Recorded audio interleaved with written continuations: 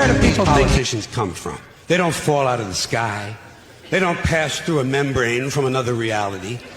They come from American parents and American families, American homes, American schools, American churches, American businesses, and American universities, and they're elected by American citizens.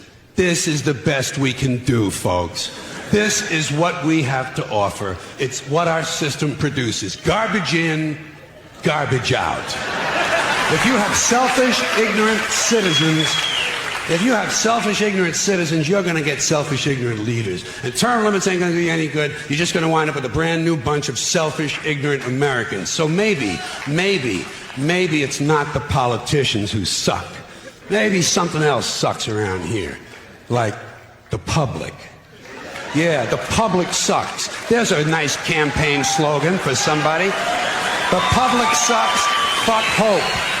Fuck hope.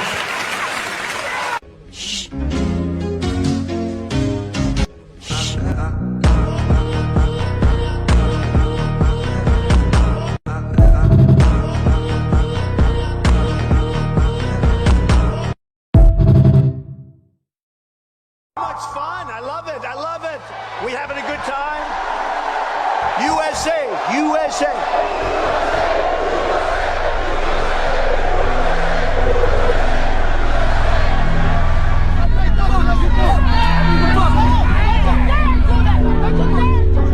Knock the crap out of him, would you? Seriously. Get him out of here.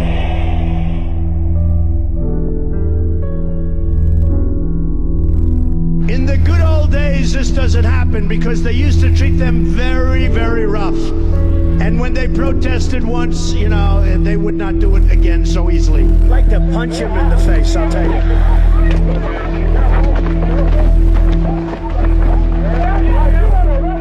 I love the old days. You know what they used to do to guys like that when they were in a place like this? They'd be carried out on a stretcher, folks. That's true. Knock the hell out of that big mouth. The next time we see him, we might have to kill him. In the good old days, they'd rip him out of that seat so fast. Shut up! Shut the hell up! No, I would not shut the hell up. Why are you even here? Get the fuck out of here, man. Hey, yo, mate. Get out of here.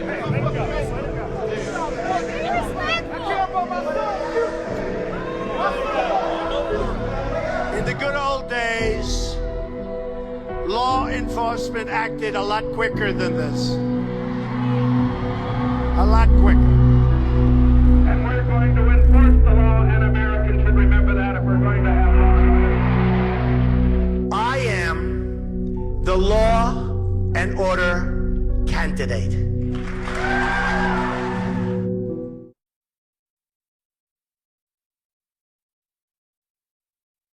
People, and they want to oppress us, and they want us to allow ourselves to be oppressed. This is the big, I agree with you perfectly. This is the basic problem. Then what do you that white people think they're better than others? I can't solve the problem. You guys pull the strings that close schools. You guys draw the boundaries that keep our kids restricted to the ghetto.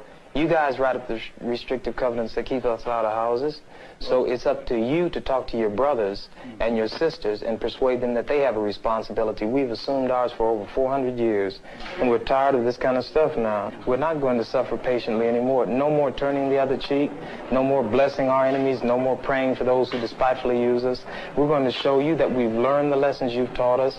We've studied your history, and you did not take over this country by singing "We Shall Overcome." You did not gain control of the world like you have it now by dealing fairly with a man and keeping your word.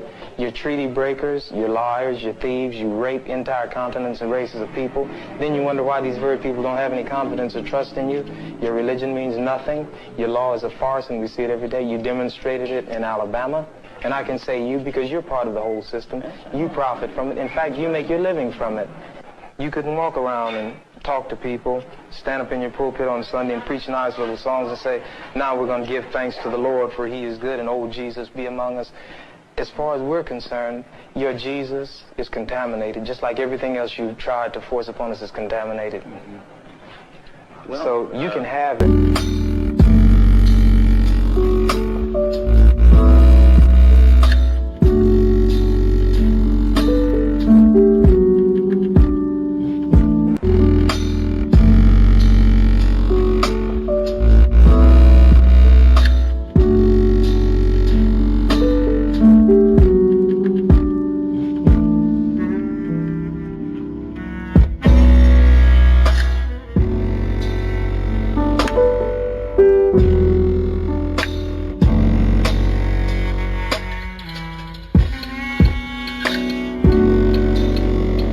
Why do we live this way?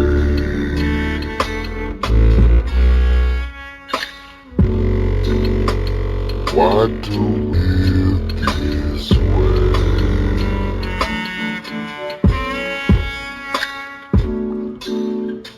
Why do we live this way?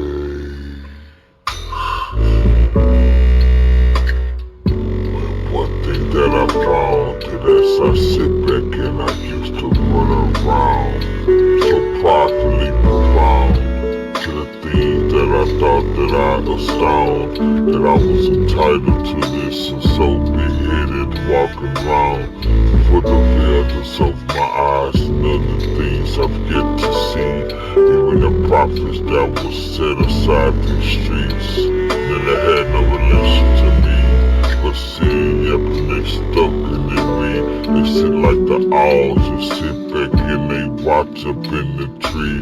I didn't know what from a distance, but I was sharp with persistence. If a nigga get out of line and the slipper start to glisten, so they didn't expect this little nigga that's 165 in the city where the skinny niggas die. So mama don't cry, but they will not kill me, cause great prophets gave me the game on how to live, see. So instead of them were watching me, I'm watching up a watcher who was once a time was hunted. Now I'm hunting them and clocking, yeah. Because when you're not governed by the mind controllers of the sick system and I'm above it, I just know that I observed the ultimate covenant that gave Moses the 12 stones and that just gloving. I'm just speaking of the Sapphire tablet, been fucking all these fuck teachers that's just calling they rabbits and jumping here, jumping there for everywhere that doctrine. And you take this knowledge that you love so much and doctrine in. But why? Why do we live this way? Yeah. Why do we live this way? Still to this day. Why do we live this way? Perpetually suffering. Why do we live this way? Until still to this day. Why do we live this way? That's all I ask. Why? Why do we live this way? All the way until this day. Why do we live this way?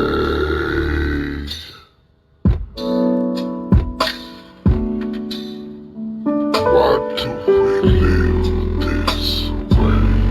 ABBA. I'm in a state of confusion. I mean, I know there used to be chains, but now they really are chains. These chains here got diamonds, blood diamonds. And these links are to the soul, and to the eyes they so captivating, and it's causing me to perpetually suffer in this foreign land that I've called my own.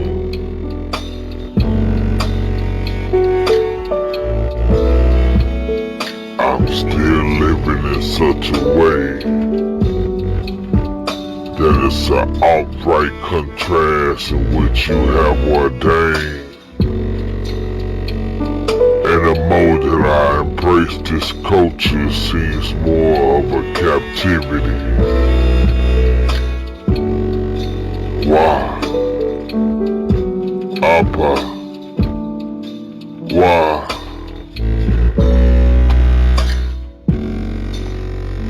Why do we live this way? Still to this day. Why do we live this way? Why do we live this way? Why do we live this way? All the way until this day, 2K21, and we still living like this.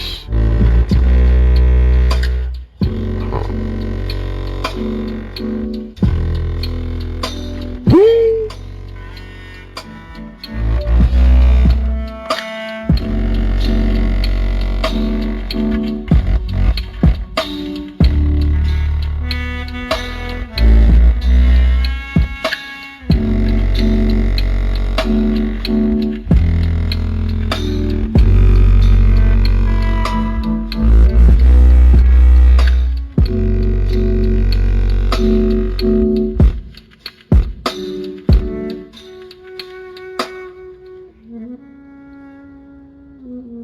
We're simply meant to be. We're simply meant to be.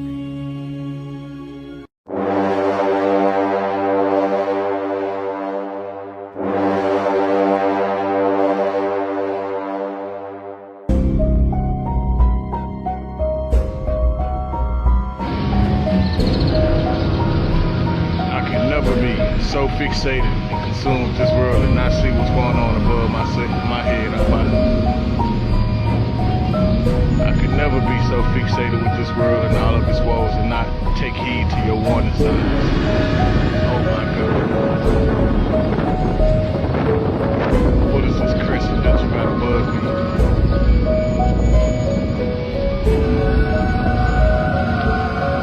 What is this cast? What is this warning sign? See your spirit upon me. Allow me to properly decipher as you did for Daniel, prophet Daniel, and the prophet Josephus. Abba, hallelujah. Spirit of God woke me up this morning and said, get out of the bed and record the sun as it comes up. And this is before sunrise. I was so tired. I did not want to get out of bed. And it just kept saying it over and over and over. Get out of bed, record the sunrise. Anyway, got out of bed. And I turned on the monitor to look at, because like I said, I got all my cameras pointing at the sky, you know, in all directions to see what's going on 24/7. And yeah, I saw it. It's very bright, and that's not the sun right here, folks. This is not the sun. And look at that. That is a bright spot in the sky. That is Nemesis. That is Nibiru. That is another sun besides ours. The sun haven't even came up, and it's light outside because of this thing is illuminating. And look how big and bright it is. That is tremendous. And then when the sun hit this thing, man, the sun was on its way up right here, and then basically if you look down at the bottom, you can see the sun starting to peek its head up right now. But look how this thing is illuminating, and look at the red behind it, the iron oxide now inverted. Can you see the planet? Look like the eye of God, right, huh? Don't it? The eye of God that's sitting there looking at everybody. You can see that planet right there, huh? See? Is something in there illuminating this early and lighting up the skies. This thing came up an hour and about 50 minutes before sunrise. Now the sun hit it. Look what it did. Soon as the sun hit that thing, it lit up bright as hell, didn't it? That's not the sun. You can see the sun clearly at the bottom. See? it done got very close.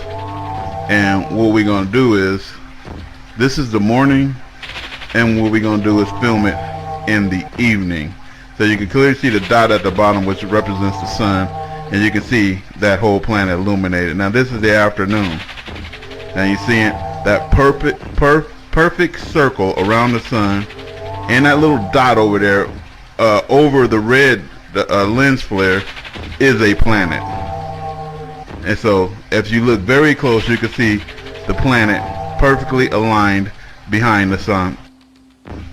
Just a tad bit off, but it's perfectly aligned at sunset. So now the sun is going down, and what we're gonna do is put an invert on this, and when the invert takes away the light, and now you see that planet, don't you? Look at that motherfucker. You see it, don't you? You can clearly see the sun, that black dot, and look how big that joker is behind there. That is tremendous. That's a planet. It's not a flashlight, folks. The sun don't shine in a perfect circle like that. That is that planet right behind the sun. Almost dead center, but it ain't. You know, but you can see the illuminating effects of that planet. Whether you call it Wormwood, Nemesis, Nibiru, whatever, you know, the Gentile Destroyer, it's right there in your face, ain't it? And how much time do you got? You can see this whole thing going down. Look at that. That is a planet, folks. That is a planet. All you do is invert it, and you can see that planet right behind the sun. You can see the light that the sun is giving off, but you can see that planet illuminating way beyond the sun. You can see the tremendous size of that planet. We don't have much time left, folks. We don't have much time. So all I can say is get your house in order, get your ducks in a row. You know, have an end time game plan with God. Rap the news. Inhaling in all this good ass product, baby.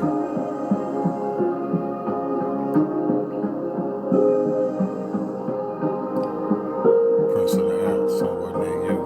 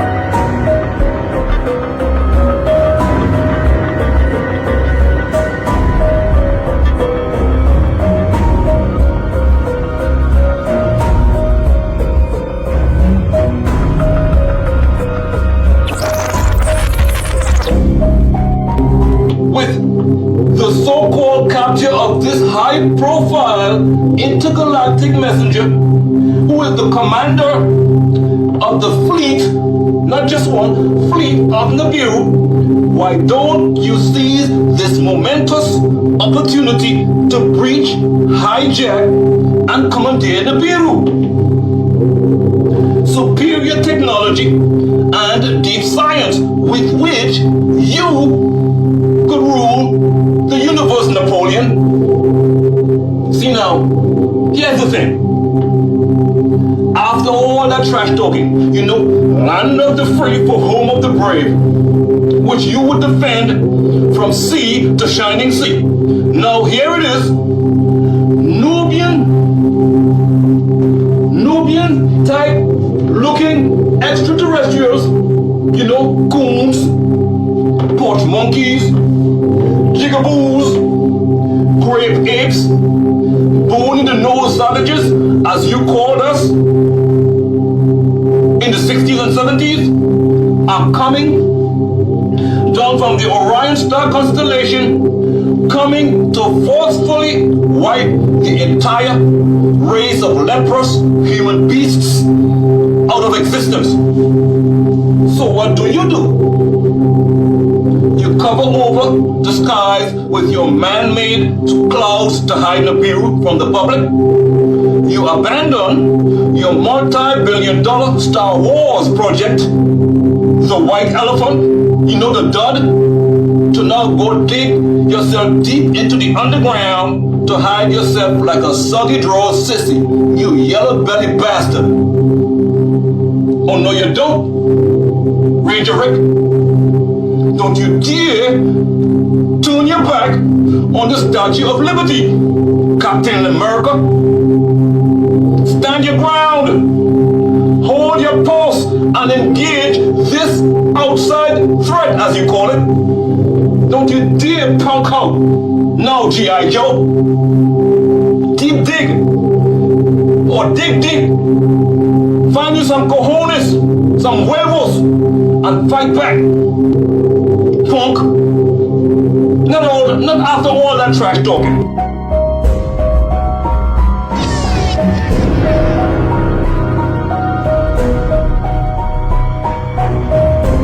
The Earth is flat, stationary, and enclosed by a glass dome known as the firmament, which contains the sun, moon, and stars, all of which move, not the Earth. Above and below are waters.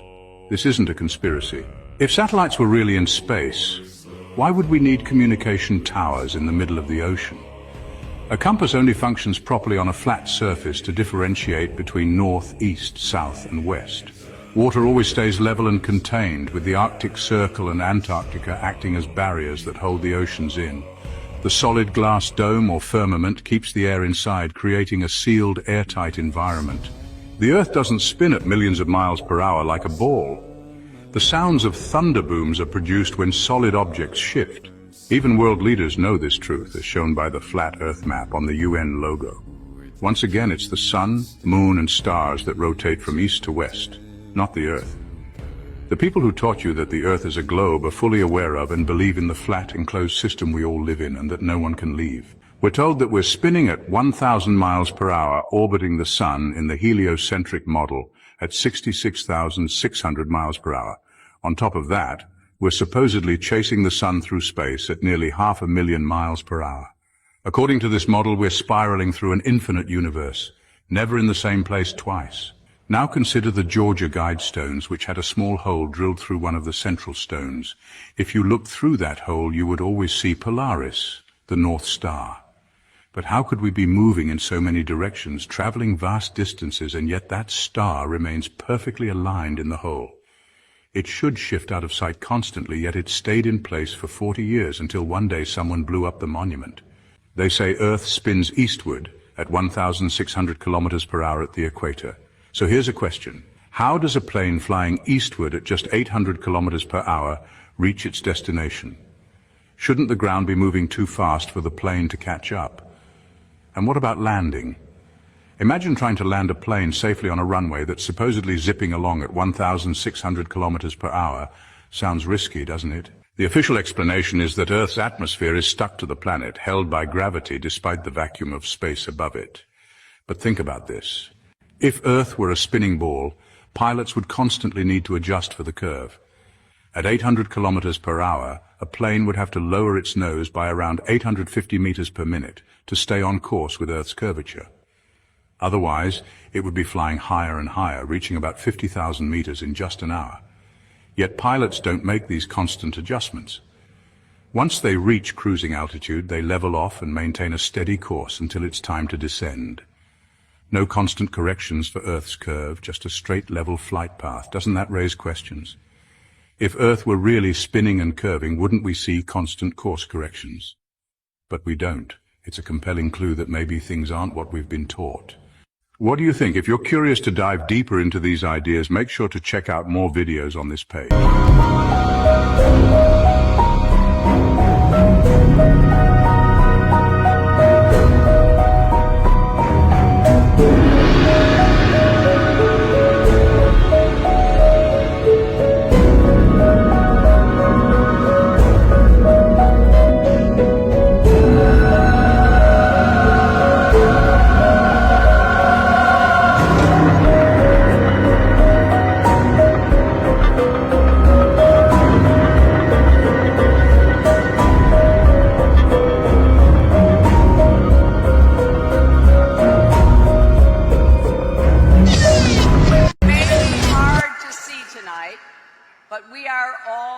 standing under a glass ceiling right now. Although we weren't able to shatter that highest, hardest glass ceiling this time, thanks to you, it's got about 18 million cracks in it. We just put the biggest crack in that glass ceiling yet. Thanks to you and to everyone who's fought so hard to make this possible. I know we have still not shattered that highest and hardest glass ceiling, but someday someone will, and hopefully sooner than we might think right now.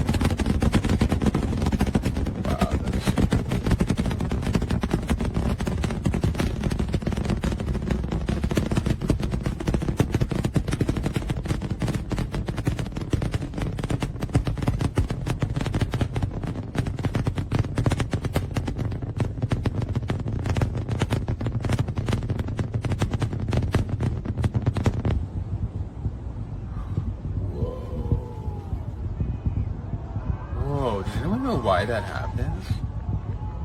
That's wild.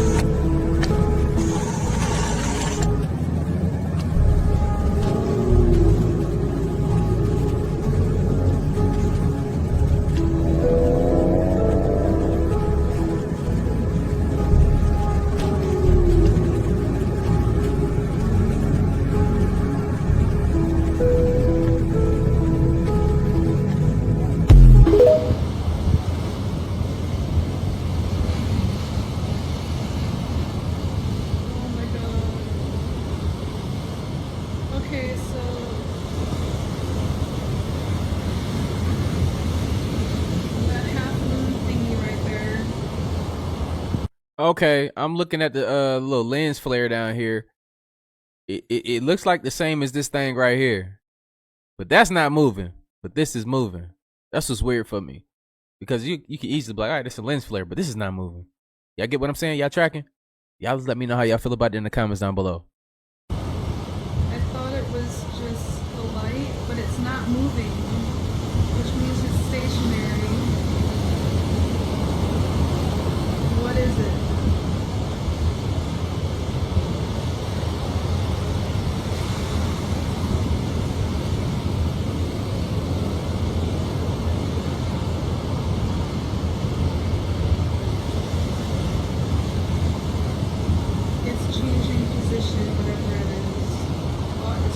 Shape now. What is it? It's not moving with the camera, so it's not a light thing. Look at that. It looks like a plant. And it's directly like mirroring. Y'all get what I'm saying? This little lens flare right here, it's directly mirroring this, like, and it's moving in real time where I can see this going down just the same as this. Some type of edit.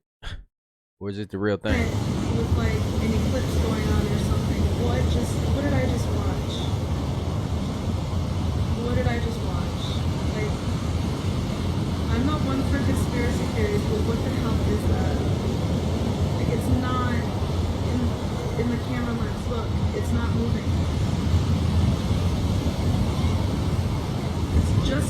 the sun.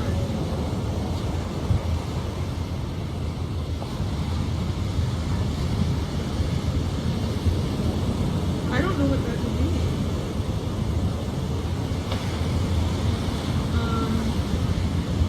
Honestly, with everything going on nowadays, if someone told me a new planet's here and there's aliens coming off of it and la-di-da, I'd be like, sure, why not? Honestly, nothing phases me anymore. What is it? What is it? So why are there 3 suns in this video? Could it be some type of lens distortion on the camera? And if you think that's crazy, here's another video with the same 3 suns. Could there really be 3 suns that we don't even know about? And could this map prove all this right? And if you still think that's crazy, here's a picture that someone took on an airplane, and look, 3 more suns. Now, I've done a lot of photography in my lifetime and I've never had a malfunction like that. Or could it be just some kind of crazy reflection?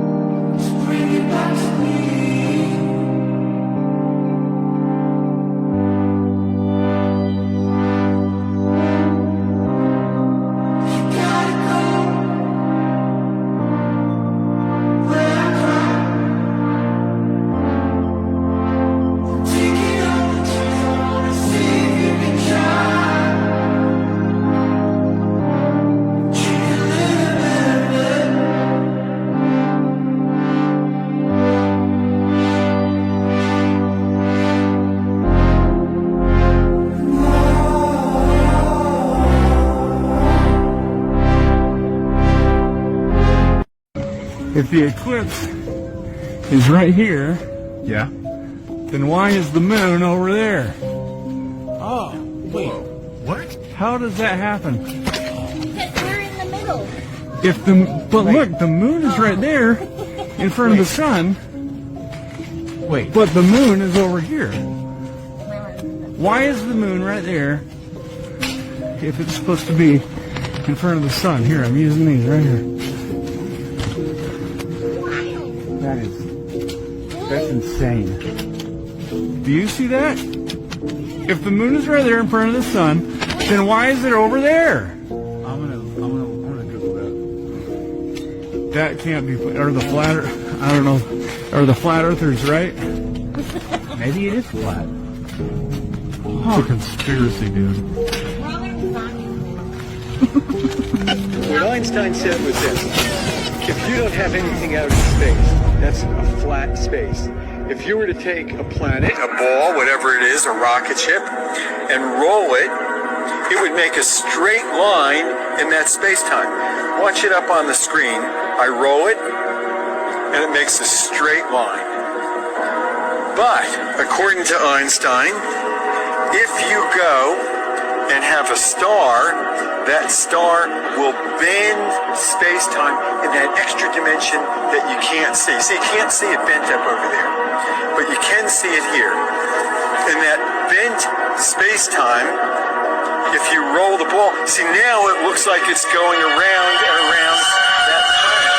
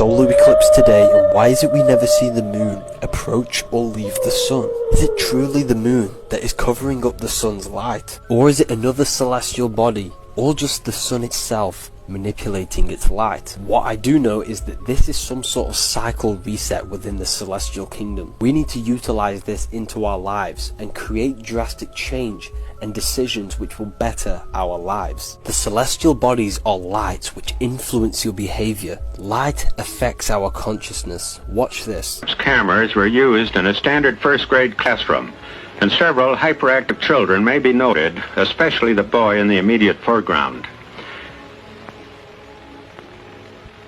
90 days after, the regular cool white fluorescent tubes were replaced with the new type full spectrum fluorescent tubes with radiation shields, there was a marked improvement noted, and the extremely hyperactive boy has voluntarily moved up to the front row. He raises his hand for recognition and is now up at the blackboard taking part in classroom activities. There's even a correlation between the moon phases and the financial markets. And this is why JP Morgan says millionaires don't use astrology, billionaires do. Don't be a fool and obey your star. Make sure that you are ruling your star. Get your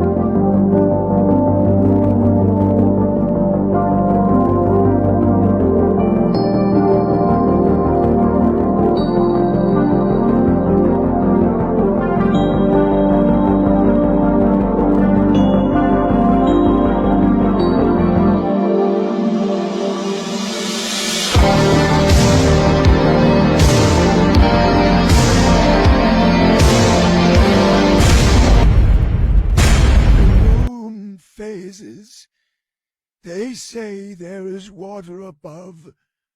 HHHM.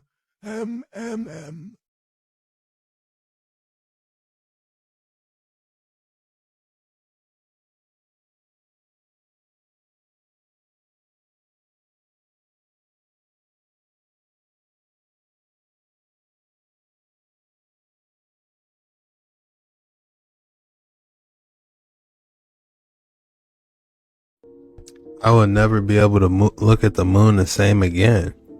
Look at all those old landmarks on it. The first ancient photograph ever took. One giant receipt.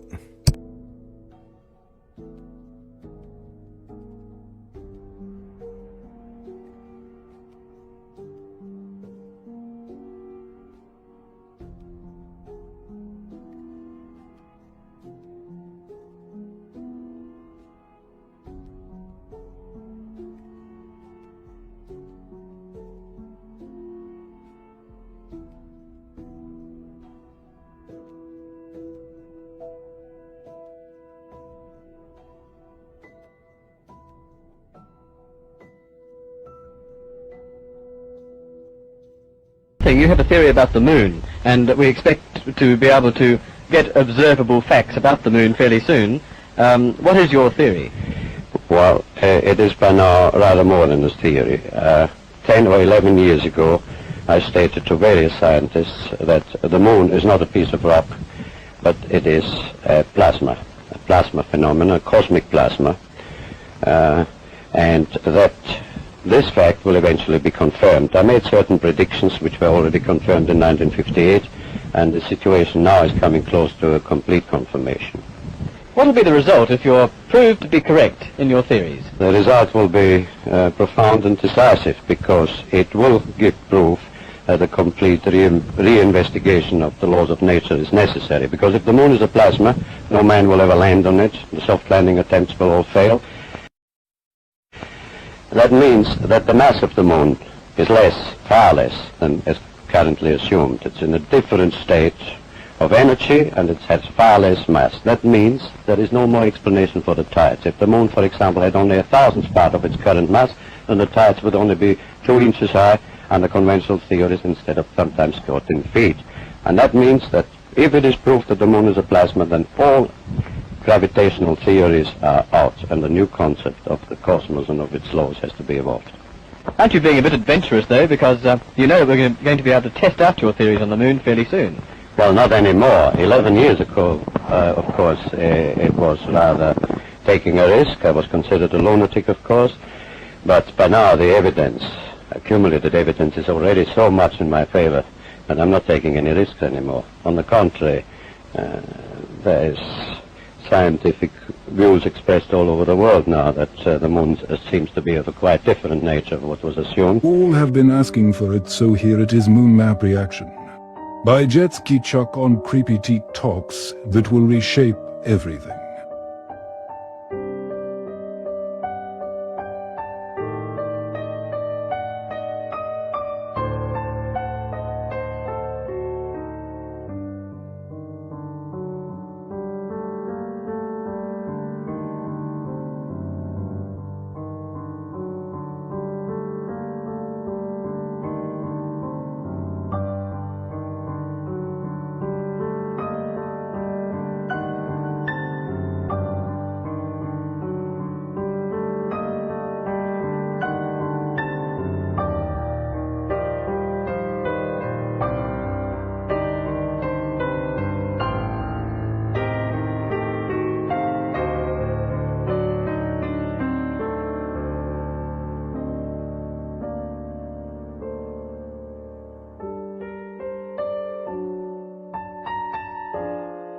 If you're following along with us, so far what the moon map is saying, that if you look at the moon, it could be exactly the exact mirror of our world. So basically they're saying the map of our world is a reflection on the moon. That is what a moon map is. Let's get into it and see what they're talking about on this creepy and scary TikTok.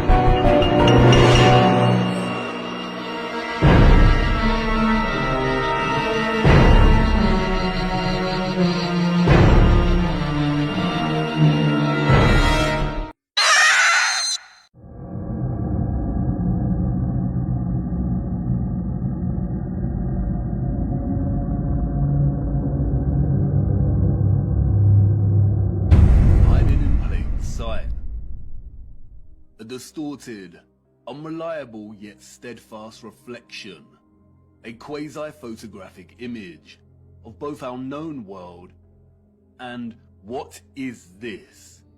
This is the unknown world. Thank you, Sturgios, for all your work.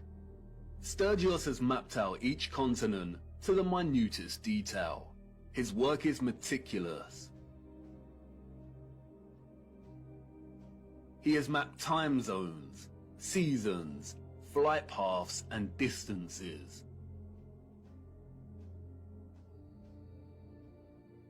The first true flat Earth map, and it is of utmost importance primarily due to the unknown landmass over here that Sturgios has named Terra Vista, after the Aberno Monte landmass of the same name. Why have we never heard of this land before? If the area here is our known world, then the realm is absolutely enormous. But wait a minute. Sturgios' presentation of our known world here maps the 5 prominent circles of latitude. We see the Arctic Circle, the Tropics, the Equator, and the Antarctic Circle. And Sturgios has mapped the sun's concentric journey around these circles of latitude. mapping seasons and time zones with the utmost precision and accuracy. So what's going on? The sun and moon cannot journey the entirety of the land masses presented here because it would take too long. Does this landmass not have its own sun? Or perhaps the moon is not a map of the greater realm after all. But not so fast. We need to spend some time breaking down Sturgios' discovery here. How the image on the face of the moon was and is formed, when it was formed, and why are all questions that no one can answer. Nobody knows apart from the deceivers in higher places. But there are a lot of things hidden in plain sight that bring us a little closer to having a better understanding of this mysterious phenomenon. First of all is the nature of this image. It is a composite image. You are witnessing multiple images simultaneously when looking at the face of the moon.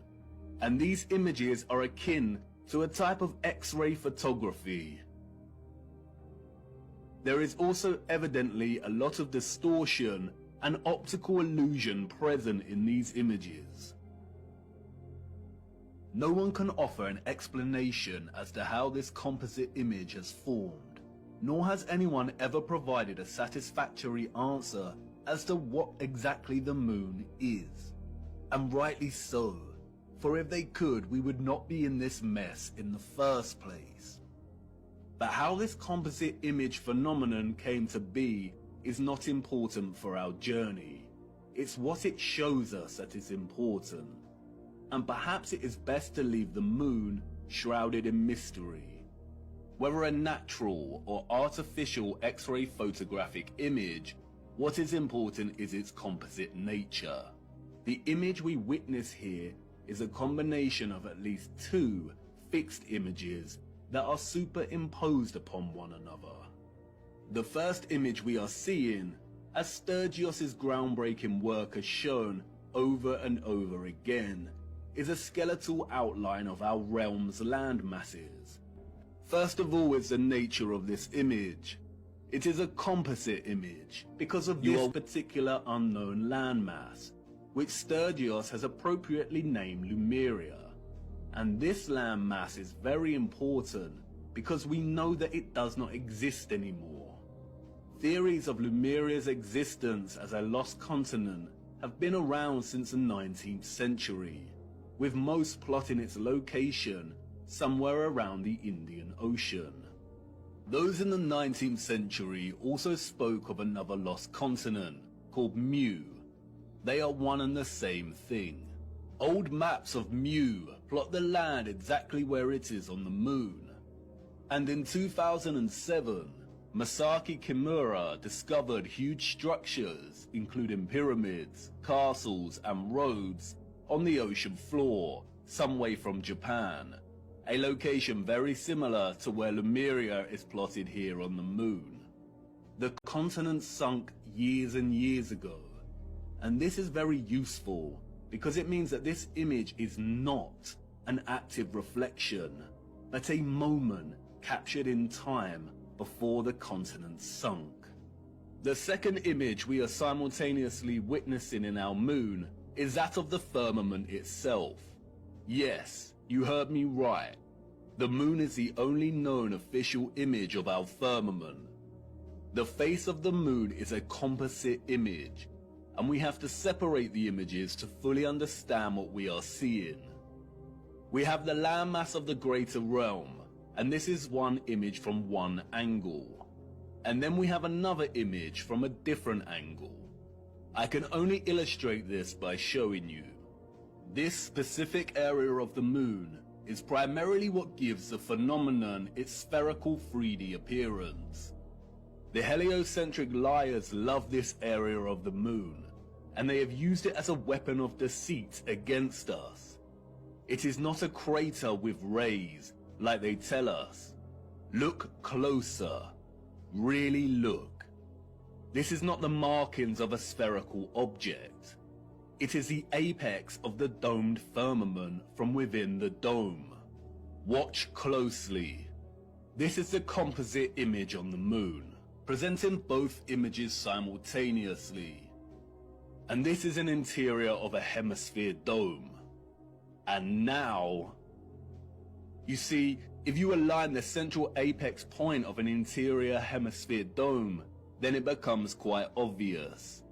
If you erase the remaining vector lines of the dome, then it becomes really obvious. And once you see it, it becomes very hard to unsee. It isn't a sphere. That is an optical illusion. It is the markings of a hemisphere dome.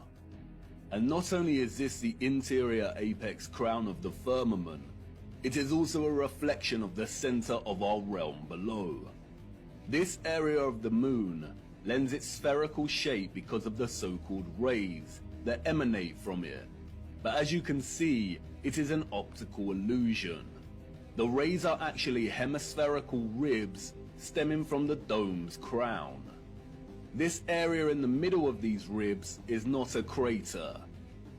That is the vortex directly beneath the highest point of the dome. The controllers have named this area Tycho. It was given this name, we are told, by Jesuit astronomer Giovanni Riccioli in 1651. If it was not for Tycho, then the controllers of our realm would have a very hard time convincing millions that they lived on a giant spinning ball. And like with everything else, they have used Tycho to hide things in plain sight. For instance, another 17th century Masonic astronomer named Pierre Gassendi called it Umbilicus Lunaris, the navel of the moon, which is interesting as Norse mythology uses the same simile of the navel to describe Vergelmir, the whirlpool in the center of our realm. Arthur C. Clarke's Space Odyssey, one of the most famous science fiction novels of all time, features a crater on the moon named Tycho.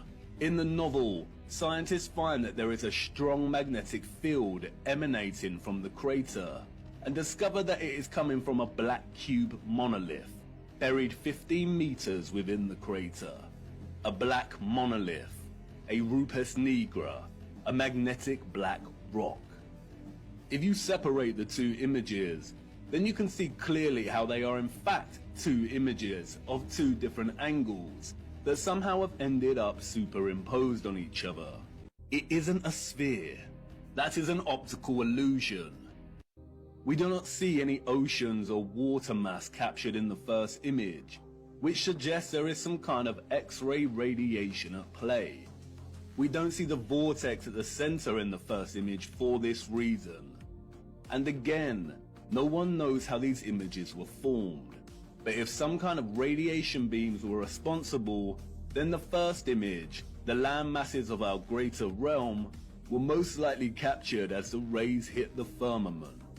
And as those rays were reflected into our ionosphere and began forming the plasma mass we call the moon, it is likely that the second image was captured. And that is the image of the firmament, of the structure existing above us.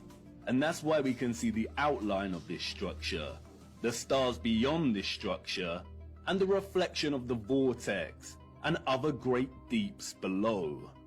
The moon is a masterpiece of distorted perspective, a plasma embodiment of as above, so below.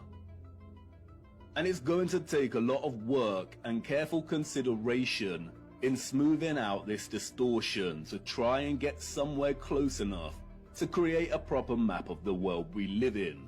And because the moon is a disc-like mass of plasma, the first image of the land presents some curvilinear distortion. And you can see it here at the edges as the land begins to warp and wrap slightly. A lot of serious work needs to go into creating a flat projection of this distortion. But it shouldn't be too difficult, because the distortion is only slight around these edges. And that's why Sturgios can map the circles of latitude, seasons, and time zones very accurately. A map without the distortion may look something like this. But important questions remain. If the central vortex is absent from the land image on the moon, then why has Sturgios plotted the land we assume is Hyperborea over here, which is not in the center? And what about all this other land? The sun and moon cannot journey above all of this land, as it would take more than 24 hours to circle all of this, and we know the paths of the sun and moon. We do not see any oceans or water mass cap. And the big one, the one you've been desperate to ask about since uncovering the only map we have. Where is the ice wall that you flat earthers constantly bang on about? Let's start with Hyperborea.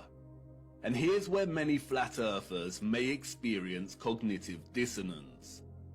Although Sturgios has plotted Hyperborea here, there is no proof that this is the true Hyperborea. There are a lot of different land masses in this region, and we cannot be sure. It pains me to say that Hyperborea may not exist in the way we have come to believe. Mercator's Hyperborea is likely the work of the Masons to throw us off the real path. And this is what our purpose is all about, isn't it? Digging for the truth is difficult business, and as we dig deeper, we come to realize that artifacts we found before may not be as useful or important as we first thought.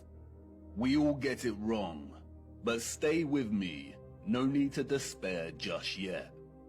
It is very interesting that the Urbano Monte map was added to the Stanford University map collection and made available to the public in 2017. The same year, the flat earth was gaining huge traction, and people were starting to wake up. It's also interesting that it has been arranged as a planisphere. The huge individual sheets of this map were originally arranged as an atlas projection, but David Ramsey purchased the map in 2016, and the team got to work scanning each sheet individually and processing them digitally to wrap around a sphere. Perhaps the release of Monte's marvelous map was an attempt to keep flat earthers thinking Hyperborea was located at the North Pole, and to perhaps bring back any that were sitting on the fence and hadn't truly woken up yet. A very subtle act of manipulation. Let's now have a look at electric motors. Magnetism, you will know that the opposite poles of magnets attract and the like poles repel. You may also know that a magnetic field appears when current flows in a conductor.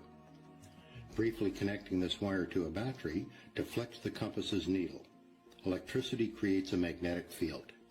This effect can be used to create an electromagnet. This coil is the electromagnet in our simple motor. Connecting a AA battery, we can see the magnetic force from the coil moving the magnet in the compass. The coil is polarized. One side is north, the other is south. Let's start construction of our motor by creating the coil. Slide the permanent magnet into place. It doesn't matter which pole is up. Touching the leads to a single AA battery should cause the coil to bounce. If the coil is balanced and all electrical connections are completed, the motor should start. This is a commercially made DC motor. It is significantly more powerful and efficient than our simple motor. It accomplishes this with strong permanent magnets and large coils wound on an armature, and a method for controlling the polarity of the coil's magnetic field. As you can see, electric current produces a magnetic field. Inversely, magnetic fields can also be used to make electric currents. It works both ways. What came first in terms of Earth is really a matter of the chicken and the egg, and we will explore this and the source of magnetism in a later episode. To understand how the sun and moon function as electromagnetic luminaries, it is necessary to look at the Faraday effect. Let's switch it on, let's see what it does. Through this coil of thick wire, we're about to pass a huge alternating electric current. On top is a 1 kilogram aluminium plate. So we hear this noise. What's that noise? It's the vibration of the plate, because it's vibrating at 2 times the frequency of this one. Whoa! Whoa! How does it do that? To find out, I've come to the place where it all started, the Royal Institution in London. This is the key to Faraday's magnetic lab. It's amazing that lock still works. From the 1870s onwards, it became a storeroom, which is why it survived, and it survived intact, all the joinery, giant electromagnet, exactly the same as Faraday. So this is exactly as Faraday would have had. That's right, yep. In Faraday's time, it was known that electric current creates a magnetic field, but it remained an open question whether the reverse is possible, if a magnetic field could generate electric current. Faraday answered this question with his most famous apparatus. Faraday's electromagnetic induction ring, which is this. In August 1831, Faraday wrapped 2 coils of insulated wire around this iron ring. But in 1831, you could not go down to your local electrical hardware shop and ask for 800 meters of insulated wire. You had to insulate the wire as you went, and so as you pushed and pulled the wire down the ring, you had to insulate it. It takes 10 working days, which is a huge investment of time. But the investment paid off. When Faraday connected a battery to one of the coils, he saw a brief pulse of current in the other coil. And when he disconnected the battery, he saw a pulse of current in the other direction. He realized that current was induced in the second coil only when the magnetic field through it was changing. And if they hadn't been wrapped on the same ring, Faraday may have noticed that the 2 coils repel each other when the current is induced, and that's due to the interaction of their magnetic field. Frequency and vibration right now. We will address the why this is all here and how it came to being in a later episode. Electromagnetism also perfectly explains how our sun and moon work on flat Earth. As mentioned previously, the sun and moon are not spherical bodies of rock or gas. They are disks that rotate our Earth much like a clock, but in a coil-like spiral dictating the seasons and climates as they go. When the sun is beyond the equator ring, the northern hemisphere experiences summer, and the southern hemisphere experiences winter. Inversely, when below the equator, the southern hemisphere experiences summer, and the northern hemisphere experiences winter. But up until this point, we have not explored how our celestial bodies of light can actually travel in such a clockwork fashion. And as gravity is a hoax, this mechanism becomes even more mysterious. But again, electromagnetism and engineering holds the answer. We are told that the Earth's magnetic field extends from Earth's interior out into space, where it interacts with solar wind, a stream of charged particles emanating from the sun. We are told that the Earth tilts on an axis, and it is as if there was an enormous bar magnet placed at an angle through the center of the Earth. Mostly, this is all lies, but there is a strong magnetic presence on Earth, and it appears to be located in the north, and that's why compasses point north. On our flat plane, however, north is actually center.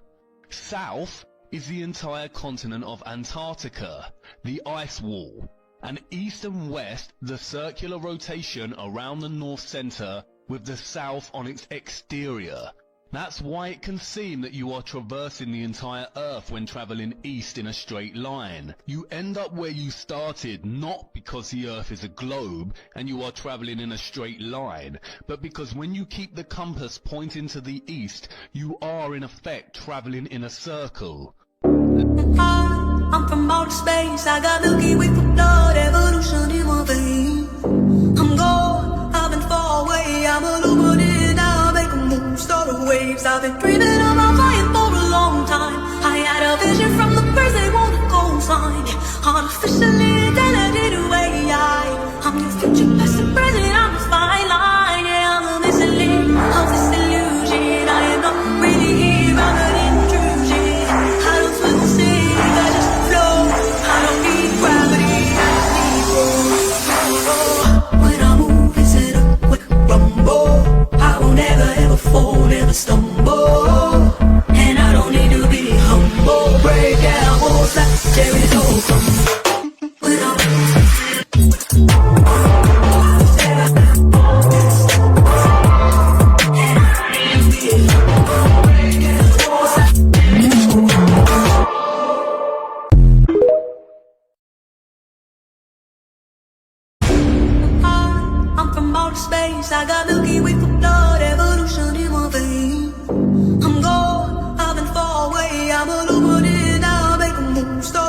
waves. I've been dreaming about flying for a long time. I had a vision from the birds, they want a coastline. Artificially intelligent way. I'm your future, past and present, I'm a fine line. Yeah, I'm a missing link of this illusion. I am not really here, I'm an intrusion. I don't swim or sink, I just float. I don't need gravity, I just need growth. When I move, it's in a quick rumble. I won't ever fall, never stumble. And I don't need to be humble. Break down walls like there is no crumble.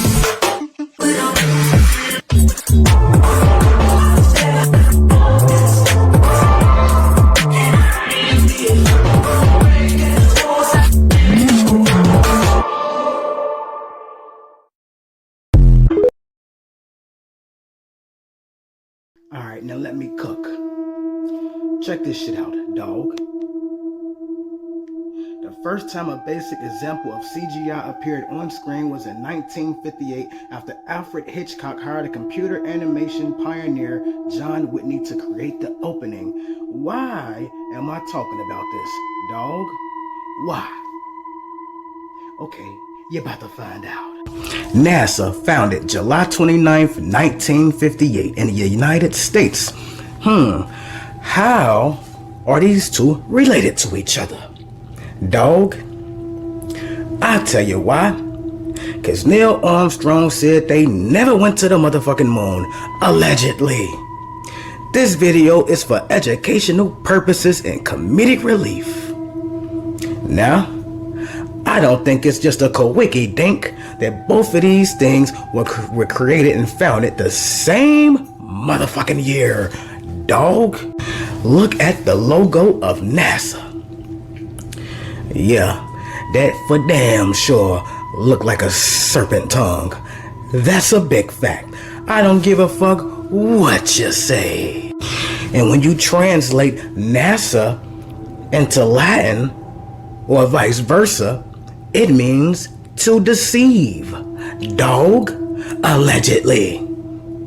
Yeah, I don't think that's a motherfucking coinky dink. And let's get into this gematria.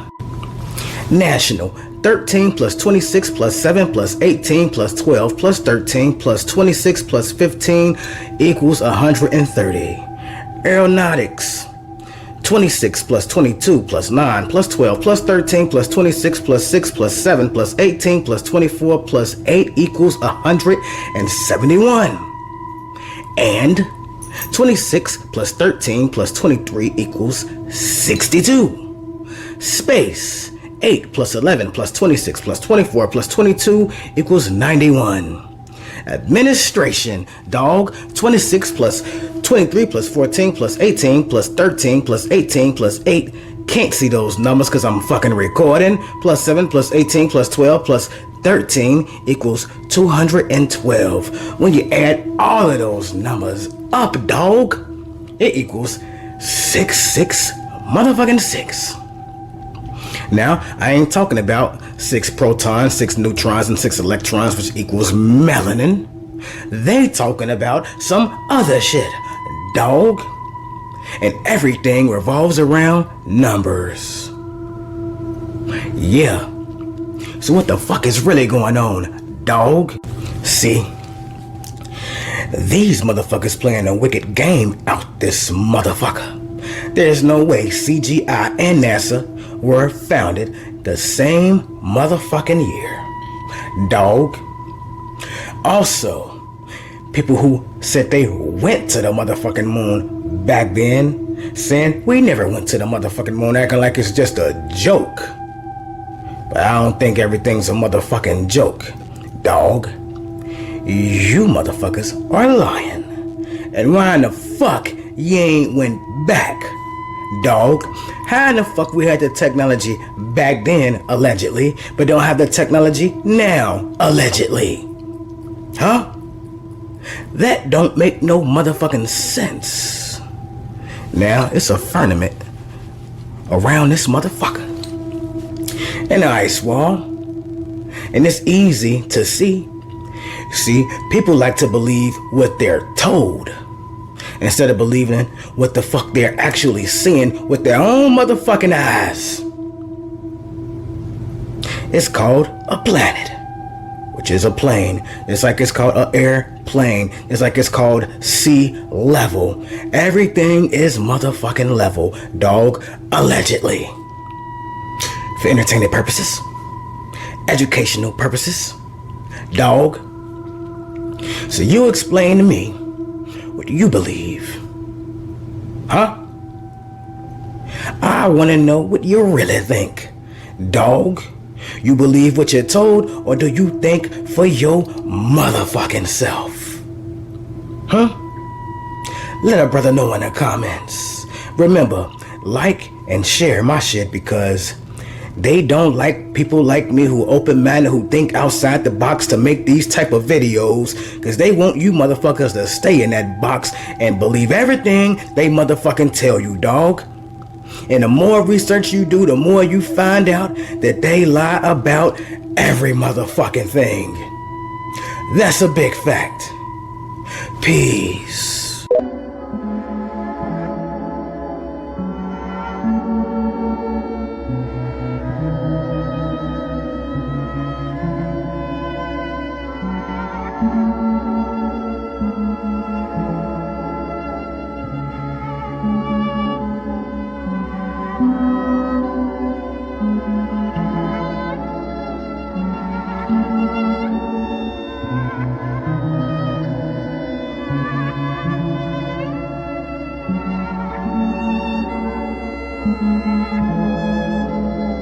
Seems everyone starts to look up like my crew and I have been here in Mendham recording this video that you're looking at right now. We have no idea what it is, if it's a natural phenomenon, because it could be, but this is why so many municipalities are now asking people to reach out and send their videos to them or to experts who might be able to sort out what they're seeing in the skies. But I guarantee there are so many people looking up and making those recordings because this mystery is one that needs to be solved.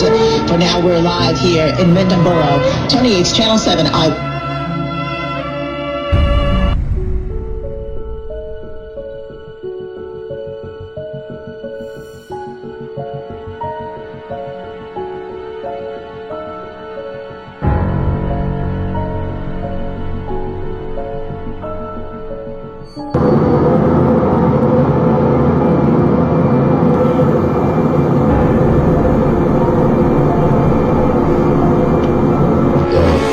To the left at around a 7.2 degree angle.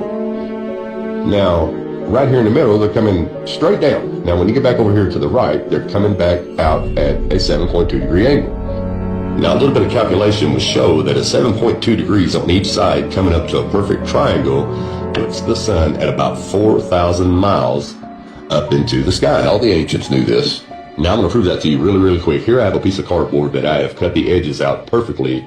Now, over here, we have a flashlight, which we're going to use as our sun source. Now, let's go over here and turn the light out. Notice that the shadow of the edges of the cardboard are parallel with each other. That would be 93 million miles away. They'd all be parallel with each other. Now, let's watch what happens to the shadows of these edges when I move them in close to the light source. Now, about right here is a 7.2 degree angle. Now, if you don't understand this, apparently you failed science and physics. This right here proves that the sun is only about 4,000 miles up in the air. So that's the only possible way to get crepuscular sun rays. And as you can see, when I move the cardboard away, the light on the floor is a perfect triangle leading up to the light source. And like I said, the ancient Egyptians knew this for thousands of years. Being manufactured. Think about it. Do you really believe the oligarchs would tell us something that they don't want us to know? Flow drip of alien disclosures happening lately, UFO hearings, leaked videos, government officials reluctantly admitting there might be something out there. It's all theater, a drama designed to manipulate you. They want you to think the powers that be are resisting this disclosure, that they're being forced by public pressure to let the truth out. It's reverse psychology 101. The public celebrates, thinking they forced the truth out of the system, but it was part of the script all along. And why would they do this? Simple. Control. Think about it. What better way to unite the world under a single banner than by manufacturing a threat from beyond this planet? And this didn't come out of nowhere. No, Decades of alien-themed movies and TV shows have been conditioning us for this moment. They've drilled into our heads what an alien invasion looks like on the world stage and how it feels. They're priming you to react in exactly the way they want when the fake invasion happens. But here's the kicker. They're not stopping with just a fake invasion. They're going to fuse the concept of aliens with religion. Picture this. Instead of saying humans evolved naturally, they'll claim that aliens were our creators. Genetic modification, advanced technology. Listen, what if I told you there's a city deep under the sea, a whole metropolis with people going about their day oblivious to the outside world, and the elites have convinced everyone that the world they live in is like an infinite loop. They say that if you travel far enough in one direction, you'll just end up right back where you started. Sounds like something out of a video game, right? But here's the thing, nobody even tries it. Why? Because they've all been brainwashed. I mean, educated at these childhood training camps to believe that there's nothing left to explore. They're taught that every inch of the world has already been mapped out, discovered, conquered, and they tell us, hey, no need to check, we've already figured it all out for you. But here's where it gets even crazier. They've actually forbidden anyone from going near the edge. That's right, apparently it's all for environmental reasons. But still no one suspects a thing. That's how indoctrinated they are. They say we need to protect these areas for the sake of the planet. Yeah, right. Convenient, isn't it? It's the perfect excuse to stop anyone from getting too close to what's really out there.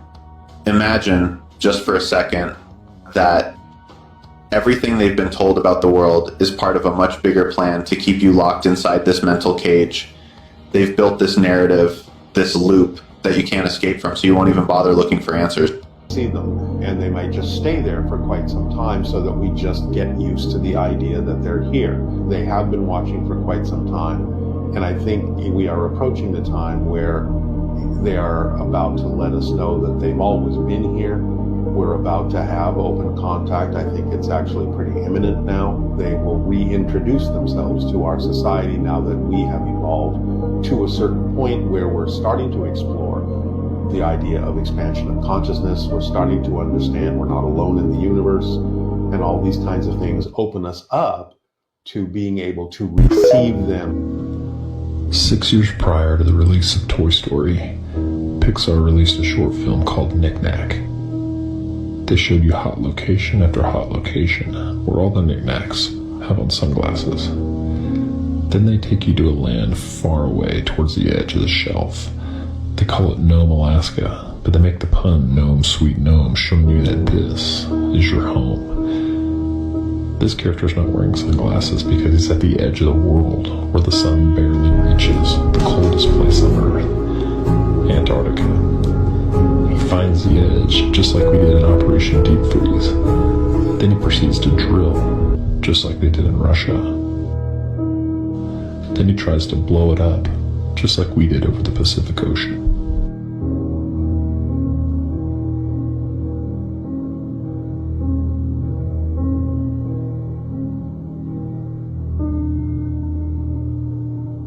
Again, symbolizing the edge of the known world.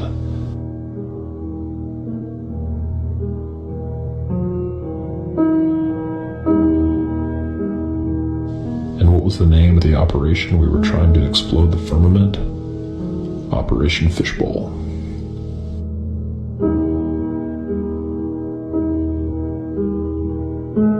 And we see here how if he actually did escape from his home sweet home beyond the firmament, he would be in water.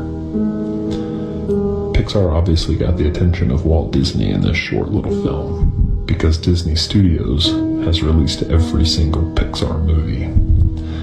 After all, Disney Studios filmed Operation Deep Freeze, and Walt Disney is an honorary member because he was there when they found the firmament of heaven and where it meets the earth. This is commemorated in his logo of the Magic Kingdom, depicting a firmament and a tower whose top would reach unto heaven.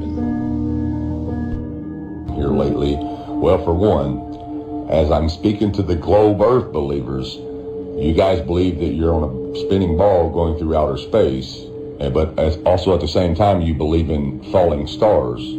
well, if there's no gravity in space, how does a star fall? Why doesn't it go sideways or up? Why does it always fall down if there's no gravity in space? Okay, well, for one, there's no space. Now, here's the answer for my truthers out there.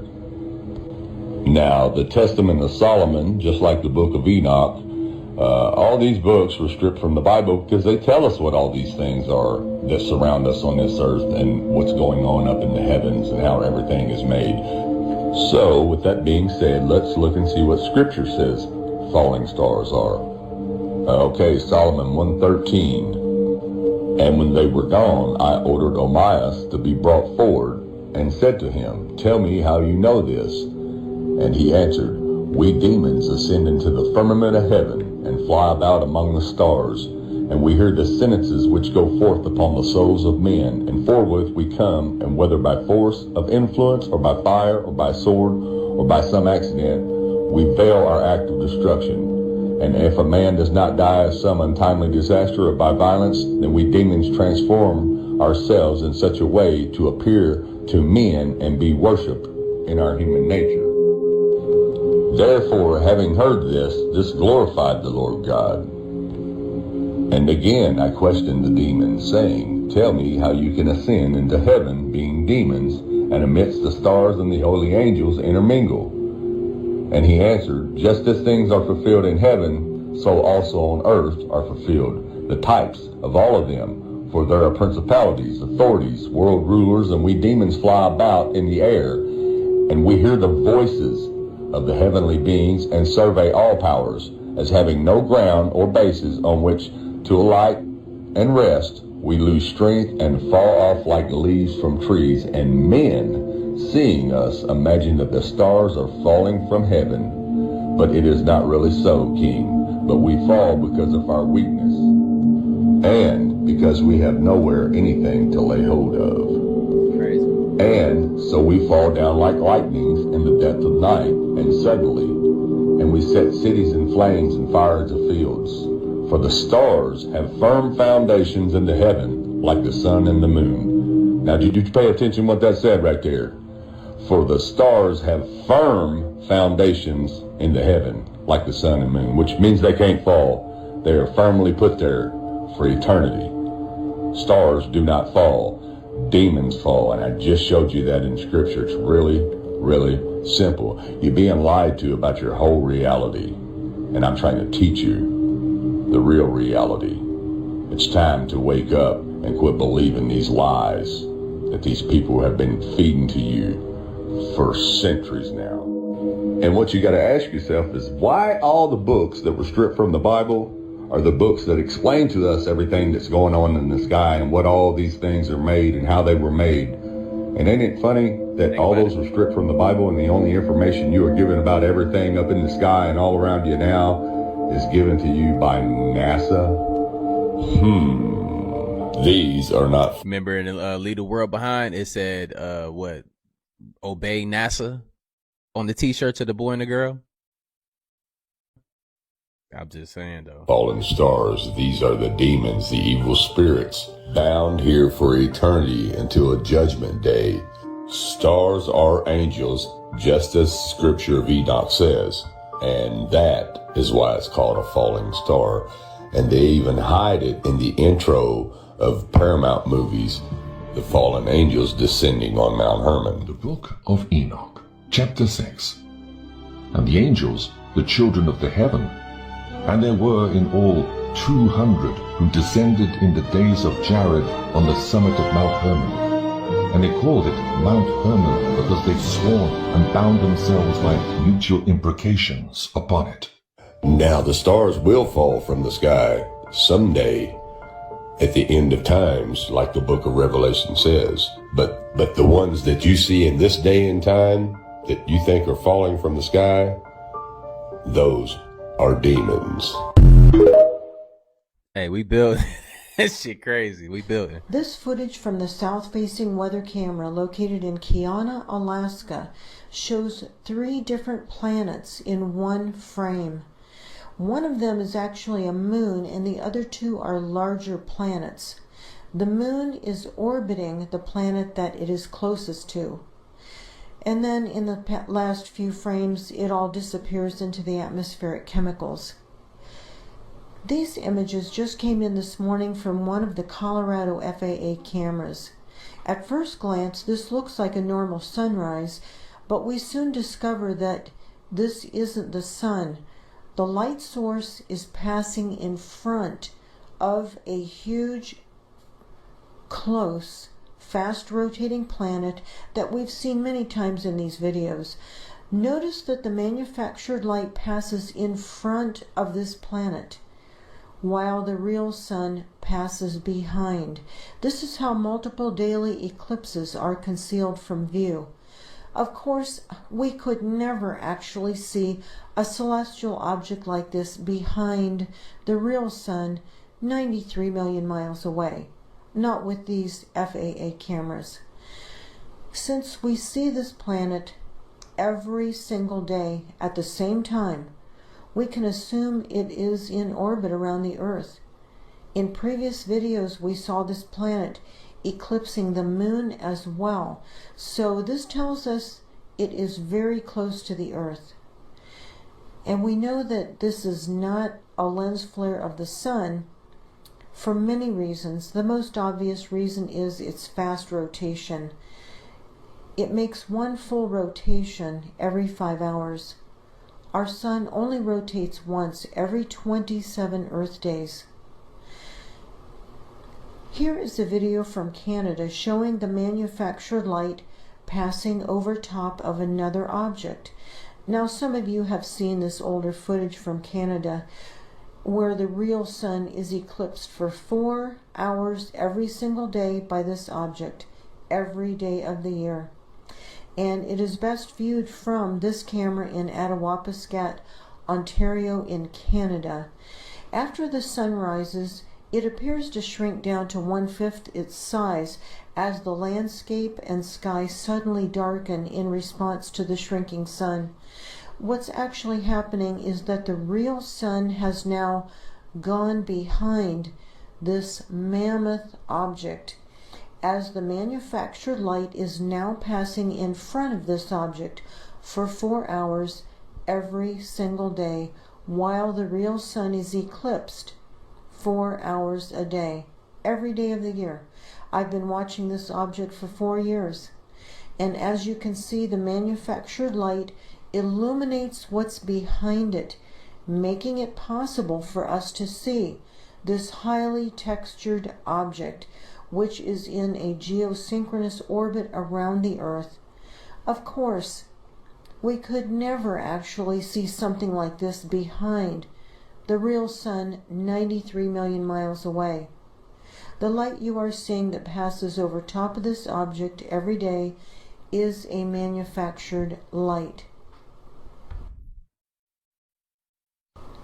You want to know what's crazy? They showed us that in so many commercials that people think, oh, it's just a commercial and this and that. Oh.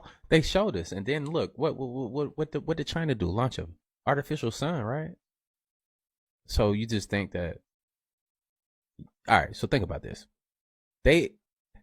China put up an artificial sun.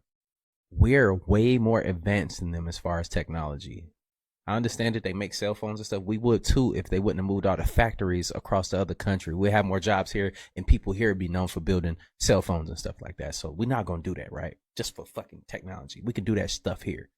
But I'm talking about real technology. I'm talking about like the real stuff, not the stuff that you see. This is the stuff that we got in our hands. This is not real. This is old. This stuff is very, very, very old. I'm talking about the real technology, stuff like this. So you telling me that couldn't be in front of the sun at this time? Y'all let me know how y'all feel about that in the comments down below. What's going on with the sun? If the What's going on with the planet? camera is pointing directly at the manufactured light, the center of the light generating equipment actually appears black and does cast a reflection upon water surfaces in many of these FAA images. This small manufactured light is relatively close to the Earth, so that satellite imagery of the sun is not obstructed by it. It is synchronized to travel in front of the sun so that it cannot be seen as a separate light. So when you're looking at the sun, this is in front of the sun, actually very close to the earth, but you cannot see it because of the glare. And that's why when we look at the sun, and us that's been here on this planet for a little bit, we understand that the sun used to be a different color. Wonder why. Look at that big ass spear in the left hand corner soaking the energy out from the sun. You see it, dog. It's right there, clear as day. Look at that shit. Look at it. Getting energy from the sun. Like, who else do that? Oh, I know. Motherfuckers are like me. And now it's gone. I don't understand why you motherfuckers was hiding this secret for so long when we already done seen all this footage. This shit is from 2012. Some people ain't seen this shit, but I have. I don't understand why. The motherfuckers been showing videos and pictures and shit since the 60s, and you motherfuckers wanna lie. Y'all packed with the demons must be about to expire or some shit for y'all just now to be coming out saying some shit, cause this right here is motherfucking insane, dog. Big ass spear getting energy from the sun, dog. Right in front of your motherfucking face. And the fact that that motherfucker shut off so fast like that is incredible. Boy, and the fact that it can take in all that motherfucking heat from the sun, like, it's right on that motherfucker. Ain't no telling what that shit is, dog. Ain't no telling. Motherfucker said we ain't gonna be able to see the extraterrestrial bodies that they got because all we gonna do is make memes of the motherfucker. Of course we gonna make memes and cap on the motherfuckers. We a different generation, dog. And we funny as a motherfucker, and all of us awake. I'ma be one of the first motherfuckers capping on a motherfucking extraterrestrial when they show the picture of the motherfucker. Unless it look like me, then I'ma be like, damn. But I don't think it look like me, not the ones they fucking with at least. Not the ones they fucking with.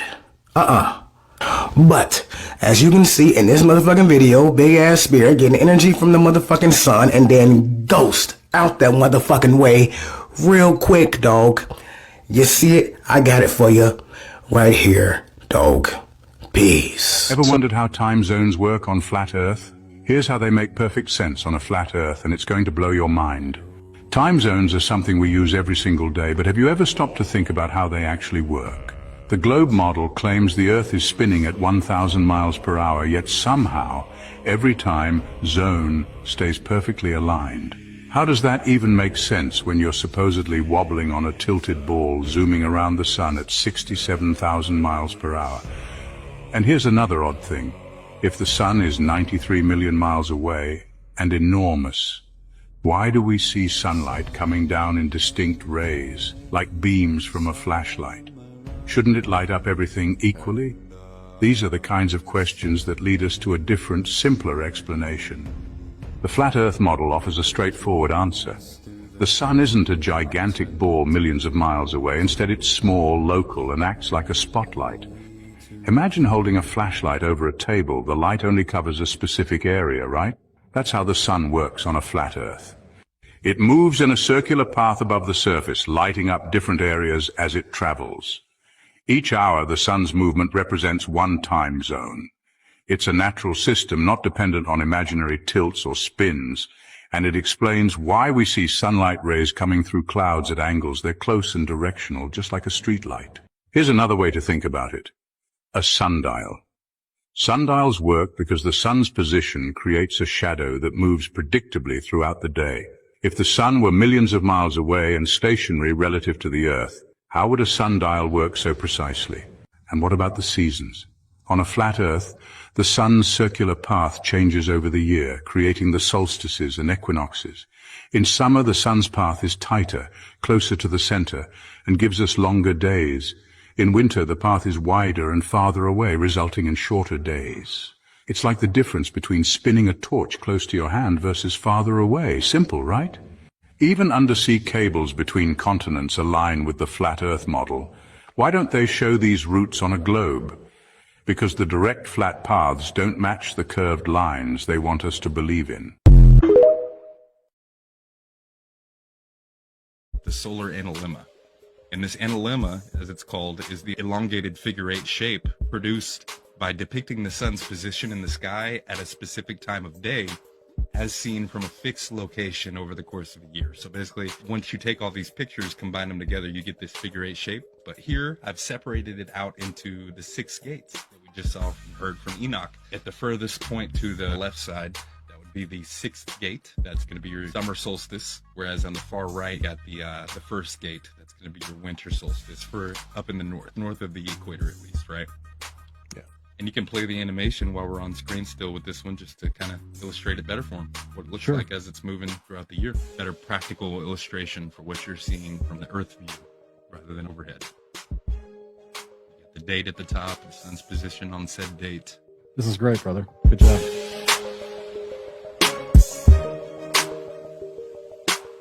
The sun is local. It only sets due to our perspective of its setting. The sun never truly sets. It moves across a flat plane, only setting to the human vision. If it was truly 93 million miles away, how could something so big become so small when setting? It is all an illusion. How is it that the sun can be underneath the clouds when it is meant to be 93 million miles away? It's impossible for the sun and the moon to be out at the same time. The stars have never changed ever since the day of creation. The stars are light which influence our body, mind and consciousness. NASA are using fisheye lenses. When we go up to the same height, we never see the same curvature. They are hiding the true cosmology. They are hiding the divine creation that we are in.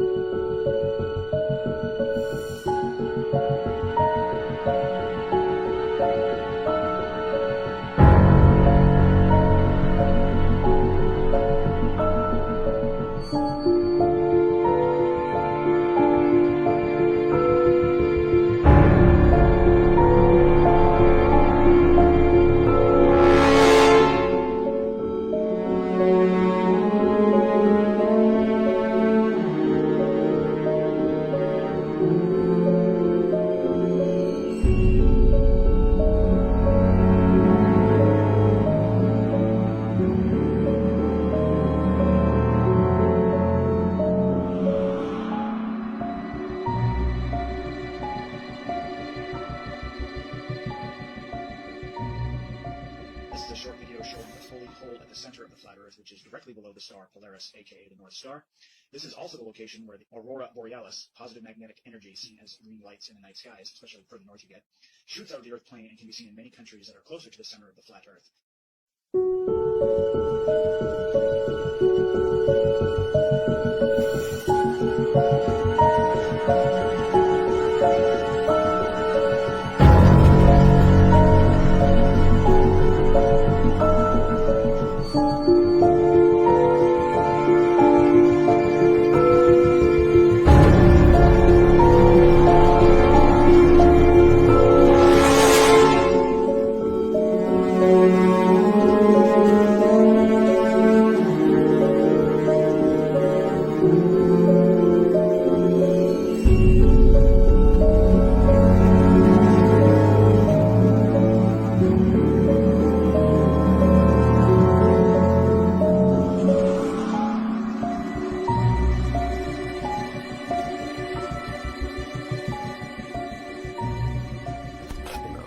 We out here, you know what it is.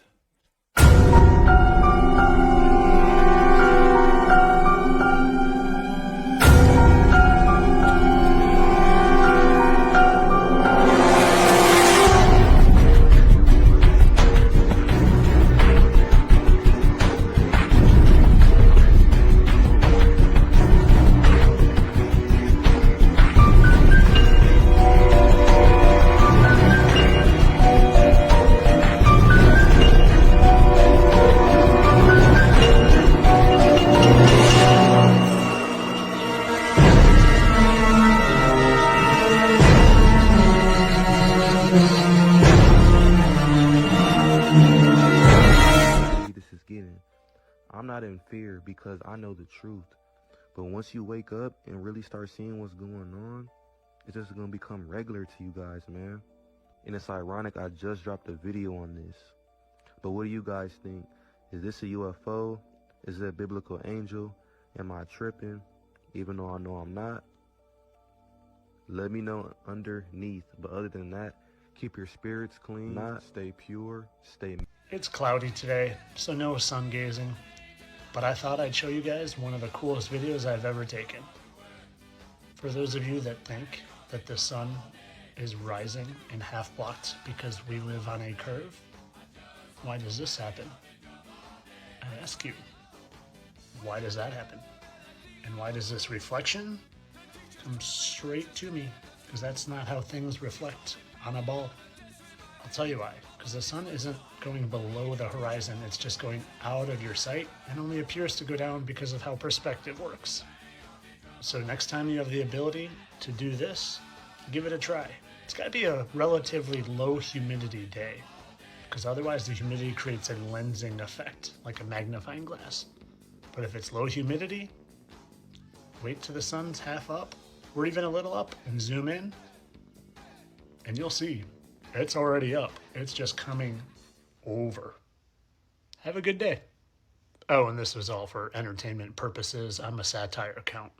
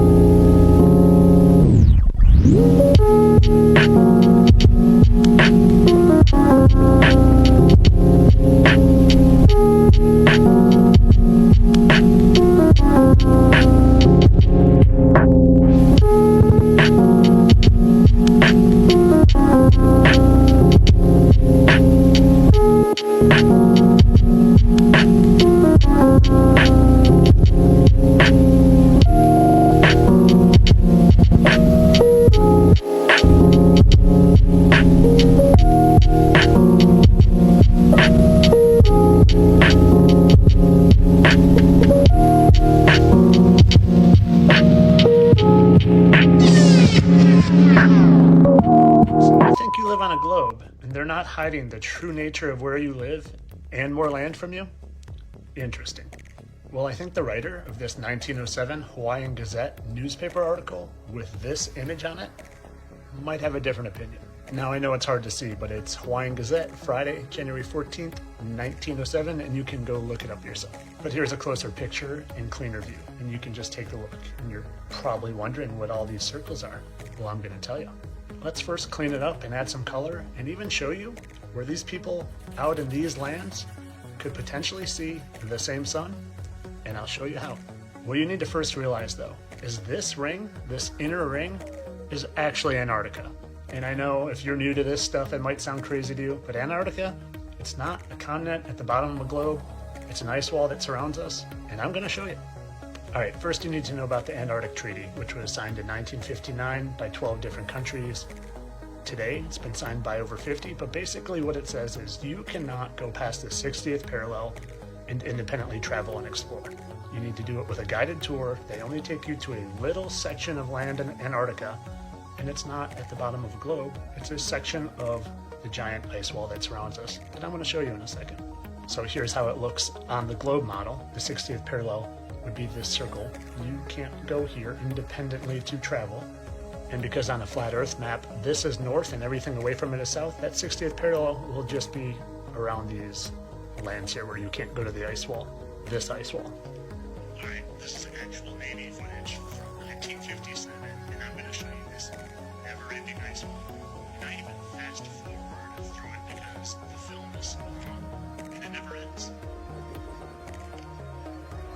And you can go do this yourself, go research what the highest land is. It's Antarctica. It is the highest elevation land. That is easily researchable. They don't even hide it from you because it holds in our oceans. Look at this, it never ends. There's another shot here from a distant event right panel.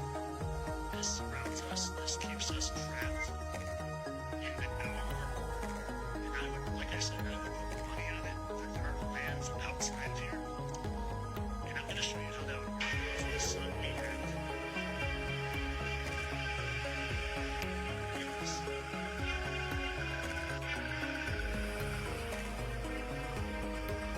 Friends.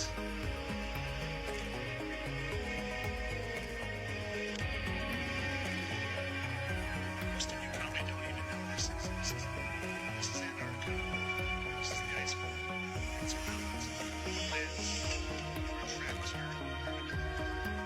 So if you heard me say we're trapped here under a dome, I fully know there's a firmament above us, and I'll show you evidence of that in a second. But I don't know, maybe it's like this and there's layers to it. Maybe it's just one big firmament.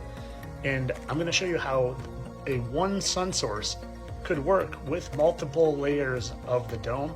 But let's first look at some evidence that there is a dome, because there's water above us. And you can see that when you look at the moon and stars. All right, so this is the lunar wave. It's been captured many times. There's some sort of fluid above us, and then stars. They literally look like they're shimmering water if you look with your own eyes instead of NASA. All right, now let's go back to this. Now pretend those domes are over these lands and how there are different suns here, but I want to show you how all these different suns are actually coming from the one sun. Check this out from David Weiss. It's so cool. This is an actual eclipse. I filmed it. There happened to be a lot of haziness in the sky, so it was really easy to film without any glare. And this is an eclipse that's going on. It went to like 85%, right? This is a model eclipse where I have a light on the other side, and I'm projecting it, and I'm blocking the light with a round object. And I'll show you how that's done in a second, right? So this is the eclipse that was filmed prior to that, and we saw this. What is this? It's locked to position with the sun. This is a lens flare. It's moving around as we move the camera. But this is staying in perfect sync with the sun. Now, this was happening. There was like a 90% eclipse at this time. The reason you don't see it here is just because it's so bright. But if you look with sunglasses, you would see that this eclipse is just about that much. But what is this eclipse here? And if it was a lens flare, it would be moving around, but it's not. So I say that the sun that we see is not the actual source of the sun. It's a projection. It's like we're seeing a rear projection on our sky screen. Just like my experiment here. The paper towel is the sky screen. And I have the rear projector, which is here. This is the source of the sun, and I'm eclipsing it with a dark body. Now, I don't see that dark body coming in here. I only see the missing sun. I don't see that dark body because there's no light coming off of that dark body. It's just blocking the light. I don't see it. I don't see it exit. And so I did it again with a thinner tissue. And as I bring it in, we see it right here. There's the source. I'm seeing through the sheet. I'm not being blinded by the bright sun. And I'm blocking the source. And that's exactly what we see. And when we compare it to what reality actually showed us, it looks pretty damn close. Now, I'm a believer in the Bible, and the Bible says God created two great lights, the moon and the sun. And I think that's accurate. And I think they could be above the firmament, and it doesn't say if the firmament is one or two or multiple layers. But let's see how this would work with the firmament and one light source. Now, this isn't perfect because of kind of just the roundedness of these bowls, but if they were more domed shape, you can see there are two light sources there coming from my iPhone. So when we go back to this original picture from 1907, which is a picture from 1907 of a map found from hundreds of years ago, I don't think these are representative of the domes, but I think these lines are representative of the sun path. And I think the sun is doing this currently, but at one point it did this. And I'll show you why I think that. Because there's a map from the 1500s called the Montes map, and it depicts the Antarctica ring that surrounds us, except with vegetation and animals and not ice. So is it possible our sun, our one sun source, is doing, I know it does this type of movement to create seasons, summer to winter to summer, but maybe at some point it makes bigger circles. And I just wanted to give you quick evidence that that's actually how our sun is moving. These pictures are all taken in the same spot, and when you compare them, the sun, where it's rising, to the light pole, it is completely different. So it's to the left, lined up with it, way to the right of it, right on it. So what's the point in all this? To me, the point is, if we all knew that we did not live on a globe, and we knew where we lived, then we would demand the right to go explore and truly find out what the actual nature of our home is. But you guys know the truth of it all. I was just here to entertain you. I'm not serious about a thing. And if you guys want to represent your knowledge about the ice wall, go check out my store, FittestFlatEarther.com. So our little blob made it to Newsweek. Well, you won't believe what I'm showing you now. I thought I'd go back in time. This is February 14th at 2 a.m. And this is 5 a.m. These seem to be parallel lines of activity, spaced evenly. Here's where it gets freaky. Someone wrote to me suggesting I look at the time-lapse of Bouvet Island on Google Earth. Watch what happens when our lovely little island gets to 2017. Poof! Gone. It's blued out. But here's the thing. It's blued out for 6 years. Why is our little island blued out for 6 years? If the blob interests you, check out my entire playlist on the blob. Take care. And Glamham has done some excellent work. Thank you, War Deadpool, and I am following you. This video is a response to War Deadpool's recent video showing that he was able to see Bouvet Island even during the years that I said it was obscured on Google Earth. Well, when I go into those years, 2017 through 2022, the island is blued out, and no matter how much I zoom into it, it is obscured. It is very clearly obscured. To remind also, this island has no name when you zoom into it on Google Earth. It only has a name when you search for Bouvet Island. Let me know in the comments what you see when you go to time-lapse 2017 to 2022 on Google Earth. Take care.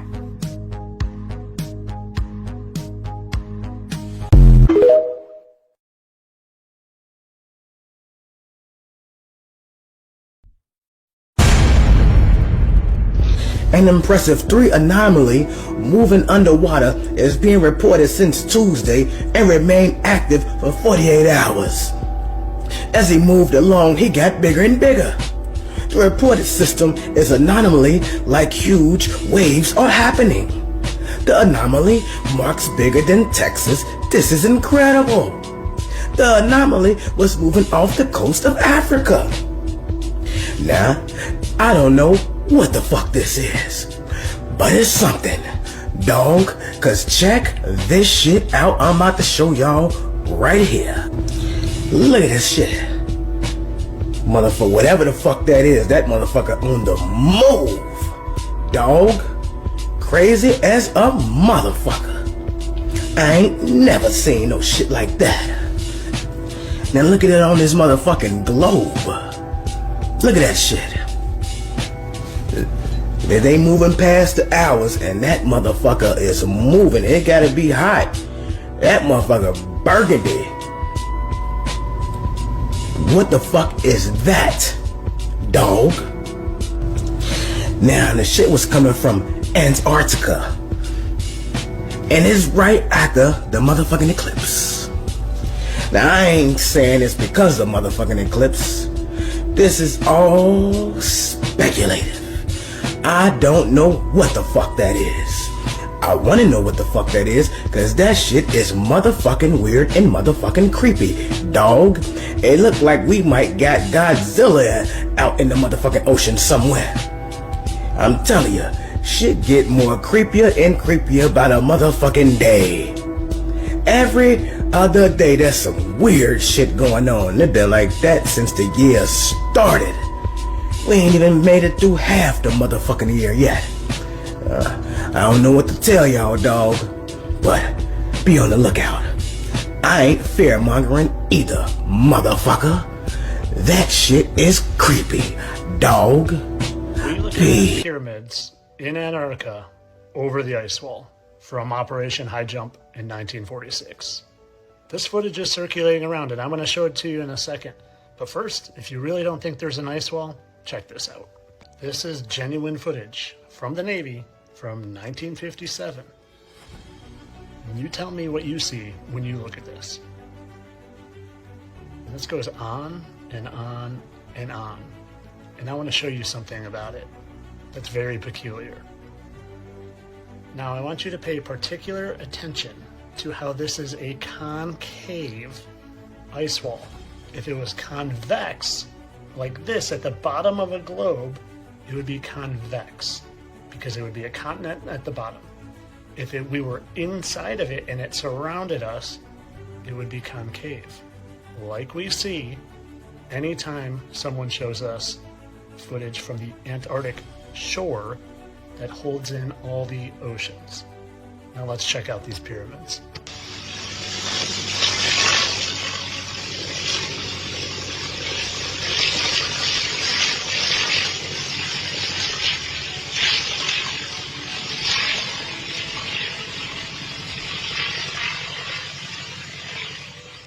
It looks pretty legit to me, but unless I'm there, unless I can see with my own eyes, kind of like with the ice wall, I don't know. It's just speculating. But I think the speculation, especially with the ice wall, because water needs a container, makes a lot of sense. Have a good day. Oh, entertainment purposes. Of course, this is just all CGI and there's no ice wall. No ice wall.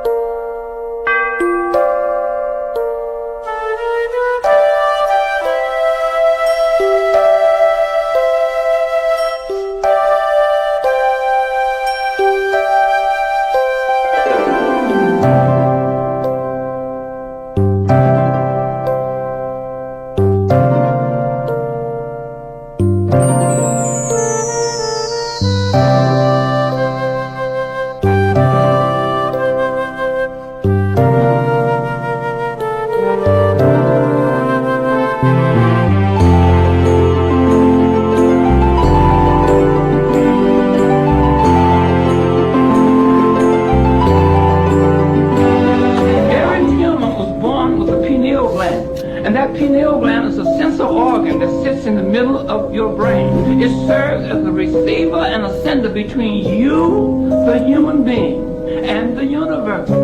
You see, that's where you get your freedom from. Your mind is connected to the universe, which is it's infinity. You can do anything with your mind. Everything that you see in this physical form came from the invisible spiritual realm first. This auditorium, this building, wasn't here at one time. It was just in someone's mind. So your mind is very, very strong. And how are you connected with that? Your pineal gland.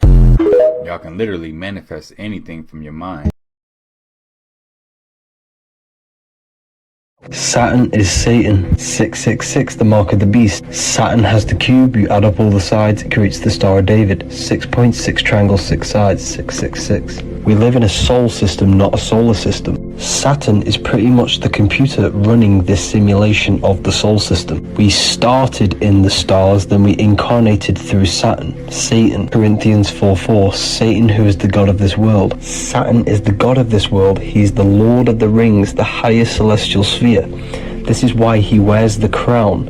This means crown. When our soul and mind incarnate into this simulation, we gain the mark of the beast, the body. It's made out of carbon, 6 protons, 6 electrons, 6 neutrons. Satan, who is the god of this world, has blinded the minds of those who don't believe, Corinthians 4:4. When we incarnate, our mind is wiped and we lose our memory of our divinity. The Saturn symbol is even showing you this. All of the planets are created out of the 3 holy trinities, Earth, Moon and Sun. Saturn is the Earth cross and the Moon crescent. Sun is soul, Moon is mind, Earth is body. The Saturn symbol is even showing you matter over mind, Earth over Moon, when it should be mind over matter, because you are now spiritual and physical being combined into one, which gives you the Star of so-called David. It's actually the Star of Saturn. It also creates the number 5. We then incarnate into the 5 elements, the 5 senses. We move from this side of the sequence, the spiritual, into the physical. This is why the number of man is 6. This is why you see Saturn symbology everywhere you go. You incarnate into a 3-dimensional world where everything has 6 sides. Within the 3-dimensional world of time and space has 6 sides: up, down, back, forward, left and right. This is the expression of energy within a toroidal field. The torus field is a true atom. The torus field is what simulates the physical world. It is an electromagnetic simulation, and the sigil of Saturn is even found in the torus field. This is why you see Sega Saturn, which is a simulated reality, and the Nintendo GameCube. Saturn is the computer of the simulation. The sun is the power generator. The moon is the intelligence. Squares symbolize the physical world. The triangle symbolizes the ethereal. The circle is the eternal, no beginning, no end. Physical world has limitations of time and space. This is why we say think outside the box. The box is the cube, which is Saturn, the physical world. And this is why we have the famous toy of Jack in the Box, where he pops outside the box. Da Vinci showing the man in the box. All 3 major religions all tie back to the worship of Saturn. Here's the reason why we use wedding rings and crowns. The link is in the bio for the Book of Wisdom PDF. You do know your ancestors was killed to believe this shit, right? And here you go, 200 years later, worshiping these same white motherfucking gods freely, nigga. That they died for. Your ancestors died, so fighting, hope, not hoping these motherfuckers don't take over with this bullshit, nigga. Now here we go, 200 years later, we believe in every motherfucking thing but us, nigga. Motherfuckers believe in Jesus, Buddha, Virgin Mary, Allah. Motherfuckers believe in goddamn it Fendi, Gap. Motherfuckers, we believe in goddamn it artists. Niggas believe in the Lakers winning the championship more than they believe in their motherfucking self, nigga. Niggas like, I know LeBron gonna win this year. Nigga bet his whole life savings on LeBron winning. But won't even bet that shit on himself and start his own company. Come on, family. You hear me? So yeah, when you talking about, and yeah, I say it again, a nigga will take his life savings and bet on a sports game, go get a car with some rims, nigga go make 1,000 OnlyFans subscriptions, nigga. Yearly plans too. All the top bad models he like, he got the $80 joint, nigga, $100 lick, the yearly, nigga. Believing in her. And I'm not knocking her. Because goddesses do it too. The bigger the booty, the finer it is. And now we can convince her she walks switching that big old booty and all that. It ain't nothing but doo-doo in there. Y'all came from royal bloodlines. Most of y'all did. And when the invasion started happening, they started protecting the royal families. And this is why a lot of y'all are still here to this day, because y'all family was protected. Y'all need to do y'all research on y'all family, find out what y'all own, where y'all own things, you know what I'm saying? Because unfortunately, their whole purpose was to take out y'all whole lineage, including, you know what I'm saying, whatever is still standing to this day. Exactly. Y'all really need that. This is why this is why I always tell people, yo, research your history, find out who you are, where you come from, find out what's attached to your name, what things that y'all had before, because the reality of it is, it's an open book. Y'all can reclaim y'all stuff. When all of our people start reclaiming their land and everything, man, it cripples their system. So this is very important for us to do this. They need you to stay alive. They are dying. The sun, we have entered another solar, the sun that entered our solar system. I'm sure y'all noticing how hot it is right now already. Y'all gotta pay attention. When people talking about these moon cycles and stuff like that, what they don't realize is the ancient Egyptians were really talking about the different cycles of the sun. Yep. When these different sun cycles come in, their whole purpose was to keep you in the house. This is why they told y'all, oh yeah, cold, blah, blah, blah, blah, blah, blah, stay in the house, right? Reason why they was telling you to stay in the house, because you, as a melanated dominant person, what happens is when you go outside, that sun enters your body, and what happens is your body starts to adapt to the sun. Them Nubians you see out there that dark like that, guess what? We tan just as dark. Richest man in history was black, and in his 20s, he was richer than Elon Musk and Jeff Bezos combined. His name is Mansa Musa, and he was the king of one of the largest empires in African history. He got rich because his kingdom was surrounded by literal mountains of gold so much that they used to give it away for free. He once traveled across the world with an entourage of over 60,000 people, dripped out in over $4 billion of gold. Even his camels were carrying $6 million each. Once he arrived at his destination, he gave out free gold to every poor person he saw. In fact, he gave out so much that gold became worthless in that city for almost 12 years. It's estimated that he was worth over $400 billion. He'd continue to spread the love as he built mosques and universities that can still be seen standing today, attracting scholars and artisans to his empire. He'd go down as one of the most generous rulers in history, and when he died, his kingdom had nearly half of the supply of gold in the entire world. Told you right beneath your name was Yaqub, and they tried to hide him in religion and call him Satan. And then they hid him in Greek mythology and called him Zeus. Prometheus. He was a jealous god. He was jealous of all of us, although he had no reason to be. This mythological creature of Satan, get that shit out y'all mind. He looked just like me This and you. right here.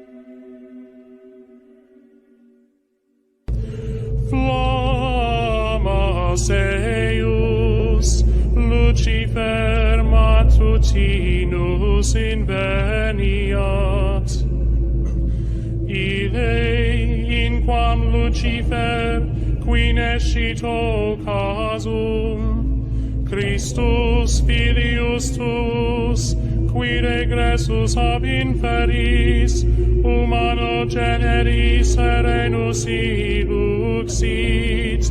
et tecum vivit et regnat in saecula saeculorum.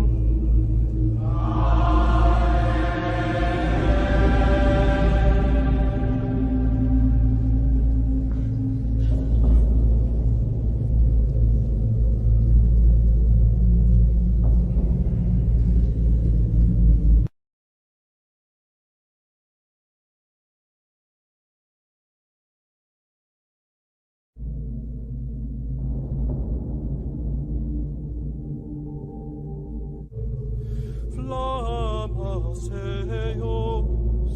Lucifer matutinus inveniat, Ille in quam Lucifer qui nescito casum, Christus filius tuus, qui regressus ab inferis, humano generis serenus iluxit, et tecum vivit et regnat in saecula saeculorum.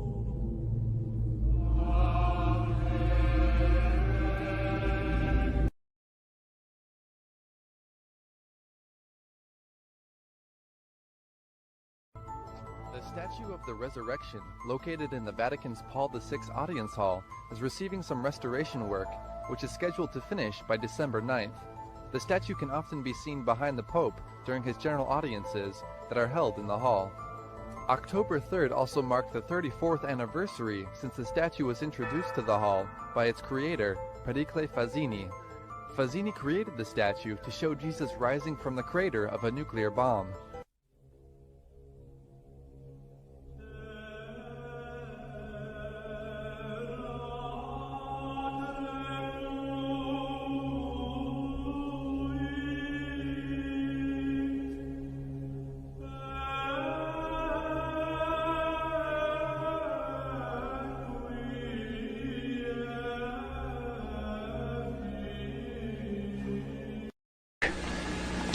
Today in Israel, thousands of Jews go to Meron every year to venerate the memory of Simeon ben Yochai, one of the most respected rabbis in the history of Judaism. In one of dozens of endorsements of child sex, Simeon ben Yochai said, "A proselyte under the age of 3 years and a day is permitted to marry a priest." Agreeing with ben Yochai, the great Rabbah said, "When a grown-up man has intercourse with a little girl, it is nothing, for when the girl is less than this, 3 years and a day, it is as if one put the finger into the eye." The footnote to this passage says, "As tears come to the eye again and again, so does virginity come back to the little girl under 3 years." The same section confirms that sexual activity with small boys is in the same category. The intercourse of a small boy is not regarded as a sexual act. The Talmud provides generous loopholes for adultery. It says the penalty for adultery does not include sex with a minor, the wife of a minor, or the wife of a heathen. The Talmud also encourages seduction of unwed adolescent girls called designated bondmaids. But it's important how such rapes are performed. With the designated bondmaid, one is guilty only in the case of natural connection, but not in the case of perverse connection. The Pharisees reasoned that rape in a perverted manner is outside the jurisdiction of the law. Normal rape, however, was punishable.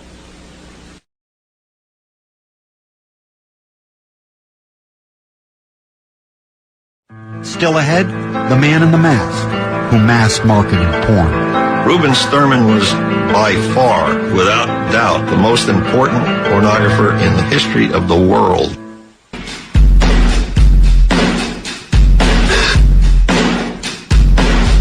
When talking about the people who helped make porn mainstream, the most important may have been a man who did everything in his power to keep his face out of the news. Porn drains your sexual energy, which is your orange chakra, and this is why it's orange. Sexual energy takes over the mind and influences your body. This is why it's the most potent emotion the human can feel. It is symbolized as the serpent tempting you to eat the fruit, because it's tempting you to release your sacred fluids. Sexual transmutation is transmuting the sexual energy into other aspects of your life. It can either be kundalini, critical thinking, or even the gym. The spine has 2 coils wrapped around it, which is the energy channels for your kundalini to go up to the brain. The resurrection of Christ is nothing but a metaphor for rise erection, rising your erection sexual energy to the pineal gland to activate 100% of our brains, to activate Christ consciousness. This is known as being born again and seeing the kingdom of God in John 3:3 for the 33 vertebrae on your spine. Your sexual fluids have a strong energy behind them, and this energy can create a whole new human being. So imagine how powerful that is if you retained it. We become mentally, physically, and spiritually stronger by holding this fluid. This is why it's free, because it makes you weak. Welcome to the 82nd Golden Globes. You were incredible in Dune. Up for all of your scenes. What a year you've had. Glenn. Couch Tots, and you'll go, oh, that was before the... Moms are holding strong with 3 shout-outs. God, creator of the universe, 0 mentions. Mocking God and using his name as a cuss word is nothing new for Hollywood. But less than 48 hours after the Golden Globes blasphemy, Hollywood was on fire. Tonight, a new fire breaking out late this evening in the Hollywood Hills. Who would have ever thought this? Los Angeles is on fire. I talked to a fireman once, and he was telling me, he goes, dude, one day, he goes, it's just going to be the right wind, and fire's going to start in the right place, and it's going to burn through LA all the way to the ocean, and there's not a thing we can do about it. The scene horrific. This is new aerial video of a 6th fire, the Sunset Fire, based in the Hollywood Hills. Firefighters there doing everything they can, but there simply aren't enough of them to fight the horror that has exploded. Right now, people are rushing to escape the Hollywood Hills. Brand new fire exploded down the Hollywood Hills, making a beeline for the iconic heart of the entertainment industry. It is like driving through hell itself down here. Literally through hell. Tens of thousands of people have fled for their lives, abandoning their cars when they could go no further. new fire erupting in the Hollywood Hills, marching toward iconic landmarks. More than 130,000 people were under evacuation orders across Southern California. A new fire has broken out in the Hollywood Hills in Los Angeles, threatening landmarks like the Dolby Theater, where the Oscar ceremony is to be held in just a few weeks. Literally grabbed our phones, the computer, and our dogs, and ran out. The wind hits the wrong way, it's just going to burn straight through LA, and there's not going to be a thing we can do about it. There's nothing they can do. Yes. Are these fires some sort of judgment of God? No one really knows. But one thing we do know is that a good solid rain would immediately fix this terrifying nightmare. And the Bible tells us that God is the one that sends rain, the one Hollywood so joyfully mocks. The concept of God withholding rain as a form of judgment is found throughout Scripture, and they are there to remind humanity that He is the one that's in charge. In the Sermon on the Mount, Jesus, in speaking of God, said, He sends rain on the just and the unjust.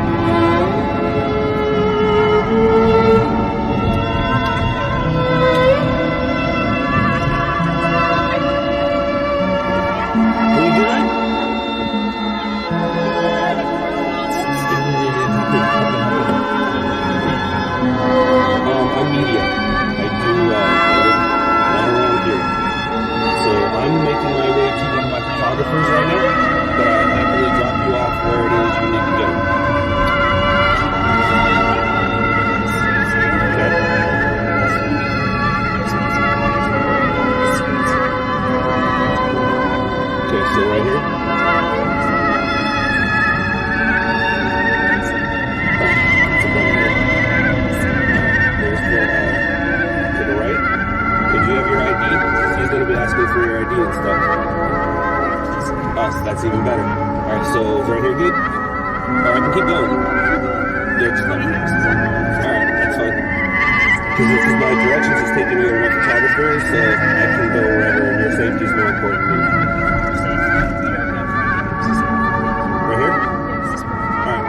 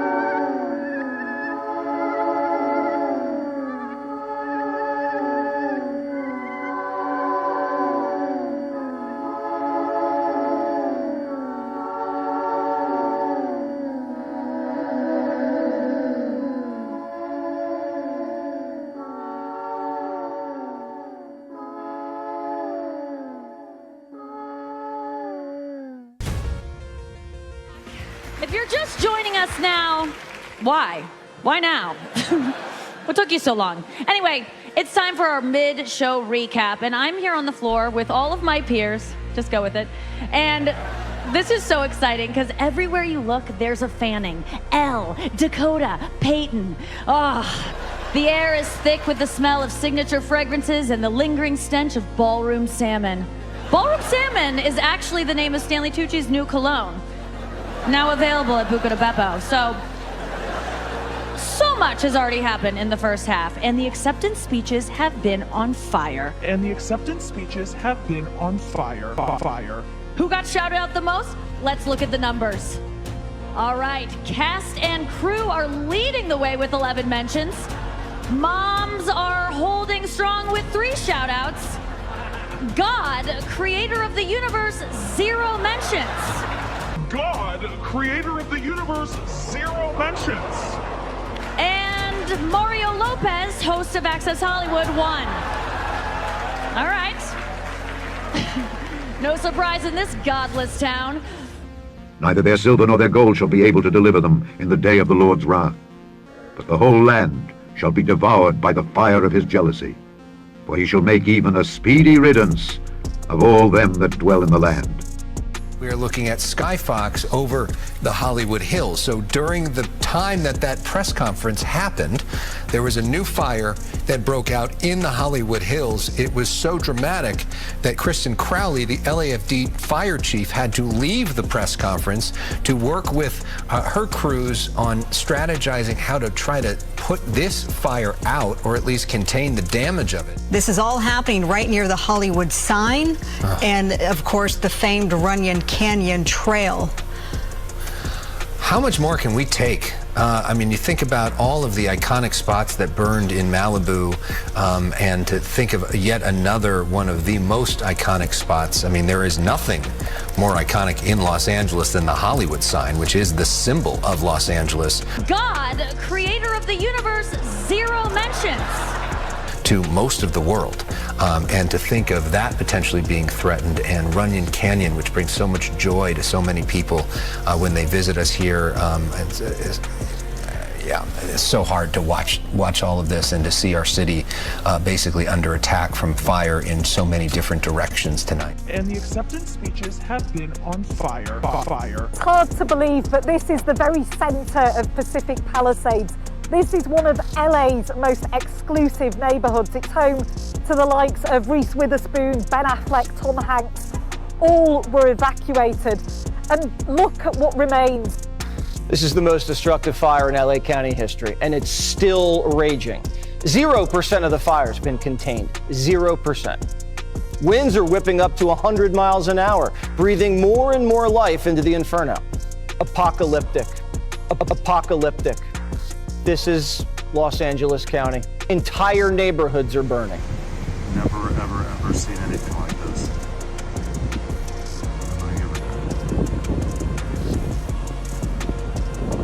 the most destructive winter fires to ever hit the city of Los Angeles. And this is the cover of the New York Post. Hell A.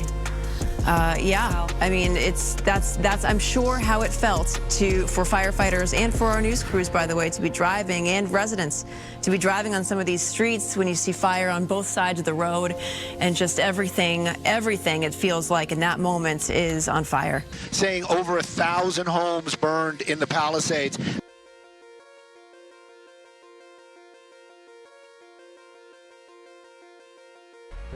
We're at 302 Pico, and people are lighting fires now. You can see they lit a fire. These guys, not all the people there, but some of those guys lit that fire, and they're actually, the trees caught fire, and then the palms are catching fire. So civilians are now lighting fires.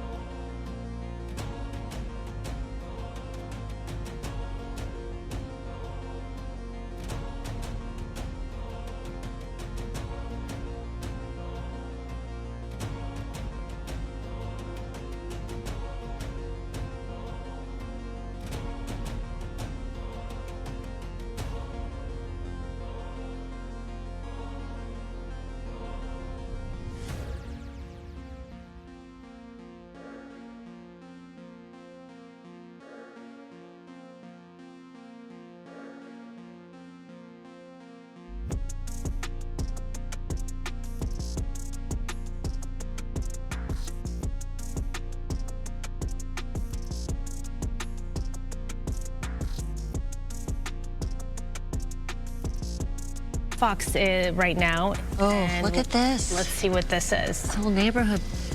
Yeah, this is what we were. Yeah, we knew this was here, and this is like the first chance that we're actually kind of getting a look at that real devastation when they keep saying over 1,000 homes burned in the Palisades. The Palisades fire, of course, erupted like a scene from an apocalypse. Flames engulfing the hillsides, turning lush landscapes into blackened ruins. KTLA's Courtney Friel is live in the newsroom with an up-close look at the unimaginable scenes of devastation left behind. It's like a war zone, home after home decimated, with only chimneys remaining.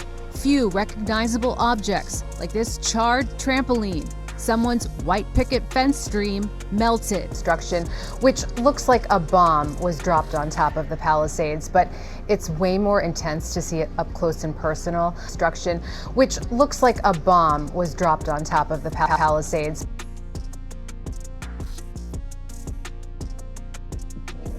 In this video, we will take a closer look at how the California wildfires started, beginning from the Palisades region, extending through the Hollywood Hills, including the Sunset area, and progressing to the Eaton, Hearst, and Lydia fires.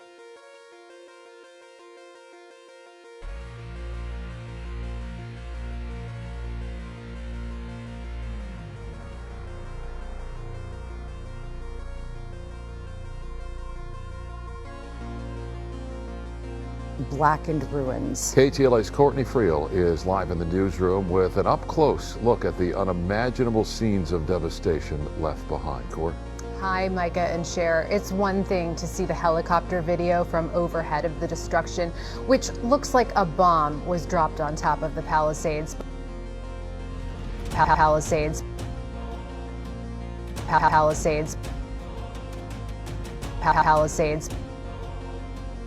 Palisades. Palisades.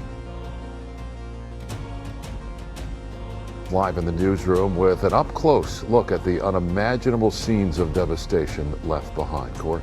Hi, Micah and Cher. It's one thing to see the helicopter video from overhead of the destruction, which looks like a bomb was dropped on top of the Palisades, but it's way more intense to see it up close and personal. There is some hope for people wondering if their homes made it. I would say 20% are still standing. I would say 20% are still standing.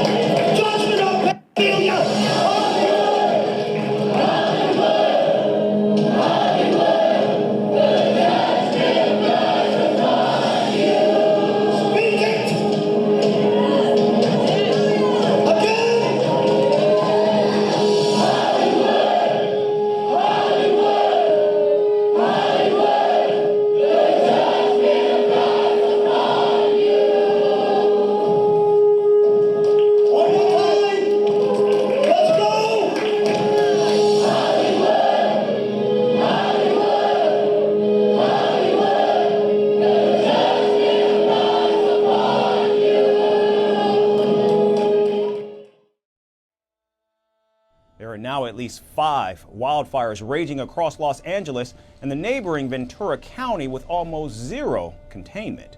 The latest blaze sprung alive on top of the iconic Hollywood Hills, which includes celebrity homes and landmarks like the Hollywood sign and the Dolby Theater.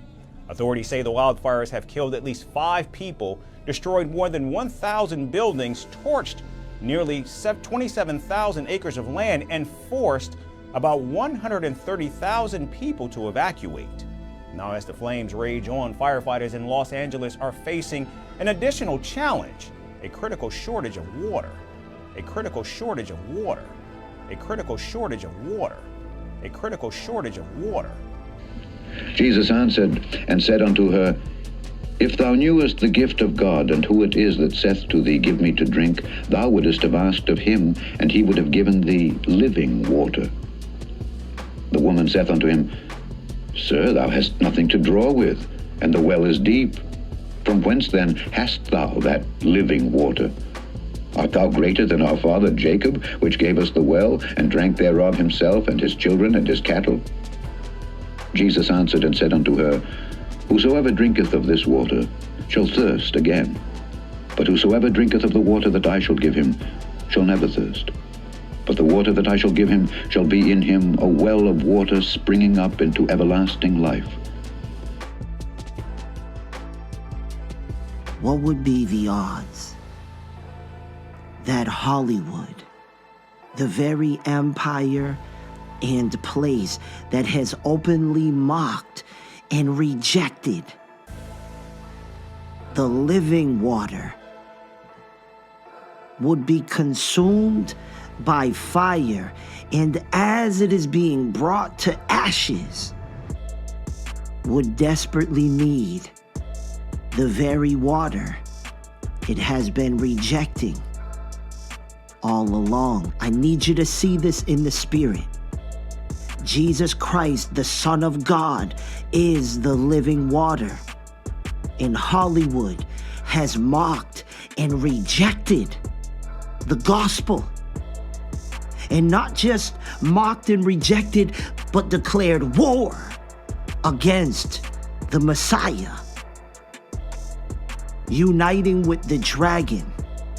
But yet, within days of mocking the true and living Creator at the Golden Globe Awards, the Most High God would respond to the laughter of the wicked. Because you see, the Word of God says that the laughter of the wicked is like the crackling of wood burning in a fire underneath a pot. He is a consuming fire, and he is not mocked. Just because somebody is getting away with evil today does not mean they will escape tomorrow. Can't you see that Christ is extending his hands to receive him as your living water? The same way you cannot live without water in the natural realm, you cannot make it into heaven without the living water from the Father, which is Jesus Christ, Yeshua, his Son.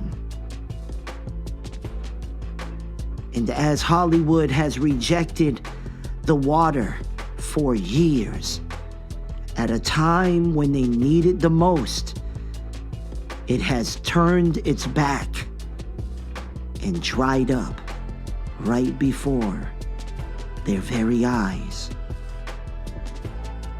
So this word is to all people: repent and turn away from your sins. Deny yourself, pick up your cross, and follow after the living water. So that way, when you need him to put out the fires of hell, he will be there to deliver you.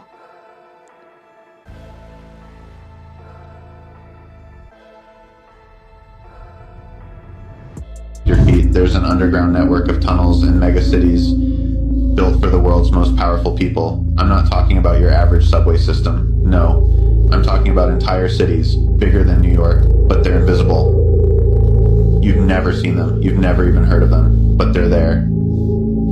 You really think they'd build all these subway systems and just stop there? Not make anything for themselves? No, think about it. The oligarchs, the tech giants, the royalty, they just built subway systems and left it at that. Do you really believe that? No. They've got entire luxury cities down there. Mega cities with everything they could ever need. We're talking private hospitals, gourmet restaurants, entertainment hubs that make Vegas look like a children's arcade. They don't just survive. They thrive in ways we can't even imagine. And guess what? They're powered by renewable energy that you and I can't even access. The kind of energy that would wipe out the need for oil, gas, or even electricity as we know it. It's so advanced, they don't want us knowing it exists. There's an underground bullet train faster than anything you've ever seen that connects these megacities. Want to go from one luxury underground city to another? You're there in minutes. No traffic, no pollution, just pure, uninterrupted access to the kind of life we'll never see. They're preparing for something. Some say it's climate change, others think it's the collapse of society. But whatever it is, these oligarchs have an escape plan, and it's been in place for years. The tunnels, the cities, they're not just for now, they're for the future. They're for after the world up here collapses. And when that happens, the question is, where will you be? Because while we're stuck in the chaos, they'll be sipping champagne and living like kings underground, right beneath power. Great. They don't want you to know that you are the Egyptians. When you go to Egypt, my country, where people look like me, and I look like you. I can walk the streets of Athens and speak English every day, and people don't even know I'm an Egyptian. You follow? Because if you go to ancient Egypt and you look on the walls, you got more pyramids in Sudan and in Nubia than you have up in Cairo. First of all, let's get that established. Ramesses and all the great from Seti the first are all down. Hatshepsut, Tutankhamun, Tutankhamun are all from Nubia. They were all Africans. They were all woolly-haired, nappy-head, dark-skinned people. And you'll see this on the wall. The writing is on the wall. So they gotta commit on the mission. Hey, I don't choose sides. Fuck your whole beat. All I'm trying to do is shine. You try to make it hard for me. Hey, I don't like low vibes. They not good for my health. So if that's how you ride, you could keep it to yourself. Hey, I don't like money. I've been trying to build wealth. Ain't nothing funny about bettering yourself. Hey, I don't drink milk, not no more. Now I know how you eating junk food, telling me I shouldn't smoke. You a clown, I ain't with it. Do you listen when you talk? Crippin' when you walk? Did you earn them colors on your cloth? I don't bang, I just hang with my bros. Keep on.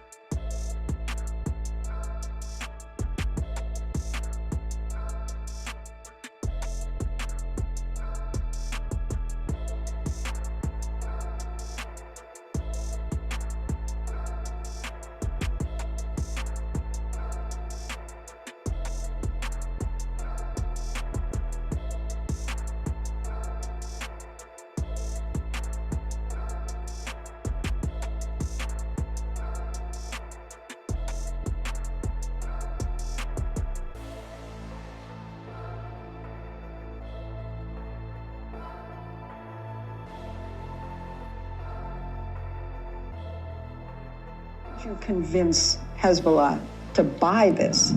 Well, obviously, they didn't know that they were buying it from Israel. Who did they buy it from, or think they were buying it from?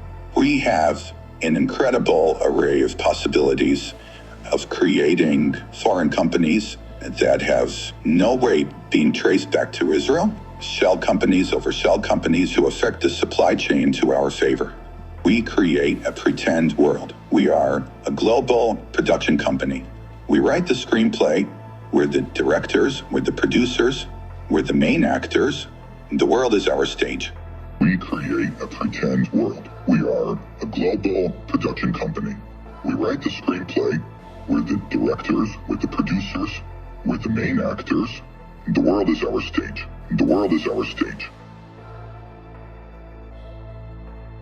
The world is our stage. The world is our stage. The world is our stage. The world is our stage. The world is our stage. The world is our stage.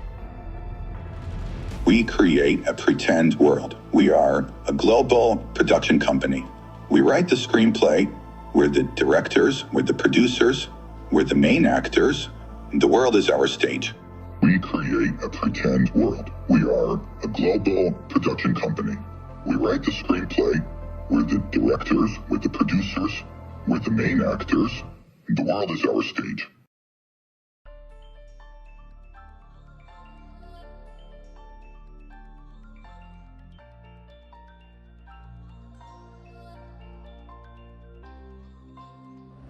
And in the Middle East, Israel's military strategy in Gaza has drawn attention towards its unprecedented reliance on artificial intelligence. After the October 7th Hamas attack last year that killed over 1,400 people, Israel launched a massive military response targeting Gaza with airstrikes. And at the core of this campaign was a decade-long effort to integrate artificial intelligence into its operations that transform their intelligence units into what is now referred to as an AI factory. Now, central to this technological shift is a system called Habzora, which is Hebrew for the gospel. Habzora, which is Hebrew for the gospel.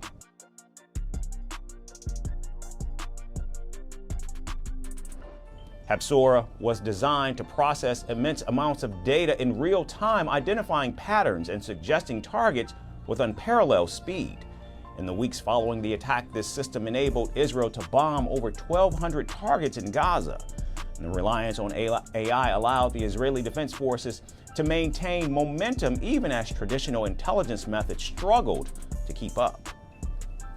The more ability you have to compile pieces of information effectively, the more accurate the process is. If anything, these tools have minimized collateral damage and raised the accuracy of the human-led process. But the speed of AI has not come without some controversy. Now, according to a report by the Washington Post, decisions that once took hours or even days were reduced to as little as 3 minutes. Critics, including former Israeli military personnel, worry that prioritizing speed over thorough intelligence assessments has significantly increased civilian casualties. Israel's military commanders say its relentless airstrikes in Gaza has hit more than 22,000 targets since October the 7th. That is an average of 300 bombs being dropped every day. In the last few days, more details have come to light about the central role AI is playing in selecting targets, and with it, an increasing focus on whether that's part of the reason why civilian death toll in Gaza is so high. This is the bare detail we know from the Israeli military. It's a unit called the Target Administration Division, formed in 2019. In a short statement on the website, it says it uses an AI-based system called Habzora, the gospel in English, in the war against Hamas to, quote, produce targets at a fast pace. Well, a group of investigative journalists have looked deeper at how it works, speaking to anonymous Israeli officials. And today's prospective guest is Yuval Abraham, a journalist at the Israeli-Palestinian publication Plus 792 magazine. First of all, Yuval, good to talk to you. Tell us what you found out about the gospel. How does it work? What you found out about the gospel, how does it work? Yeah, I'm happy to be here. So the gospel is essentially, according to sources, a target machine. It automates most of the target creation process, creating targets with life and death consequences, as you said, at a rate that was before humanly impossible. So wait a minute. You mean to tell me that out of all the names this military could have given this AI system, you know, the image of the beast, which is alive, out of all names, they chose the name Haspora, which being interpreted is the gospel. Brothers and sisters, you can't make this stuff up. But I need you to understand the significance of what this literally means. Number one, it just further proves that Jesus Christ of Nazareth is the true and living God. That this is the true gospel. Because why would the rulers of the world come together and constantly wage a war against a God they believe didn't exist? I want you to think about that. You see, in doing things like this, whether it's Hollywood mocking Christ or Israel naming their AI system the gospel, it is very clear this is a direct, malicious attack against the true and living God, the gospel of Jesus Christ, and the saints of the Most High God who are upon the earth right now declaring the gospel of Jesus Christ. Yeshua the Almighty. This is a direct, malicious attack. Because I want you to think about this. Take a walk with me. What is the gospel? What is it designed to do? Is it not designed to search out and track down as many people across the earth as possible and bring them the good news of Jesus Christ of Nazareth in hopes to give them eternal life, right? To tell them what Jesus Christ, Yeshua, the Son of God, did for them and what they need to do to be saved. Although it goes deeper, this is the gospel. But you see, this Haspora, this AI beast gospel, is designed to do the opposite. Instead of tracking down people on the earth to give them eternal life, it will track down people upon the earth to surveil, hunt, and murder. You see, it takes life. It is a direct assault and mockery against the true gospel of the Almighty God. But if we go deeper into what this AI system is capable of doing, it is staggering, brothers and sisters. You see, I'll just give a rough, paraphrased example. What would take this regular military with manpower to do in time and energy, hunting and tracking down who they believe to be an enemy, maybe 50 a day.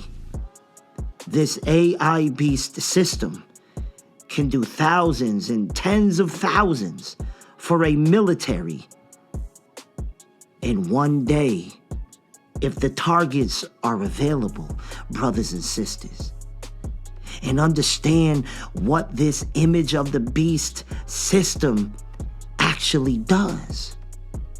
It will search out the appearance of people to decide if it's an enemy, but there are certain things it will look for.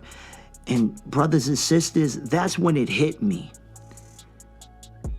Just the other day, as I was in a deep sleep, I received a flash of a dream. It was very quick.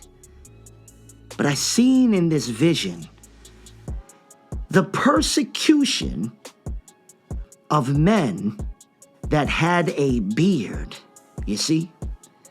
And I wondered about this dream when I woke up, because in the dream there was a man, I don't know if he was a store owner or something.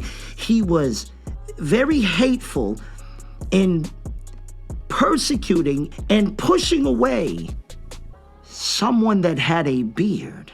And there are many ways to turn the public against those that choose to wear a beard. You see, there's a difference, brothers and sisters. There are some that will grow out facial hair for style. We're talking about those that choose to grow a beard for the Most High God. And let me just establish one thing very quickly. I am not saying this is a doctrine, a salvation issue, or that I am better than you if you don't have a beard. Brothers and sisters, I am just telling you right now that there are a lot of men who don't just follow Jesus Christ in a religious way, but actually deny themselves and pick up the cross and follow him. They start to be consumed by Christ instinctively. Most of them, not all of them, but most of them choose to start growing a beard. This is a fact. And you see, brothers and sisters, even myself, many years ago, there was a covenant that was made between me and Christ about growing a beard. And at first, I didn't want to do it. And at times, I was tempted to shave. But brothers and sisters, there is a reason why a covenant was made. And when you look at Samson, there was power in his hair. And you see, instinctively, there are certain messengers of Christ, men of God, that just instinctively will start to grow a beard. And it is a way of separating themselves from the world. We're not talking about a beard as a fashion show, brothers and sisters. But this AI system, I believe this was a warning in my dream that somehow there will be a time when beards will be frowned upon. Whether it is false flag events of terrorist attacks, and the majority of them are wearing a beard. Remember what I told you. Beards will start to take a turn. And although there will be facial hair as a fashion trend, however, when it comes to the growing out of a beard to dedicate to the Most High God, there will be a gradual increase of persecution. And this could be one of the things this AI gospel system, this AI beast gospel system will use to pinpoint enemies of the dragon. And there are other features in men and women it will look for. Women that cover their heads when praying or in public in certain places, a certain way of dressing modestly and things like this. Brothers and sisters, make no mistake about it. This AI system will have means and ways of identifying saints of the Most High God, because if you think this beast system is specifically for the Israeli army against those in Gaza and places like this, you are sadly mistaken. Brothers and sisters, this is the image of the beast which is alive. And there is a significance to what is decided and done when it comes to the land known as Israel. Understand this in the spiritual realm. But what if I told you it goes way deeper? The level of intelligence when it comes to quantum computing, this AI system, it's all connected like a brain. You see, in a brain, there are many wires and many things that connect the brain, the mind together. The same thing with the image of the beast, this AI system which is alive. And what if I told you later in this documentary, we will discuss what is now being made because of prophecy unraveling, where knowledge will increase suddenly and has been since the birthing of the 20th century.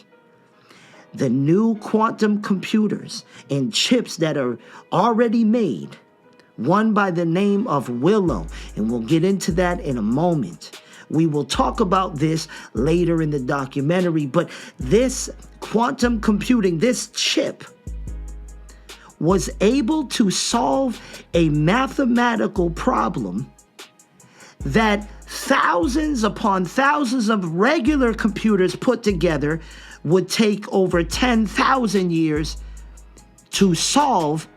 This Willow quantum computer chip solved it in under 5 minutes. Brothers and sisters, what you have to know is the significance of this happening has baffled scientists to the point they are fully convinced that this AI system is now able to tap into and communicate with parallel universes or other dimensions. They're saying it is impossible that it was able to solve certain problems in mathematical equations without getting help from parallel universes. So I want you to think about this.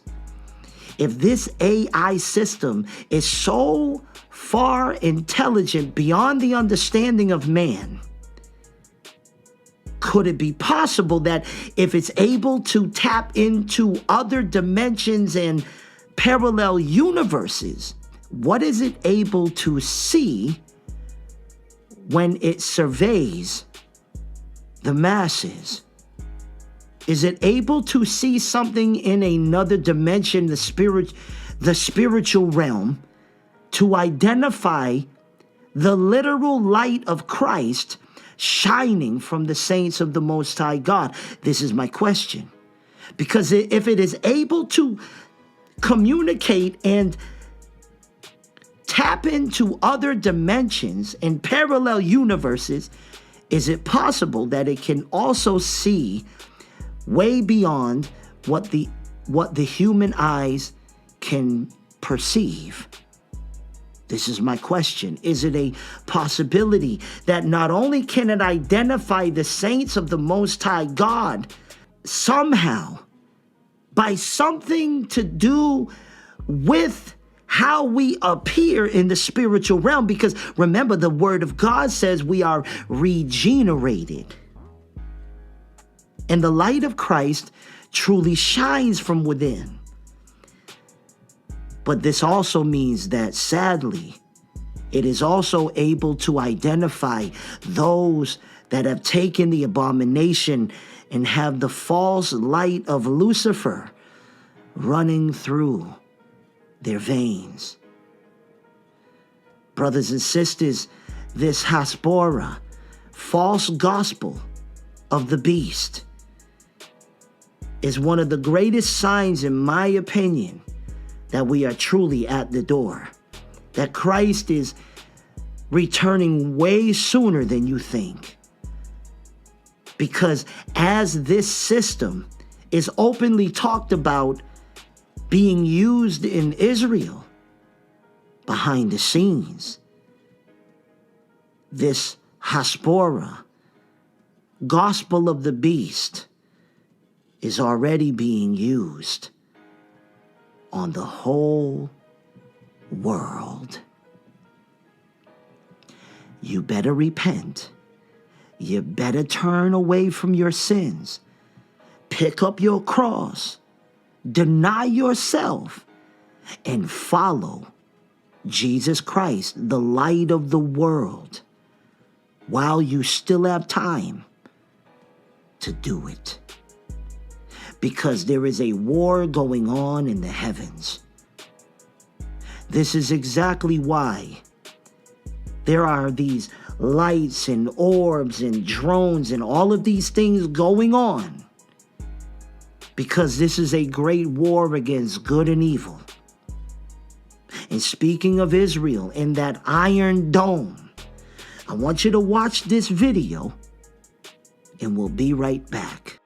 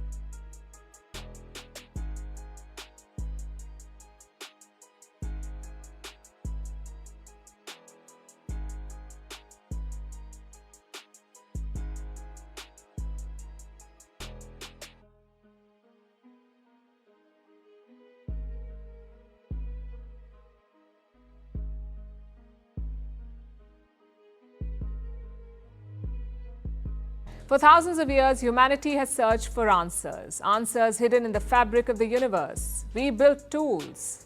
Then came modern machines and even supercomputers. All of them had one goal: to solve the puzzles of our world. But some problems were too vast, seemingly impossible. Well, at least until recently, because now Google seems to have an answer. It has unveiled a new chip called Willow. Now, Willow is not like any other chip we know. It's a quantum chip. In simpler words, it can solve a problem that none of our supercomputers can. And Google claims to have tested this chip. Willow was given a problem. It took five minutes to solve it. Do you know how the fastest supercomputer fared? It would take 10 septillion years to solve the same problem. 10 septillion, that's 1 followed by 24 zeros, that's 10 septillion. That is more than the age of our universe. So you get how fast Willow is. And for Google, this is a major breakthrough, the first in this field in nearly 30 years. But does the world really need such machines? What exactly is quantum computing? How can it change the way we live? For the answers, you'll have to brace for a science lesson. We'll try to keep it simple. Imagine your regular computer like a librarian. Your computer is like a librarian, a very, very smart librarian. You ask them a question, they start flipping through the books. As a librarian, your computer can only look at one book at a time. But quantum computers are very different. They're like a magical librarian. They can look at a lot of books simultaneously. Your quantum computing librarian can read every page of every book at once, all at the same time. That's how it works. So will quantum computers replace our normal computers? The answer is no. Quantum computers are not designed for daily work. They're designed to solve big problems, problems that are too tough for our computers to handle. For instance, a new medicine.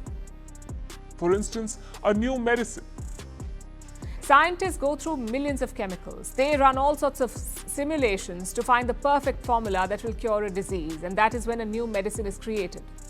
A normal computer would take years to do this, but a quantum computer can analyze the possibilities way faster. It can get it done in a matter of hours. And that makes its potential limitless. Imagine predicting the weather with absolute accuracy, or designing new medicines in a matter of days, or making artificial intelligence smarter, or building new technology that we haven't even imagined yet. Quantum computers can do all of it and more.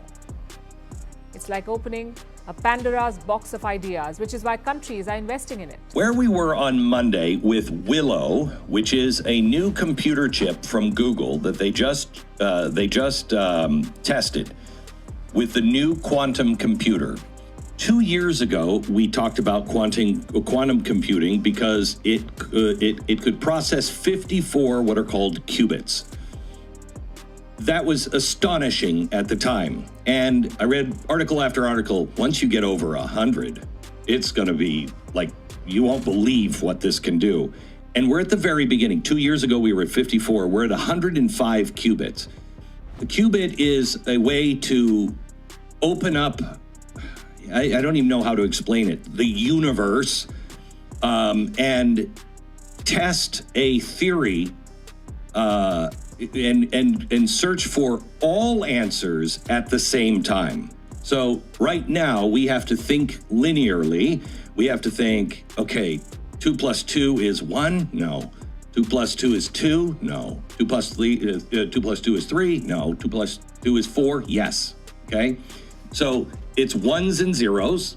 It's either a yes or a no. Doesn't have to be, but that we don't have to go into that. Yes or no. And it tests all of them vertically instead of linearly. And it tests all of them vertically instead of linearly. And it tests all of them vertically instead of linearly. And it tests all of them vertically instead of linearly. And it tests all of them vertically instead of linearly. And it tests all of them vertically instead of linearly. But it took this new quantum computer 5 minutes to solve a problem that would have taken our best supercomputer 10 septillion years to solve it.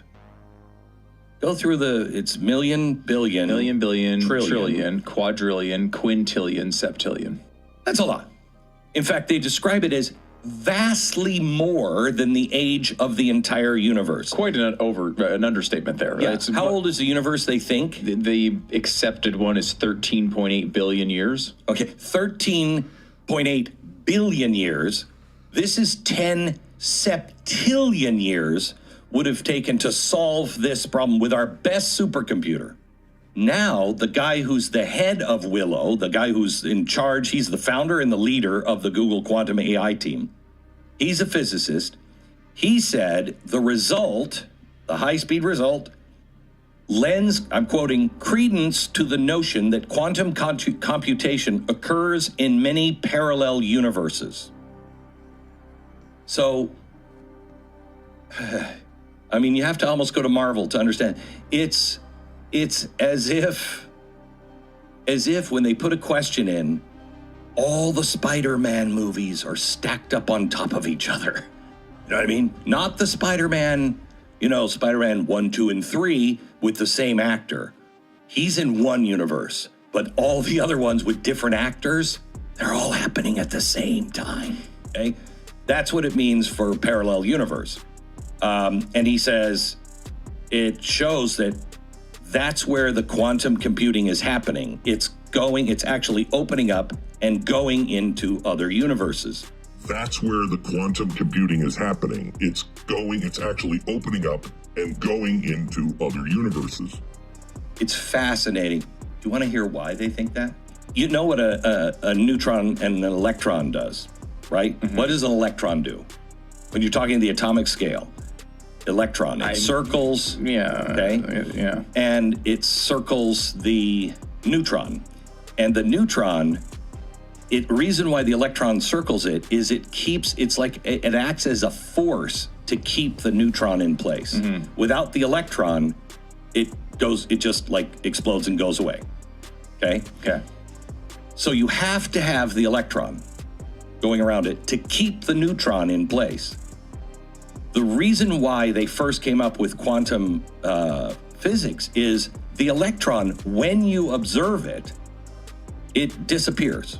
No, when you observe it, it's there. When you don't observe it, it's there and then not there, there and not there, there and not there, there and not there. And so it keeps going, it just disappears. How do you know that? The energy, it's one or the other if you observe or not. I can't remember which, it's been years, but the energy goes full, nothing, full, nothing, full, nothing. In those nothing areas, the neutron should dissipate, okay? What they thought, this is the theory, is that it's actually slipping into several different universes as it's going around to hold that neutron in place in all these different universes. What? Okay, so that was the theory. Mm-hmm. So he's now saying, yep, this proves that that theory is where we're doing the computations in all these different universes. I don't even think Marvel can explain the difference. I have no idea. But that's the level of the nerd fight we're in. However, here's what's really cool is at 54 qubits, okay, so about half of what we have now, and don't ask me how this happened, I have no idea. They opened some, a molecule, and they could measure it here, but they opened it somehow or another, and they were observing it in like Silicon Valley or wherever this is. And then they opened the same one, it appeared in London. And they verified that the changes they made in Silicon Valley were happening with it's the same molecule, and it was happening at the same time someplace else. What? Isn't that nuts? Yes. They thought that time at 54 qubits, they thought that's going to lead us to the discovery of how to travel without airplanes and everything else. Like instantaneous travel. Instantaneous travel. That would be incredible. Yes. Okay.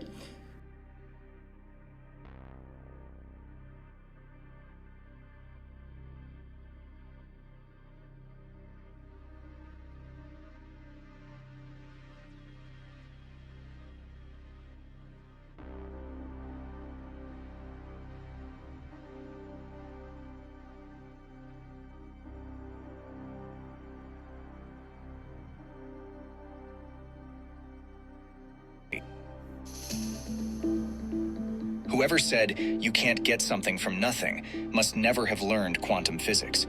In empty space, the epitome of nothingness, simply manipulating it correctly will cause something to appear. When two particles collide in empty space, sometimes additional particle-antiparticle pairs emerge. At the subatomic level, if you try to separate a meson's quark from its antiquark, new particle-antiparticle pairs are pulled out of the space between them. In theory, a strong enough electromagnetic field can even create particles and antiparticles from the vacuum itself, without any initial particles or antiparticles. It was previously believed that the highest particle energies were required to produce these effects, achievable only in high-energy particle physics experiments, or extreme astrophysical environments of cosmic strength fields, such as those around magnetars, or created transitorily during high-energy collisions of charged nuclei. However, in recent years, strong enough electric fields were created in a simple laboratory setup, using the unique properties of graphene, enabling the spontaneous creation of particle-antiparticle pairs from nothing. Using the unique properties of graphene. Enabling the spontaneous creation of particle-antiparticle pairs from nothing.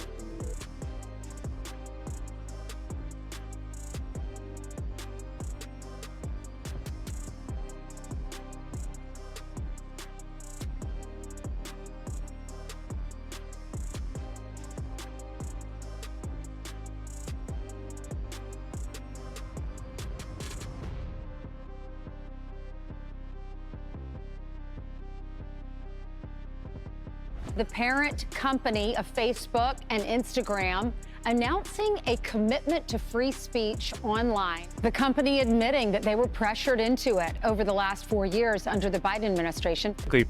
These people from the Biden administration would call up our team and like scream at them and curse, and it's like these documents it's all kind of out there.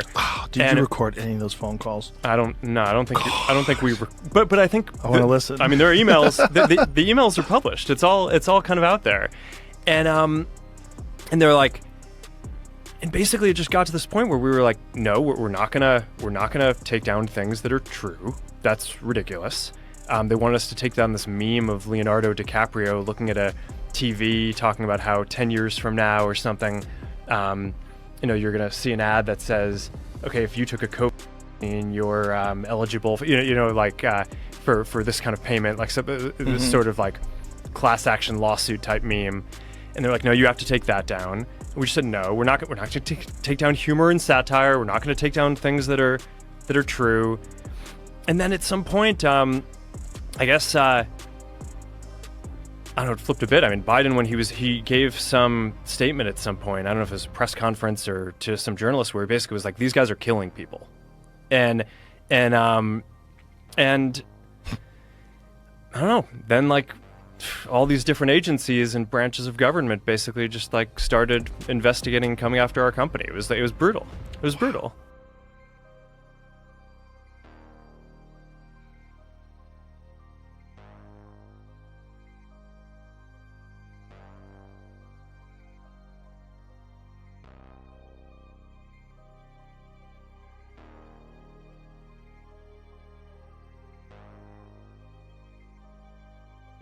Or discrimination against the Jews as a religion, ethnic, or racial group.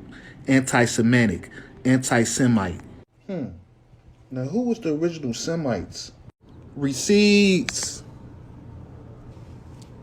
Semite, noun, a member of a group of the Semitic-speaking people of the Near East, Northern Africa, including the Arabs, Ethiopian, Hebrews, and Phoenicians. A Jew, Bible, descendant of Shem. Book reference, the Jew, a Negro. Semitic race, Assyrians, Hebrews, and Phoenicians. Now, what is the word Semitic describing? Semitic, adjective, of or relating to the Semites or their languages or culture, of or relating to or being a subgroup of the Afro-Asiatic language group that includes Arabic, Hebrew, Aramaic. So the real Jews are a Jew, an Arab, Ethiopian, Hebrews, Phoenician, and also Afro-Asiatics. According to the Merriam-Webster Collegiate Dictionary, 10th edition, and the American Heritage College Dictionary, recedes all Afro-Asiatics, the Jews, will be considered or described as Egyptians, Berbers, Cushites, Chaldaic subfamilies. So the original Jews was described as Berbers? More, a noun, a member of a Muslim people of mixed Berber and Arab descent, now living chiefly in Northwest Africa. So Afro-Asiatic, Jew, Hebrew, Egyptian, Berber are all Moors? From the Oxford Universal Dictionary, Moor, mixed Berber or Arab race, mostly black or very swarthy, a Negro. So what did they mean by calling these Moorish Berber Jews swarthy? Swarthy, of a dark color, complexion, or caste. So as you can see, the Jewish Semites are the swarthy, of a dark color, complexion, Afro-Asiatic. Controlling the world, or at least wanting to control the world, they're actually true. Our goal as Jewish people for the last 3,300 years since the revelation at Sinai has been to control the world. The Jews will control the world, whether the Goyim likes it or they hate it. That's a fact. It's written in a book that the Goyim admit that it's the book of God. So there's no argument here. In Isaiah chapter 63, the day of the great and terrible day of the Lord, it says that the Lord will come out from a place called Edom and he will crush Edom. Now, I'm just a broadcaster here, okay? In Jewish understanding, Edom is really talking about the Christianity. Asking what's going to be with the Goyim when Mashiach comes. Will they be destroyed and annihilated? Someone asked, who cares? Okay. As a nation, they'll cease to exist, even as individuals. Every individual, no survivors. Not only as a nation, they'll cease to exist, even as individuals. As Goyim, they're gone. Their personality, as they exist, bifnei atzmam, as they would exist independently of Klal Yisrael, they don't exist. They're done. In modern terminology, they call it cultural genocide. There's a term for it by the progressives. It's called cultural genocide, and they use the word genocide. So that's there's the opinion who says v'karka kol b'nei sheis that will be annihilated. But they basically learn there's going to be cultural genocide. That you know what the goyim as they exist as goyim b'fnei atzmam, that's done with. Batul u'mavotul. The Jews run the show.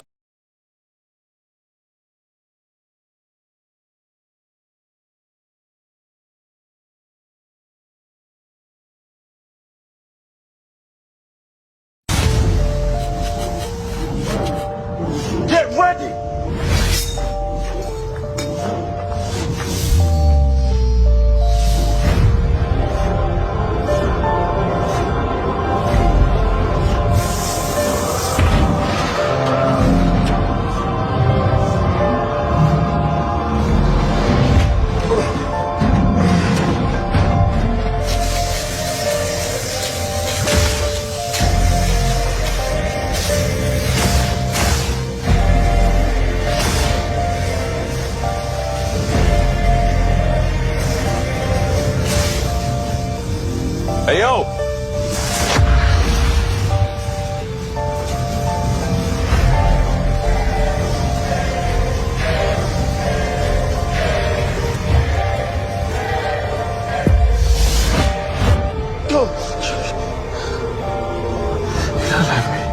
Why do you look like me?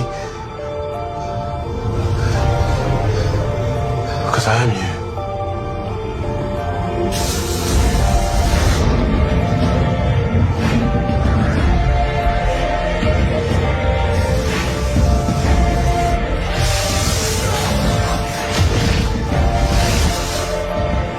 Easy. Oh, shit. You're in the future.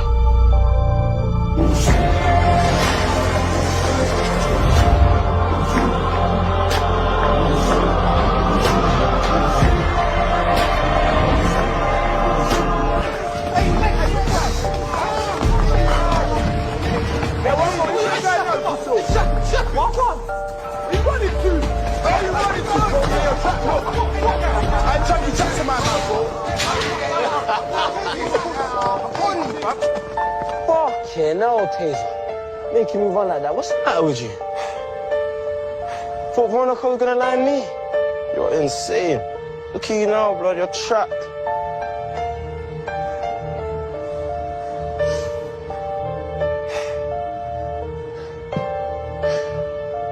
I ain't the one that's trapped. Shut up, man. This guy's fucking crazy, though. George!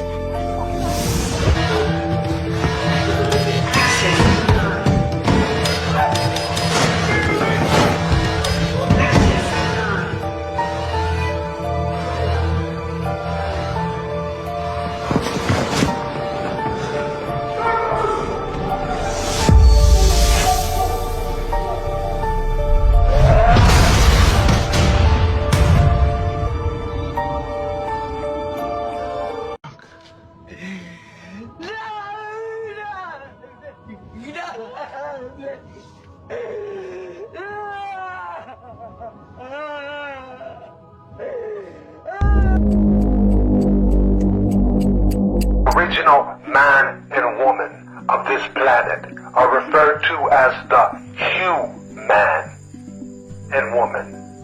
The reason why they are called the human is because they come in many different hues, various different shades, melanated shades. These human, also known as Bantu, Homo sapiens, grow 9 ether curly woolly kinky crowns. Those that descend from Neanderthals are known as mankind. Not human, but a kind of man, but not quite. Study.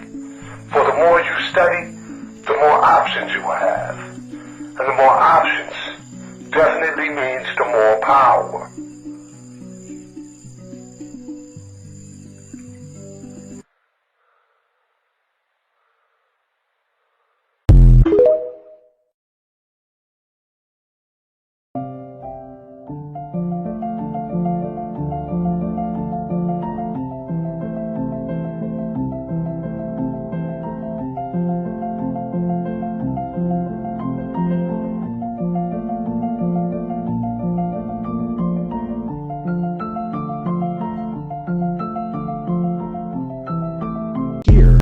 Is the Bible from 1775 telling us at the time that we used to have 13 months. The first month of the year is March. Look at all the way to the end, guys. There's 13 months. 13 months. First day of the week, Sunday. Second day, Monday. Look at that. Seventh day or Sabbath, Saturday. This is the proof right here. One of the things Constantine did was because he wanted the pagans to worship God, Jehovah, was he moved the day of worship to the day of the sun, which is why we now worship on Sunday. Because Sunday became a pagan day. Well, another thing Constantine did was move the day of Jesus' birth to December, because Tammuz died on December 23rd. And it was believed, because Nimrod, his father, was a hunter, it was believed that Nimrod would be reborn in his son Tammuz. And his son Tammuz's birthday was December 25th. And what you would do on Tammuz's birthday was you would set up a tree. Deuteronomy 16:21. You shall not plant for yourself any tree as a wooden image. In 22,340 BC, our good buddy Thoth, who the universe was very proud of and the founders loved dearly, because of all he had done to try to help rehabilitate the Anunnaki races, he caved into pressure. And he orchestrated something we call the Great Deception. Because he was so trusted, he was allowed into the colonies of the Iani, the Ascended Masters groups that had come here. They had come here to use Stargate 6 to open it. It's something called the Halls of Amareya Passage. It's in Stargate 6, runs from Sirius B down into Earth. It's like a passage connected to the main passages. They were going to use it to run enough frequency to override the Nibiru Data crystal grid, where it was coming up in what is now the area of Stonehenge. Thoth was supposed to assist in that process. He was also given Cloister Door Tour Plate 11. Now these plates are discs. They're small discs that store all of the information that has to do with the race history here, the planetary history, but also the race history that went up further into the higher harmonics. He was supposed to translate verbally, not auditory, not in written form, because there was too much corruption to put it in written form on the planet at then. He was supposed to take collectives of the Anu Melchizedek races, which were half human, half Anunnaki, and he was supposed to teach them the truth, the law of one. He was supposed to teach them the Maharata realities, the inner Christos. He was supposed to begin to teach them these things. Another little thing about the Cloister Door Tour plates, these are frequency holders and transmitters. They can also transmit frequency that activates something else called a signet shield. There were 12 Cloister Door Tour plates that were created at the same time as 12 signet shields. These look like hubcaps. Okay? They're bigger than the plates. You have a small plate, then you have a signet shield. The signet shields were given to the angelic human races in 2,460 BC, no, 246,000 BC, 246,000 BC. As part of the Emerald Covenant, they're remote activators for the Stargates. Okay? You can't activate the shield without the plate that goes with it. Thoth was entrusted with plate 11 in order to transmit information to help the Anu Melchizedek races, some of them, the ones that weren't totally corrupt at that point, to go into the light and to start, going into biogenesis. He made a decision to side with the rest of his families, with the Enki family, and we call it Thoth Enki because that is a particular group. Thoth Enki is the Enki Anunnaki family that crossed with the Zephelium Draconians, which are the ones that created the Zetas. So you can just be like Thoth Enki Zeta races. Right. Then there's the Marduk lines that cross with the Omicron Draconians, which are the ones that kind of look like dragons. So there's different families of Anunnaki up there. Thoth caved into the pressure of the thought of a united Anunnaki nation, where all these usually warring factions of Anunnaki, bunches of them were agreeing to come back together, and they were going to create a new paradise, and they were going to take good care of this time matrix, so I guess it was okay to take it over. He betrayed the founders, and he betrayed everyone who had trusted him, and he had, for thousands of years, he had worked the Emerald Covenant and done tremendous things for the races, so he was very well loved. But he himself came in to the Iani colonies. The Iani colonies were on what was the remainder of the Lemurian continent. There wasn't much left of the Lemurian continent after it was destroyed in 50,000 BC, but there were some island nations left. The Iani colony was put on the area where the activator site for Stargate 12 was. Not the gate, but the activator site, the Q site, which are even more important than the sites themselves, because you can't activate the site unless you activate the activator site first, Q site. This area is now Kauai, Hawaii. They put the colony there because they needed to activate Gate 12 activator site and connect it to the Halls of Amareya D6 Stargate. to run enough frequency through to break the Nibiru and data crystal grid link. And that's what they were trying to do. Toth came in and handpicked a few Melchizedek priests, got them in because he was trusted, got them into the priest caste that were working with the Templar mechanics. And even though they're Melchizedek, we weren't prejudiced against Melchizedeks. As long as they were working the Emerald Covenant and could be trusted, they were welcome too to help with the planetary grids. He got them in to an 11-year program, or it was like a 10 or 11-year program, of progressively working up to the point, as a Melchizedek priest, where they would be able to go to the island, the hidden city on the island, and work the big project, which was to break Nibiru and hold on the grids. And he got a group of priests in, and Melchizedek priests, and they sabotaged the whole mission. And then Toth came in himself when it all went to heck. There were raids that came in directly from Nibiru, and Toth was with one of them that landed in the Iani, on the Iani settlement. He gave them an opportunity, the Iani priests, they were given the opportunity they needed female breeders on Nibiru to get the codes.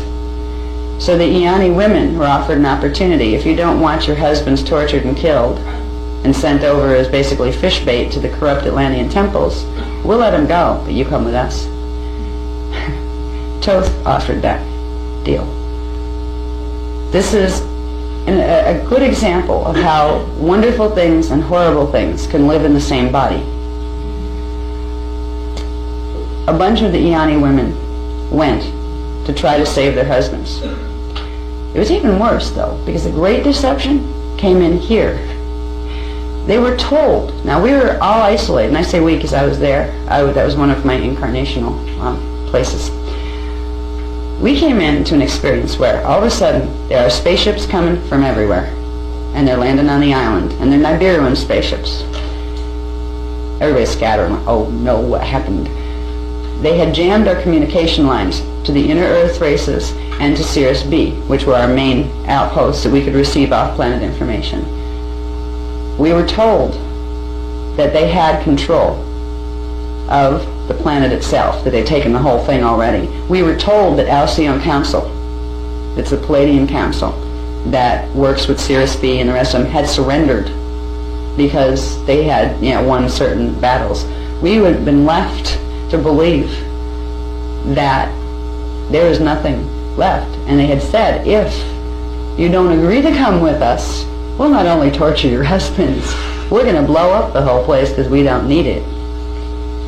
We'll get inner Earth, and then we'll destroy all the races on the face of the planet. So if you women of the Iani care about the other life forms on this planet, you'll agree to be our breeders. You'll agree to come to Nibiru with us. Because if you don't, we'll do horrible things to this planet. We were under the understanding that, this is really bad. They have control of the whole thing. And without Alcyon Council to hold Gate 5, that meant they had Gate 5, not just Gate 4. That meant that the only hope of fixing anything was to stay alive long enough to try to figure out what to do next.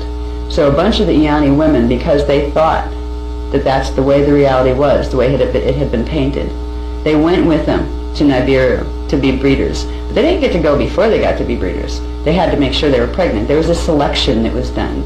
Only the best of them were chosen. Boy, did that imprint come through with us now.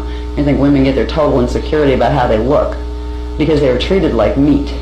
Only the ones that had the right genetic characteristics, the right eye color, the right hair color, the right proportions, were allowed to even be selected. You gotta remember, Iani women were guardian women. They also came in as part of what's called a gender twin set.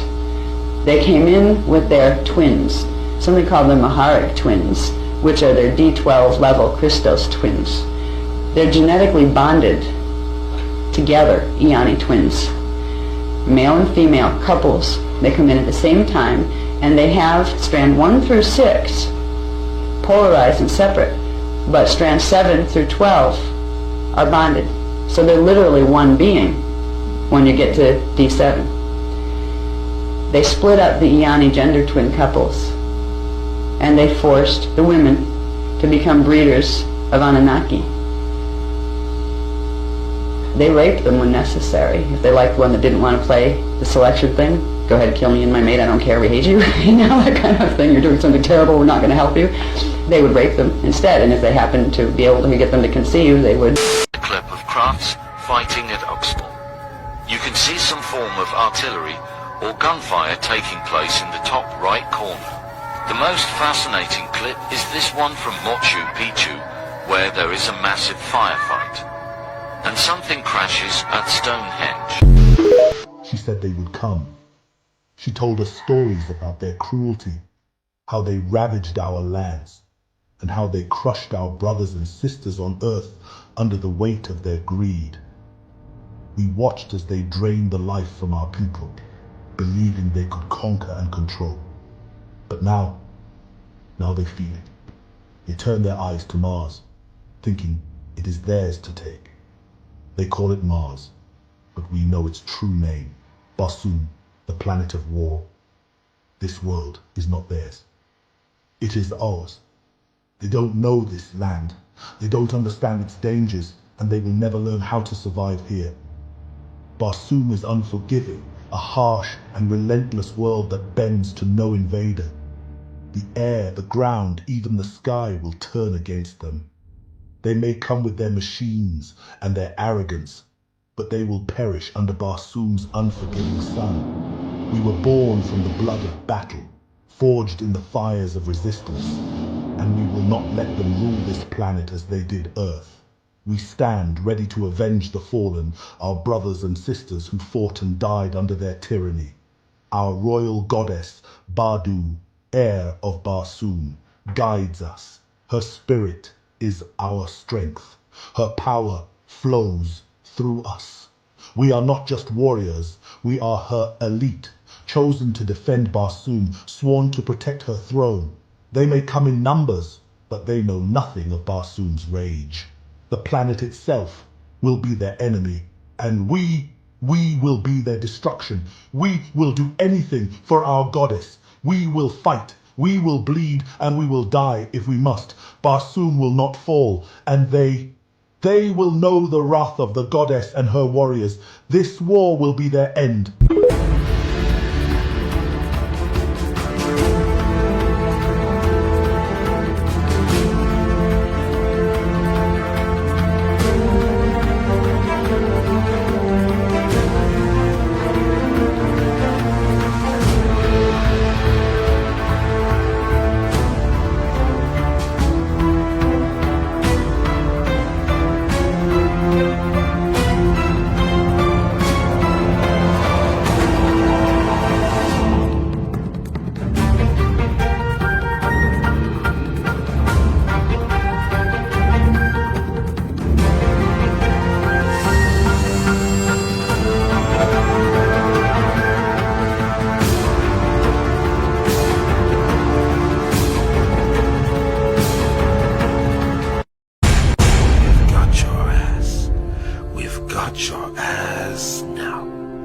This is the La Sagrada Familia in Barcelona.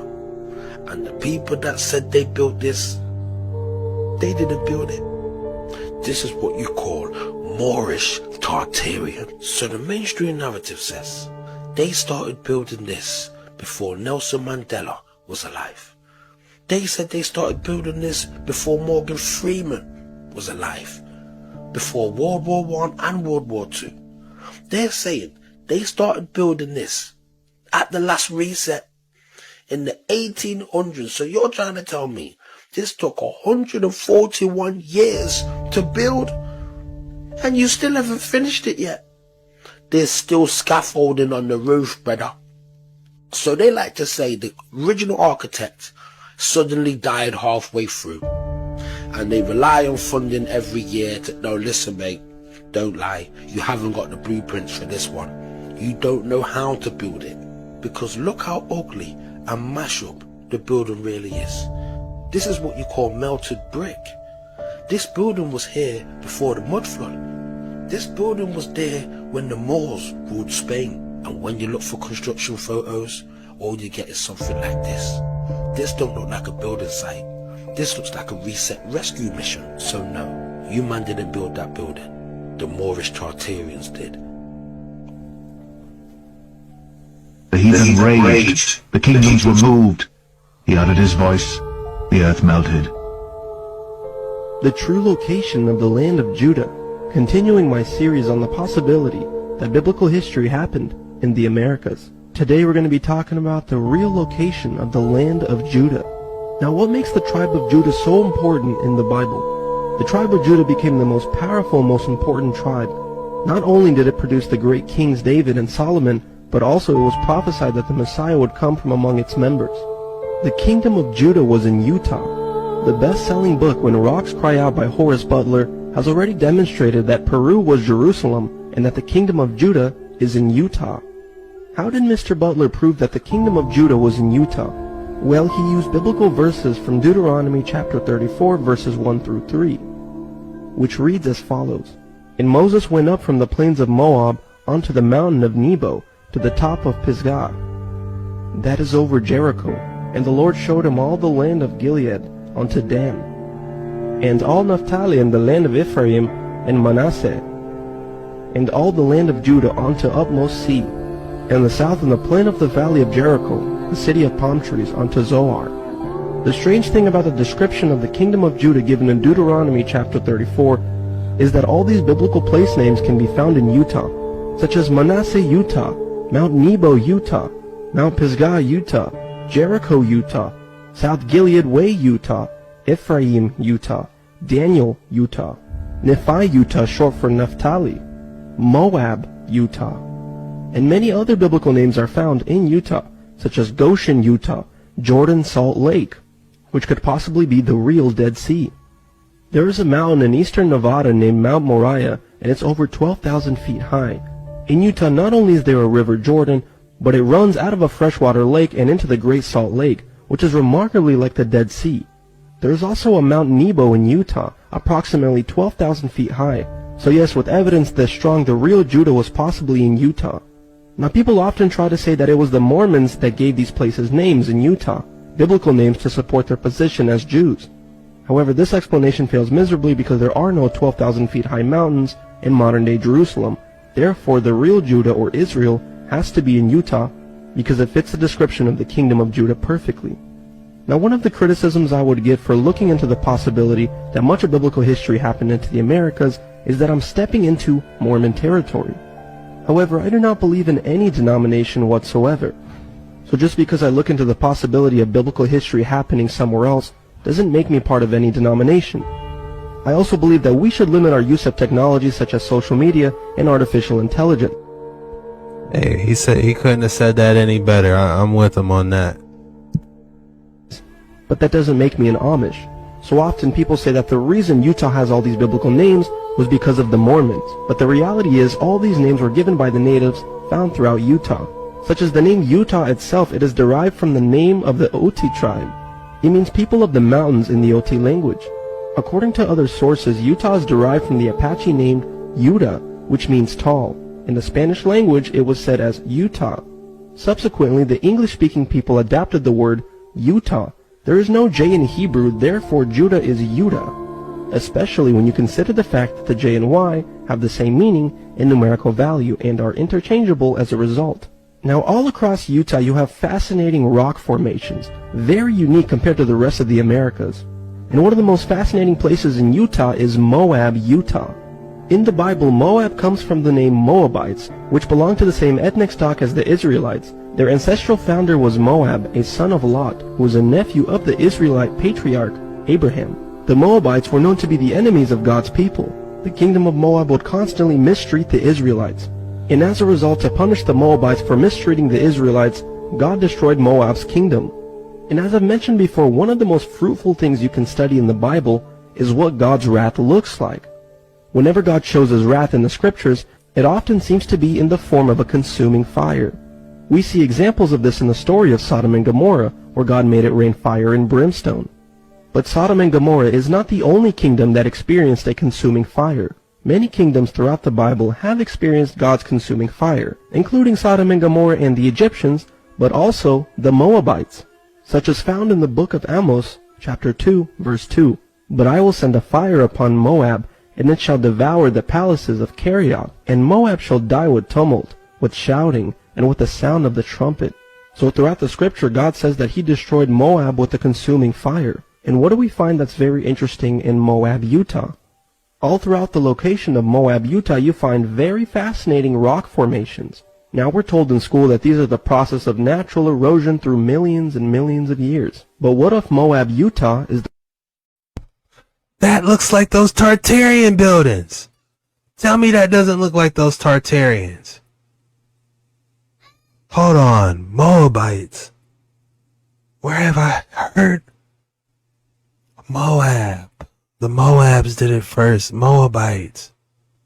Hold on. is the result of God's consuming fire. And this place is the true location of the Moabites that got consumed by fire. The first example I want to show you of fascinating rock formations is the church rock just south of Moab. It's a very interesting, fascinating rock formation that looks like it possibly in the past was once a temple. The look of this structure doesn't look like it was the process of natural erosion, but it looks as if it used to be some kind of monument that went through a cataclysm. And we're just simply told that all these fascinating rock formations are the process of nature and just natural erosion through millions of years. But when you really look around all across Moab, Utah, and just all across Utah in general, these rock formations look like the layouts of cities. As the Bible states, God's wrath is a consuming fire, and that he will cause kingdoms to melt like wax, making them pretty much unrecognizable from their glorious original state. So yeah, all across Utah, Moab, Utah, you find very interesting structures that possibly were pyramids, and kingdoms, and castles, and idols. But we're just told, oh, this is nothing interesting, this is the process of natural erosion. So now the famous old questions that a lot of believers like to ask. Why would the devil lie about biblical locations? Why does it matter? It matters because it hides true biblical history, and it also hides proof of God's wrath, and what God can do to an entire kingdom in the blink of an eye.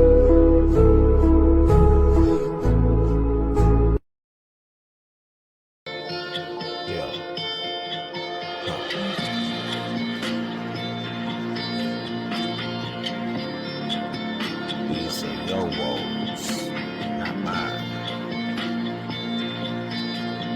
This is your iniquities that you have done.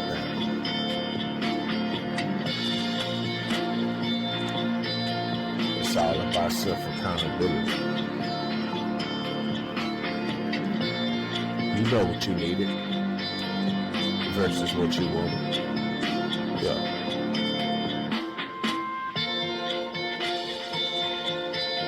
What you want, what you need, versus what you want. You know you need it, but you want it. You know you need it, but what you wanna be.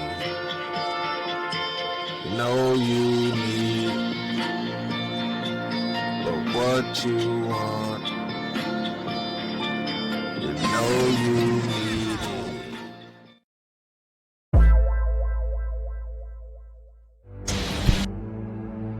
All I wanted was to fix my life. Now I have the power to fix history. Raiden warns me, I can't fix everything. Change too much and I could lose Vera, lose Jackie. But this power is bigger than us. If I think only about helping myself, what kind of officer am I? What kind of man? I've been lucky. My family and I have lived the American dream. But most people who look like me haven't had that chance. I owe it to them to put things right. And I'm not waiting centuries for people to get woke when I've got the power to speed things up. I don't get it right the first time, or the second, or even the third, but eventually, I knock it out of the damn park. My family's back. The world's a better place for everyone. Turns out, you can have everything. Anyone who says you can't needs to dream bigger. some more incredible lightning, and it looks like the atmosphere was also doing something quite remarkable that day. I have never seen anything like that. That video footage was sent in by Atiana. It was taken by her niece, supposedly out of Yermo, California. Very fascinating video footage there. I will leave that up to you guys to decide.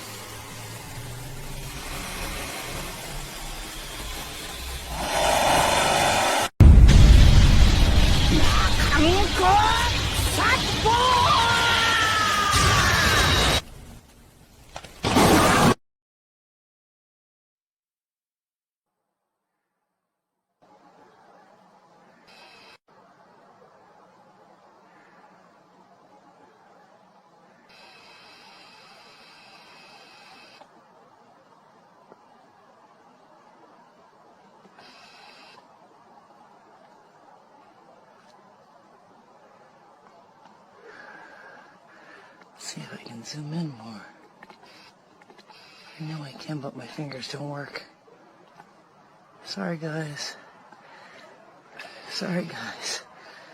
Here we go. Let's see if I can zoom in.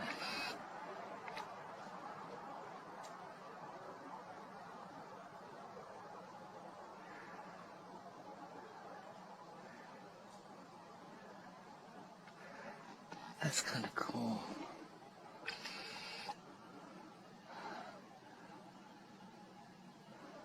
Look at that.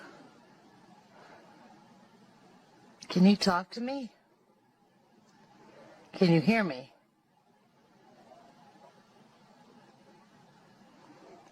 Jesus loves me. Oh, you know Jesus. You know Jesus. Jesus is awesome, isn't he?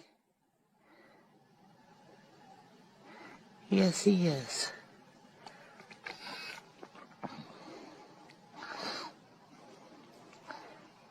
God is good. God is good. God is good.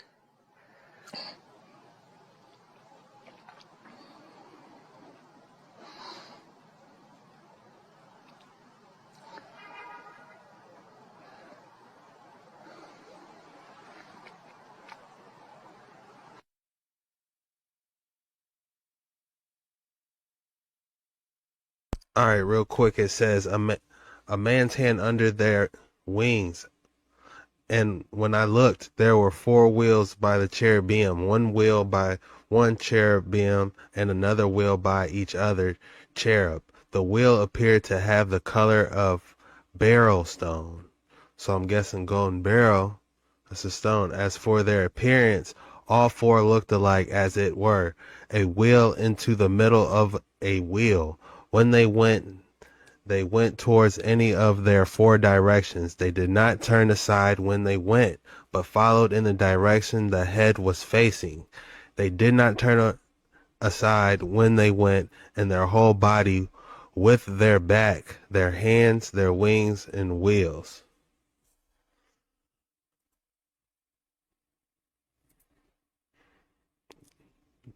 That their wings. Then I noticed that there were 4 wheels. There was 1 wheel by each cherub angel, and the wheels looked like a clear yellow jewel. There were 4 wheels, and they all looked the same. They looked like there was a wheel in a wheel. They could go in any direction when they moved, but the cherub angels did not turn around when they moved. They went in the direction that the head was looking. They did not turn around when they moved. There were eyes all over their bodies. There were eyes on their backs, on their arms, on their wings, and on their wheels. On all four wheels. These wheels were that. The orbs, or the quote-unquote UFOs, could be plasmoids. Now, first off, in my second video, I talk about plasmoids, and people are confused. They think it might be an alien, or it might be just a normal occurrence in our physical environment. Sandra, when things like this are happening, it seems everyone starts to look up, like my crew and I have been here in Mendham recording this video that you're looking at right now. We have no idea what it is, if it's a natural phenomenon, because it could be, but this is why so many municipalities are now asking people to reach out and send their videos to them or to experts who might be able to sort out what they're seeing in the skies. But I guarantee there are so many people looking up and making those recordings because this mystery is one that needs to be solved. For now, we're live here in Mendham Borough. Tony Yates, Channel 7 Eyewitness News. Guys, it looks like it's water, doesn't it? Like some type of jellyfish, and it looks like water.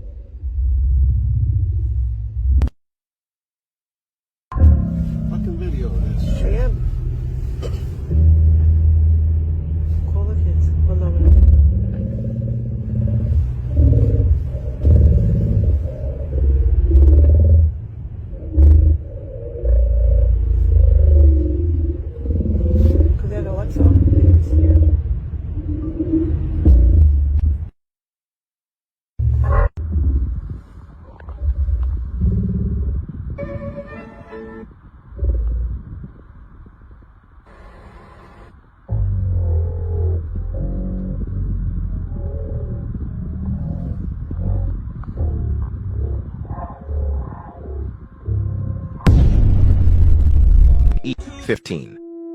As I looked at the living creatures, I saw wheels on the ground, one alongside each of the 4 living creatures. 16.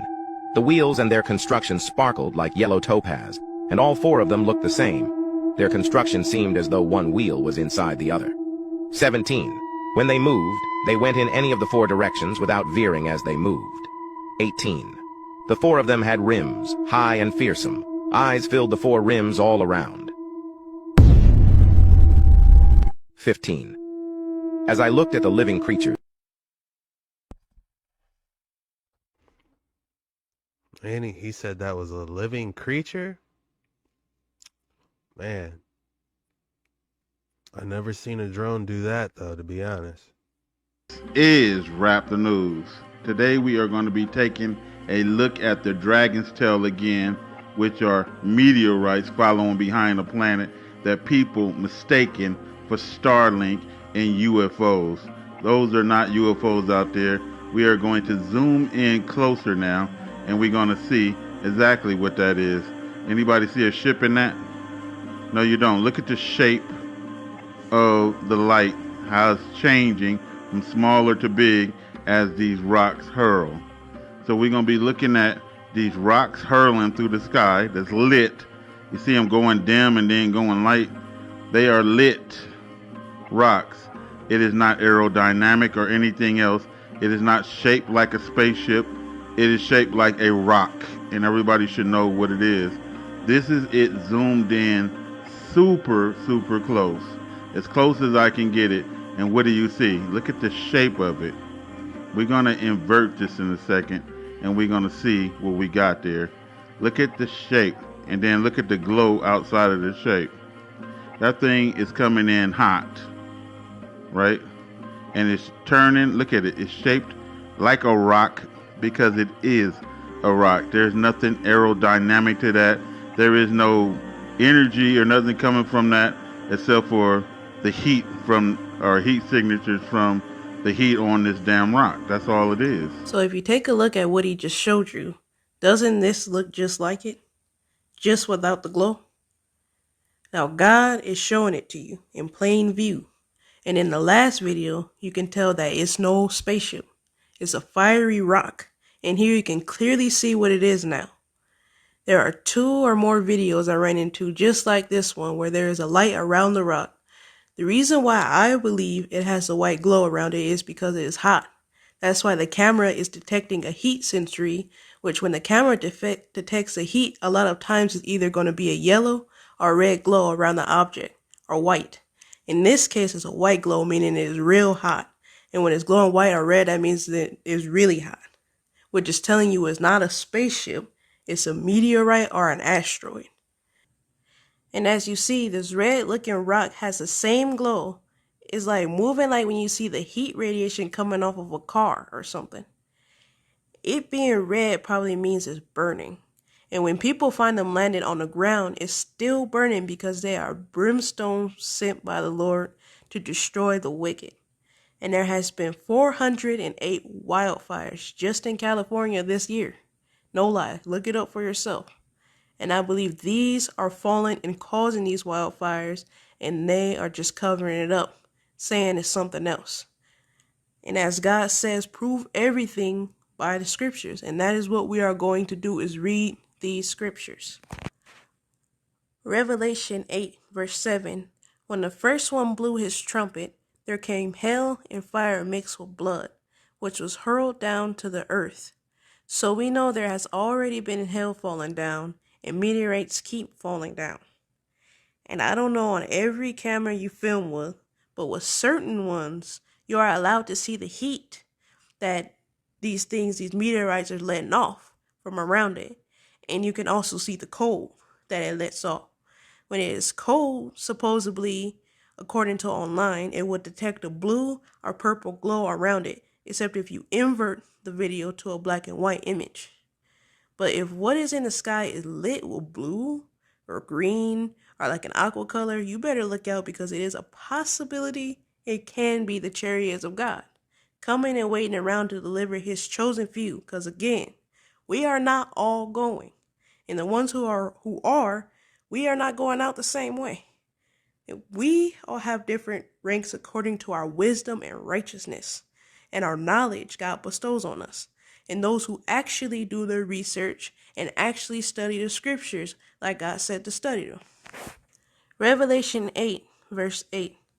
Then the second angel sounded, and something like a great mountain burning with fire was thrown into the sea, and a third of the sea became blood. And we already know how big in size meteorites and asteroids can get if they could destroy cities and leave big craters in the ground. And is it possible that a third of the sea turned into blood means a third of life in the sea is going to die off after that? I don't know. And now they are saying there is a black hole under the ocean in the Pacific Northwest.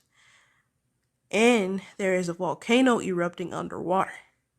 Earthquakes keep happening, and I believe there is a high possibility that there is going to be a tsunami that is going to take California with it. I don't care if tsunamis never happened before here. Why would it not now? I mean, come on, tornadoes and floods, volcanoes, everything they said never would really happen is happening now, because then everyone is under judgment. And this place is about to be utterly destroyed. You may not believe, but you will when you see this place desolate and destroyed. I believe right now we are in the dust tail of these comets and meteorites that's following Nibiru, that's following this planet Hell. And it's filled with dust and meteorites. Thousands of meteorites, thousands of comets, whatever you want to call it. And I'm 99% almost sure it is why we are going through it with our health problems right now.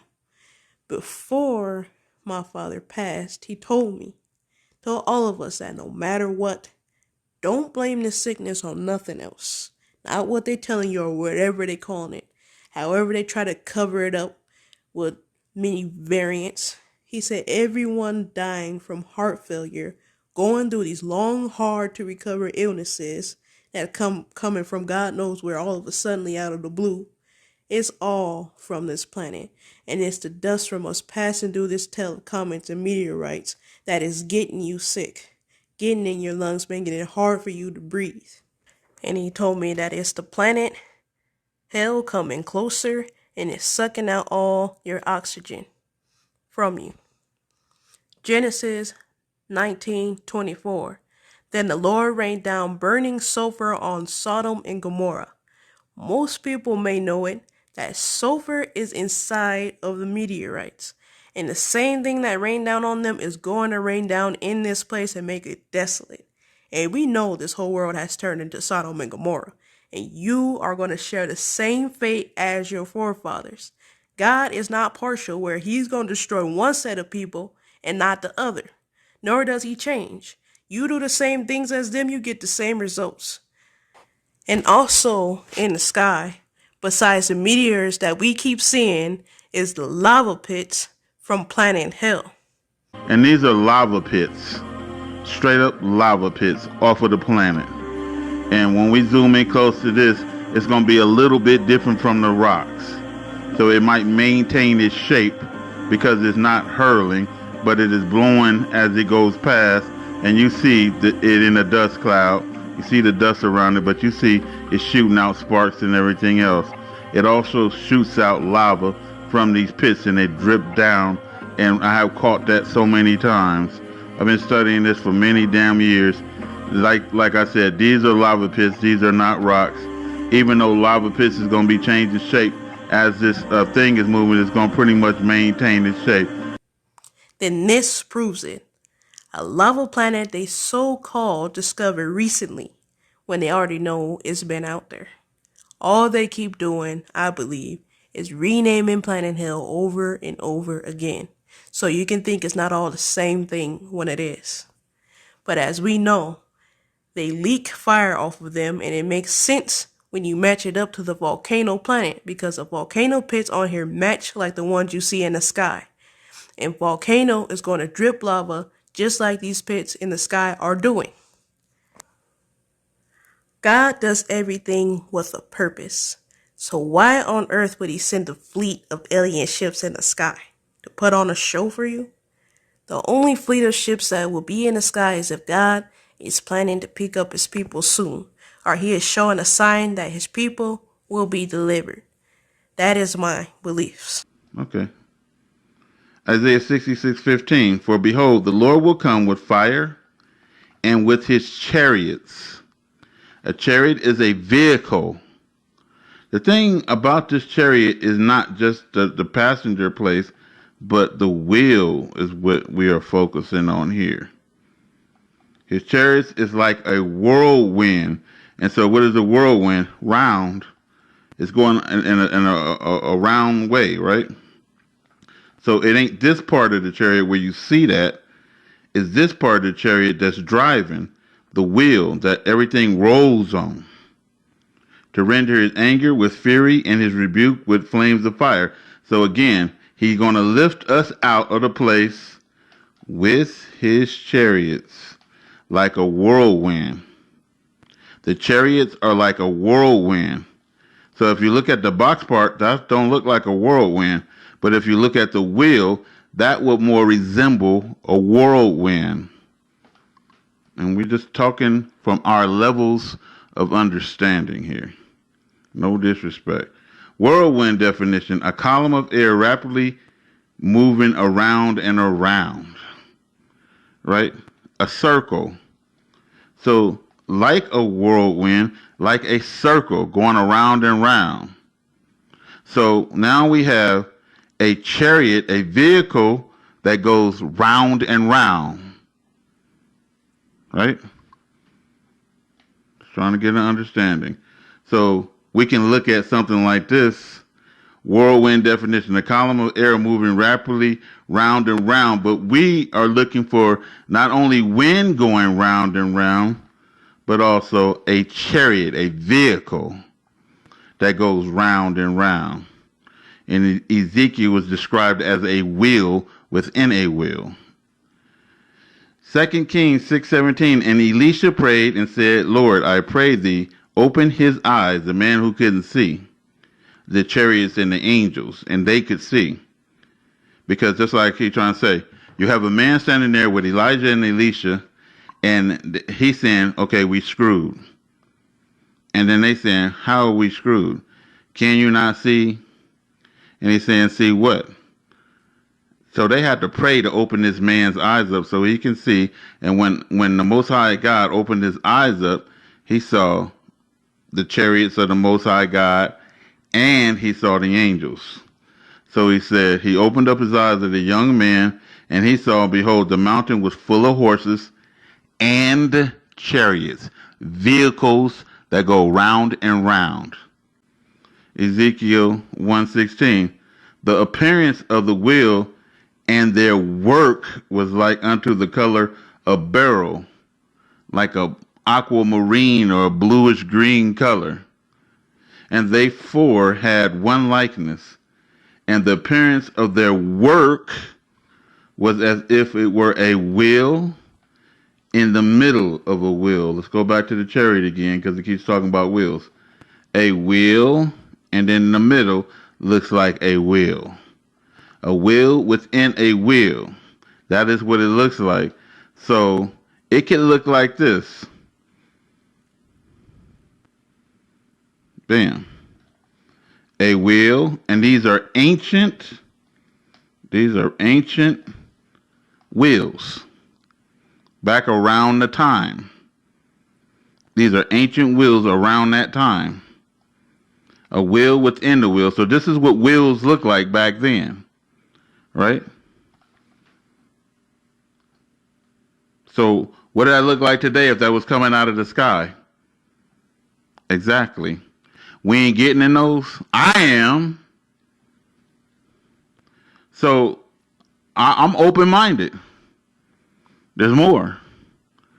So it can, if you look at this, this is called a sun halo right here to the left.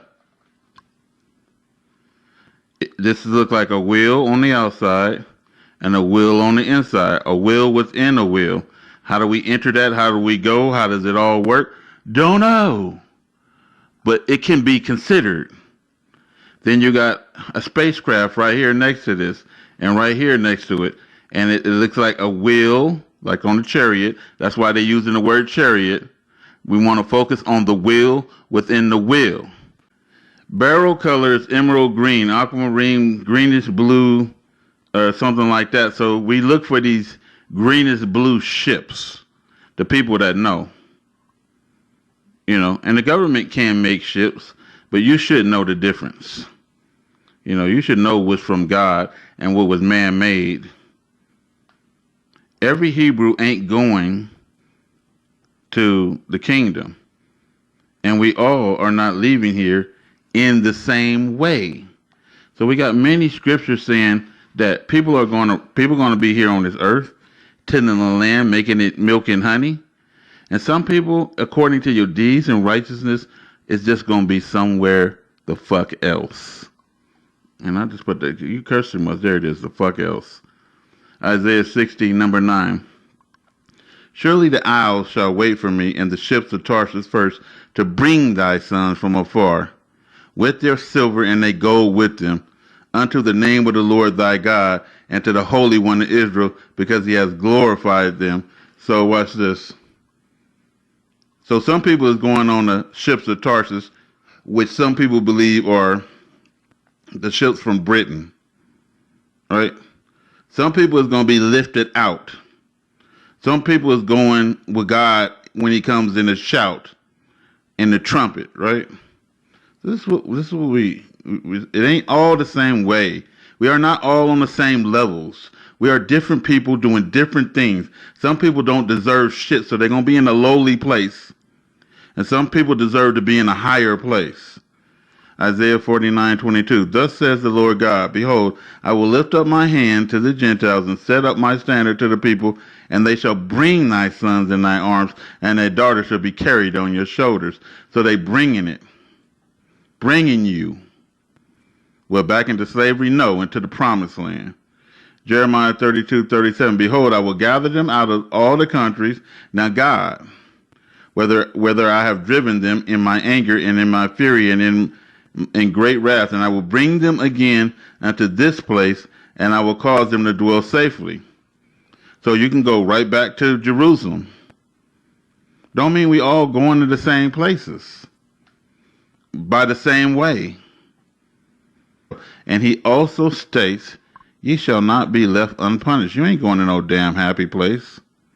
Some people have to get their ass punished. A third got to be brought through the fire and melted like gold is melted to get away all of the dross, the iniquity. So we ain't, it's like a person without all that iniquity, they don't have to go through the fire like that. We ain't all going, this is the end here, you know, and we get delivered in different ways. And I'm proving it with the scriptures. If you don't want to believe, you don't have to believe. I ain't going back on this. You can see, look through the scriptures that I'm showing you again. Isaiah 10:22, for though thy people Israel be as the sand of the sea, yet only a remnant shall return. So everybody ain't going. Let's keep going. And we also know we have been delivered before in multiple ways. Jesus was taken up into a cloud. Ezekiel was taken up into a cloud. The remnant is going to be taken and transported by God. Noah was delivered by a ship. The children of Israel walked. Lot ran. You know. And so these are all different ways. God does what he wants. You know, and none of us can say, definitely God himself by some big old hand is going to come out and we're going to step on his fingernails and get in. No. The cloud is going to blow us up. No. We're going to walk to Jerusalem. No. It's whichever way God want to take us. And that's what all these verses are saying. You know, and these wheels ain't for nothing. Let's go back up to the top again. The chariots of the Most High God are 20,000. It's 144,000 supposedly of us. You figure out and do the math of that and see how many it seats. This is Rap the News.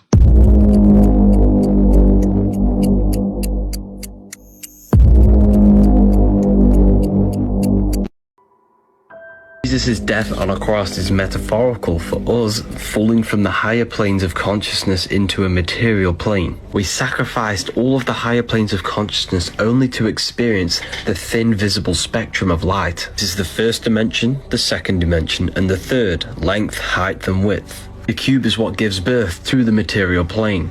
So we are in the cube. This is up, down, front, back, left, and right. This is why the Jews wear the cube and the Mecca cube, and there are cubes all around the world. Cube unfolded is the cross, which is the Jesus cross, the body, because our consciousness died when it came here, because we suffered a loss of the higher planes of consciousness. The universe is created out of light. Low vibrating light turns into matter. High vibrating matter turns back into light. We are human. Hu means light. Man is manifested. We are light manifested into matter. The Bible says we're born into sin. Sin is sign, which is time, because we're born into a material plane where time exists. However, the elites worship the material world. They want to rule the material world and keep your mind stuck in third dimensional awareness. This is why they teach you this and evolution, and this is why they give you the false atom. They've trapped your mind in materialism because they've taught you that the universe is only physical. Be less you. When something is really good, we say that is sick. Another word for good is wicked. That is wicked. The English language is full of hidden spells. This is why we call it spelling, because every word you say is creating torus fields, which is energy and frequency. Frequency is the only thing that can penetrate your body without your consent. You can choose what you put into your body, but you cannot choose what you hear. Every frequency you listen to and produce has an effect on your cells and electromagnetic field. When this field becomes destroyed, your body becomes destroyed, because energy and frequency comes before physical matter. It is the creator of physical matter. English is the most spoken language in the world. They want everyone to speak it because it's filled with double meaning words which cast hidden spells. Mourning is the feeling you feel when someone has died. Why do you think the Bible says death and life are in the power of the tongue? CIA documents reveal that thought waves can become a physical particle. Thoughts manipulate your universal hologram, which is your electromagnetic field. This proves that we are in a three-dimensional construct, which is a holographic world, and your thoughts and emotions manipulate this three-dimensional construct. You literally create your own reality based off your thoughts. You are an invisible consciousness which is controlling this physical avatar, which manipulates the holographic construct of the external world through your thoughts and emotions. The things you own in life, the friends you have, are all reflections of your past thoughts. You are a result of your thoughts. The elites know this knowledge, and this is why they keep you on the lowest vibration possible, so that you manifest the worst possible reality. This is why they're called a government. Ment means mind. They govern your mind through information. Your information is your perception, and your perception's your reality. The word of the day is, people, you can get anything you want in this life just by working and changing your thoughts. When you change your thoughts, further down the line, your external world will change, because your external world mirrors your thoughts. We are literally in a holographic game, people. So it looks like Bob Lazar was correct. The US government has admitted that they have recovered off-world objects not made on this Earth. But apparently, just recovered are off-world vehicles not made on this Earth. That's a direct quote. You see, if you want to know the truth about UFOs, you actually have to look in the Bible. The universal story agrees with the record of every major culture of the ancient world, in which the astonishingly consistent story is told of gods that descended from heaven and or came through spiral vortices to materialize in bodies of flesh.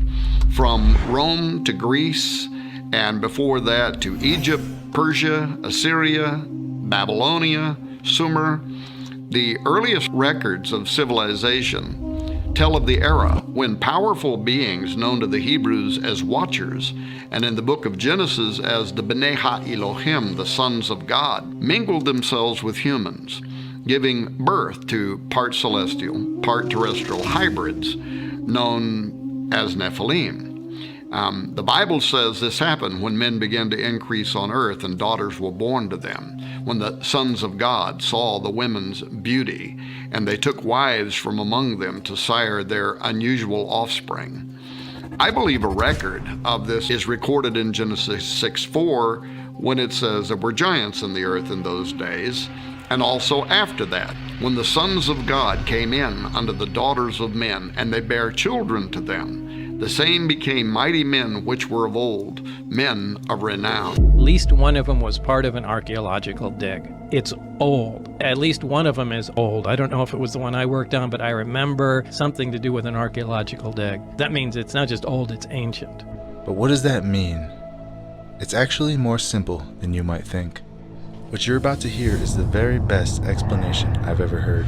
It's from my interview with Timothy Albarino. And unfortunately, the video part of this conversation was corrupted on the memory card, and the only thing that was left is my backup audio. Make sure you listen to the very end, because what you're about to hear has never been said like this. What we have in the Genesis 6 affair are extraterrestrial interlopers who are descending to the earth from some extraterrestrial realm. And they're likely descending to the earth on the summit of Mount Hermon, almost assuredly at the helm of advanced aerospace vehicles. In other words, they're showing up in what we would call UFOs, perhaps even saucers.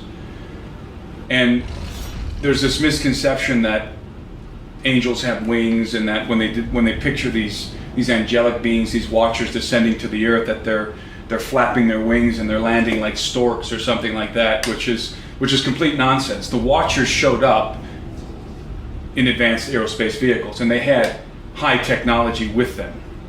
A technology that's probably many, many centuries more advanced. It's important to understand that when we talk about the watchers, what we are referring to is an angelic race of beings. This is a race, and when I say the elder race, I am in fact referencing the angels, those beings.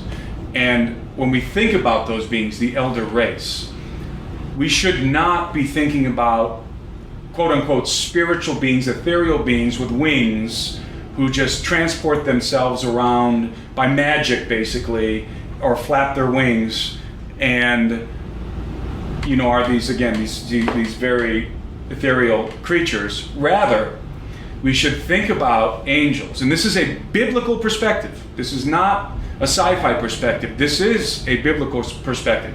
We should think about angels as extraterrestrial beings. They are extraterrestrial. The term extraterrestrial simply means not from the earth, a provenance other than the earth, an origin other than planet Earth. Well, that's given. We know that that's the case within the biblical narrative, because the angels pre-existed the earth. The sons of God pre-existed the earth. So they're obviously not from the earth. They're not earthborn. We are earthborn, and the Nephilim are also earthborn. That's part of what the term means. Earthborn. That's part of what the term in Greek for giant means. Earthborn. So we are specifically earthborn. Our provenance is planet Earth. Angels are not earthborn. Their provenance is not planet Earth. They are from elsewhere in the universe.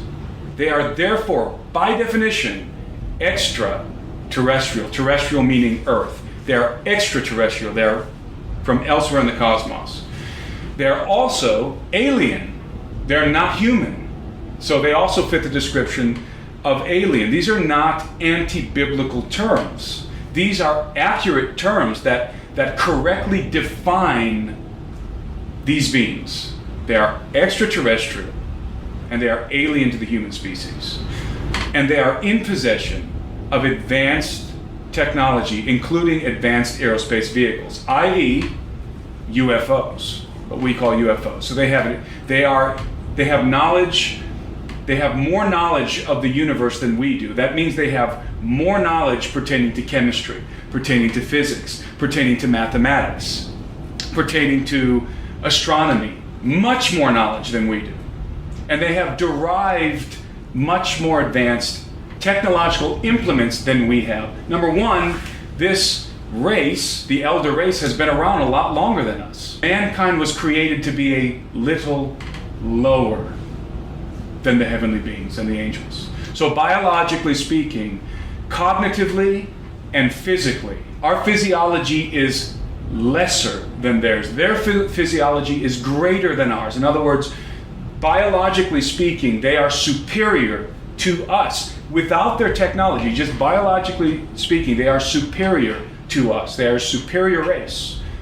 But then when you throw in their knowledge and their technology, they are also far more technologically advanced than we are. Angels are not traversing the heavens in horse-drawn chariots. Horses don't fly. They're not like Santa Claus flying through the sky, with a sled being pulled by reindeer. Angels are navigating the heavens in advanced aerospace vehicles, in saucers and the other UFOs. But they're not the only ones. So my perspective of the antediluvian world, the world before the flood, is a little bit different than a lot of other people's perspective. I don't imagine this world in which you just have mankind becoming very wicked and degenerate and committing all kinds of offenses against God. And then God just is angry with mankind because of his sin and sends a flood. The story is much more intricate than that. And quite frankly, much more interesting. What we have is a scenario in which the Watchers were the living gods walking among men, and their hybrid offsprings happened to be giants. And these giants were oppressing mankind. And as I said, because they were human hybrid offspring, because they were human Watcher hybrids, they had legal authority through the birthright of Adam. They had legal authority to govern the earth. And because they were giants, it was not difficult for them to overthrow every human potentate. It was the perfect plan, if you think about it, from the Watchers. How do we ensure that our human hybrid offspring can take dominion of the earth. Well, that wouldn't be very difficult if they were all giants. A league of giants who would have been looked at as demigods and worshipped. And the Watchers would have been worshipped as gods walking among men. And this was the scenario unfolding in the earth before the flood. And so you had the gods who were manifest, you had their hybrid offspring who were giants. They took dominion of the earth, and the gods, according to Greek mythology and to the mythologies of many ancient civilizations, the Greeks say that the gods apportioned among themselves the earth. They apportioned the earth among themselves. They divided it up, and they each became the rulers of their own kingdoms. And of course, I believe that the Greek mythology regarding the gods is a reference to the history regarding the Watchers, the true history of the Watchers and their hybrid sons. And so the Watchers set up a global empire. And each of them had their own kingdom, and their kingdoms were governed by their sons. Again, who were human enough to legally govern the earth. They usurped the dominion of mankind. And mankind was oppressed. They were living under the worst dystopia you can imagine. The giants, and according to the book of Enoch, men were required to feed the giants, to sustain them. And so, I don't know how many giants there were, but they were forcing the human inhabitants of the earth to feed them, to sustain them. And probably were bringing sacrifices and worshiping their fathers, the Watchers, and prostrating before their hybrid sons who were the kings over these empires, these giants. And eventually, when mankind could no longer satisfy the appetites of the giants began to devour mankind, to devour men. And so it became this dystopic nightmare on earth in which not only was mankind working, slaving to provide food and sustenance for the giants, they then became the food. And it's likely in my mind that the Watchers were requiring of mankind human sacrifices that were to be brought to their hybrid sons. In other words, that each village or each city would have to produce human beings who would be brought to be consumed, to be devoured by the giants. And so this is a nightmarish scenario unfolding on the earth before the flood. It wasn't just that mankind was really sinful. It was that mankind was being devoured. Mankind was going to war with one another and killing and slaughtering each other in these massive wars that were taking place before the flood, and every kind of perversion and evil and corruption was rampant on earth, yes, but at the same time you have the Watchers and their giant sons who were devouring mankind and were governing the earth. And so the earth was usurped from the offspring of Adam, from the sons of Adam. And it's very interesting because both in the book of Genesis and also in the Enochian account, there's this phrase, and I'm going to get it wrong, so I'll paraphrase it, and mankind began to call upon the name of the Lord, or something to that effect. And it's at that point that the decision is made to send the flood. Why? Because you have the regents of the earth, mankind, whose authority, whose dominion was usurped by the hybrid sons of the Watchers, beginning to petition heaven. They're petitioning heaven. So this is like it's a response, it's a judicial response from the great judge who's looking down at what's happening on the earth. And in one sense, mankind was just reaping what he sowed. They struck this deal with the Watchers, and this is the result. And now they're suffering the consequences of their actions. But God has compassion. He hears the cry of mankind. he is sympathetic to the suffering that's happening on the earth as men are petitioning him for redress against the Watchers and their giant offspring. And God decides to intervene.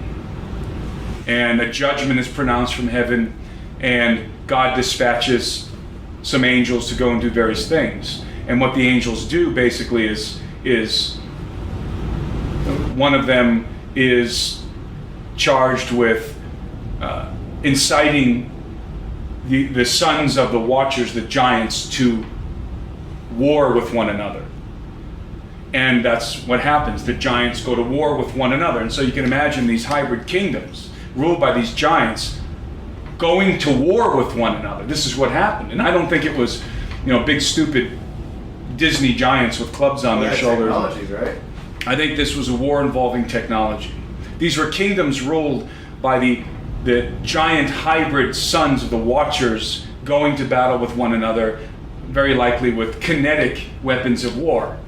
Another angel is dispatched to seize the Watchers and to put them in chains and to force them to watch the destruction of their sons as they go to battle with one another. And so this is the redress from the King of Heaven.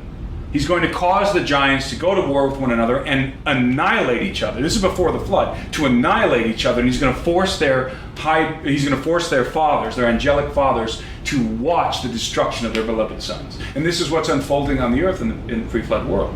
So it's like, the Lord of the Rings or something. It's these massive battles happening and nation against nation, but these nations are governed by hybrid giants, and they utterly destroy each other. When we think about technology, high technology in the antediluvian world, I don't believe that all of civilization was in possession of high technology or of advanced knowledge. In fact, the Book of Enoch gives us hints as to what the situation really was, and that is that the Watchers taught mankind certain things. They taught them how to make weapons of war and so forth. But they reserved the greater mysteries, the greater secrets for their sons, which is logical. If you want your sons to have supremacy, you're going to imbue them with better knowledge and with better technology so that they can maintain dominance over the rest of the population, and also their wives. They also taught their wives. So the way that I look at the pre-flood world is, rather than saying, well, there was an advanced civilization, the most accurate way to contemplate this situation is that we're dealing with something like a Bronze Age or an Iron Age civilization, generally speaking. But within this civilization was a fraternity of beings who were exceedingly advanced. And the best way to illustrate this, I think, is to reference the movie Stargate. Do you remember the original Stargate? Not the TV series, I never saw it, but the movie, the original Stargate with Kurt Russell, in which they go through this Stargate and they go to another planet. And on this planet, wherever it is, there is a Bronze Age civilization.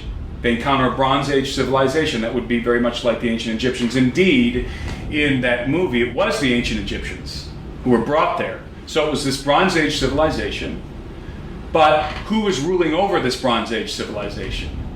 A technologically advanced extraterrestrial race.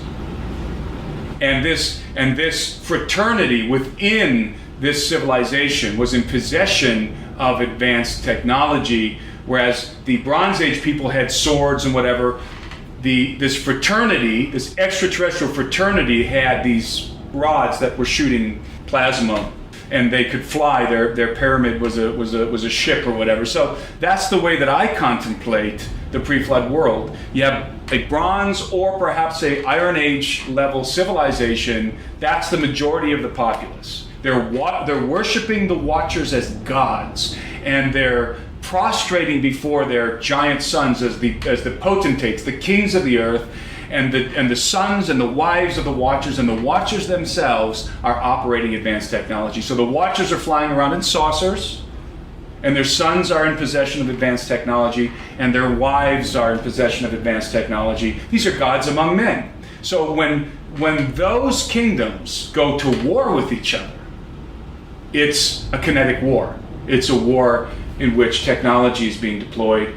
That's the way that I conceptualize the pre-flood world. Now, is that the way it really was? I don't know. But it doesn't make sense to me that there was a situation in which the masses of mankind were in possession of advanced technology. Why? Because we would find more evidence of that. And so this is the golden age of yore, which is referenced by every primary ancient culture on Earth, in different ways, of course, with different terminology. But the premise is the same. This is the time in which the gods lived among men. It's called Zep-Tepi by the Egyptians. The first time when Osiris and Isis and the other gods of the Egyptians dwelt among men, it was a golden age in which the knowledge of the gods was proliferating and the people were benefiting from the direct rule of these advanced extraterrestrial beings. And it was a time in which the hybrid offspring of the gods, because the gods in the golden age, one of the things that marks the golden age, that is iconic of the golden age, is the gods copulated with human women and produced the demigods, the hybrid sons of their union, the union of the gods with mortal women. And this defines the golden age. And of course, the golden age is viewed through a laudatory prism by every ancient culture on earth, and laudatory meaning in a positive light. The golden age is viewed as this wonderful time, the best time the world has ever seen by every ancient culture save one, the ancient Hebrews. The ancient Hebrews had the inverse of that perspective. They viewed the golden age as the worst time for humanity on earth. It was a time in which mankind was subjugated to the offspring of the Watchers and was literally being devoured by them. It was a tyranny the likes of which we have never before seen, but we'll see again briefly at the end of the age. There are a lot of stories in mythologies that are symbolic of the golden age, and the one that is most familiar to us is the story of Atlantis. Atlantis, in my opinion, is an allegory of the antediluvian age. Now, I also believe Atlantis was a real city, but primarily it was an allegory. It served as an allegory. Atlantis is a Greek story. Of course, it was related by Plato. And Atlantis was founded by Poseidon, who's one of the gods, the Olympian gods. Poseidon, the gods, just like in the book of Enoch, the gods divided the earth among themselves, and they each took a portion. They were allotted a portion. And Poseidon, his portion was the region in which Atlantis was, but Atlantis wasn't there yet. He built it, he created it. So Poseidon established this island and created this city on the island called Atlantis. So Poseidon is the patron of Atlantis. But what did Poseidon do? He took a human woman as his wife. He copulated with her. She conceived and gave birth to 5 sets of hybrid twins, who other ancient records intimate that they were giants. And of course, the most famous among them was Atlas.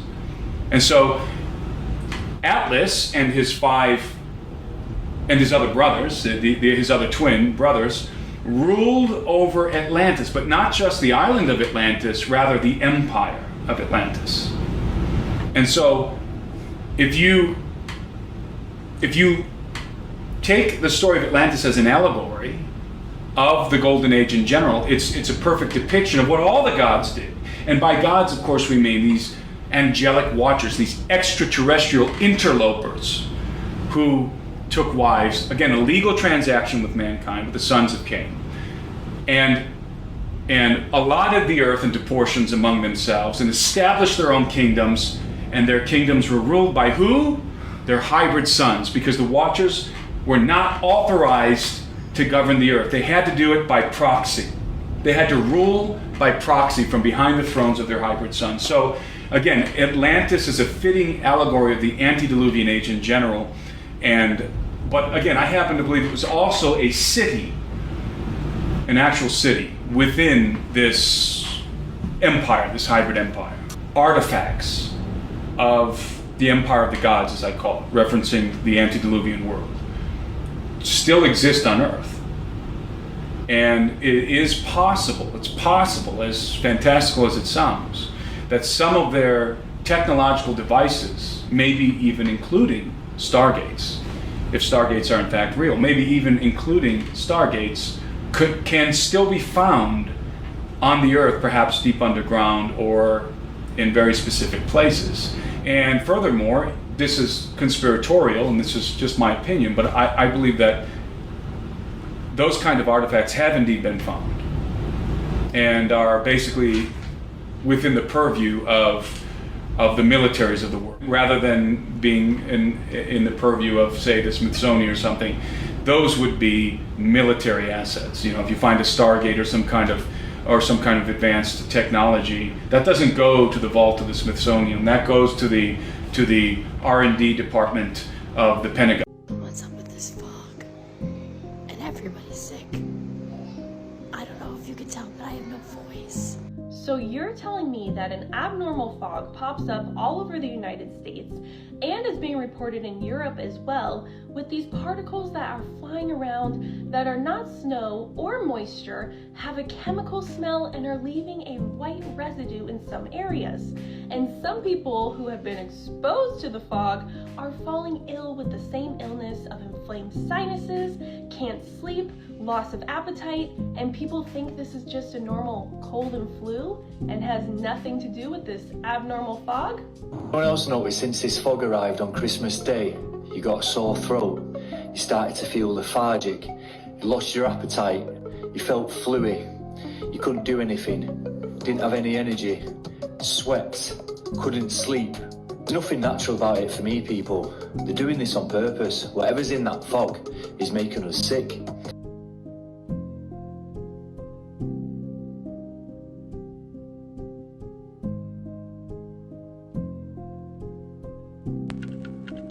John Carpenter's The Fog. This is KAB Antonio Bay. Stevie Wayne here, and let me be the first to wish Antonio Bay a happy birthday. We're 100 years old today, and keep a watch out for that fog bank heading in from the east. 100 years ago, between midnight and 1, something unknown came out of the fog. Now it has returned. Oh, Jesus. 100 years ago, between midnight and 1, something unnatural came out of the fog. Now it has returned. You seen something like that before? No. That's new.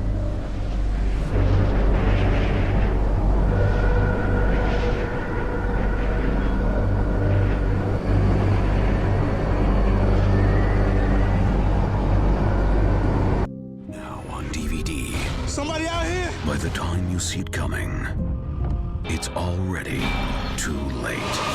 They're everywhere. The Fog. Buy the unrated version on DVD and for PSP now. She just let them in with God knows what. We don't know what's out there. No!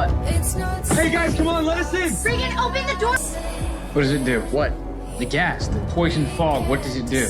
They're definitely infected. Infected? Whatever it is, I know we don't want to breathe it in. A special assignment in an undisclosed location. As an elite sniper, are you presently under any private or military contract? No, there's not a lot of reasons for me right now. What if I gave you a reason?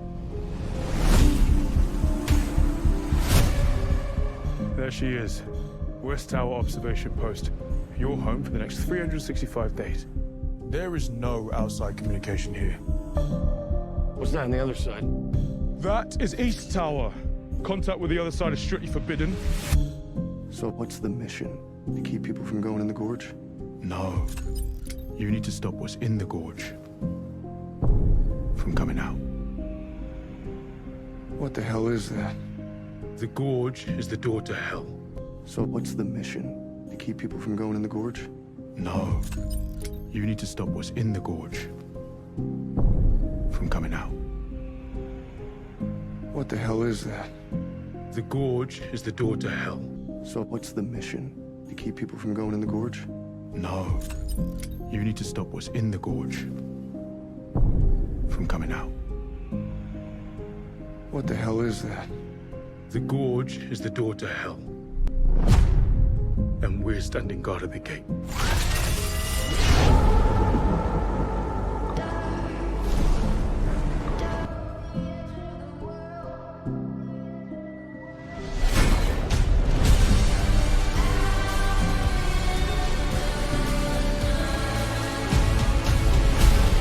What's the truth about this place? What's the truth about the gorge?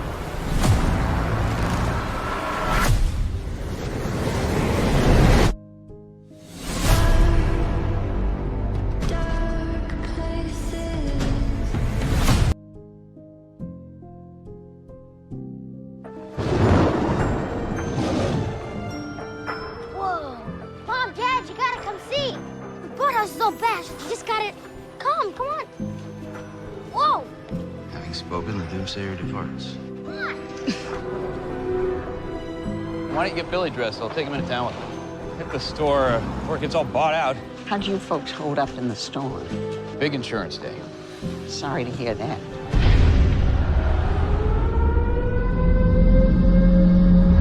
What's going on? It's death.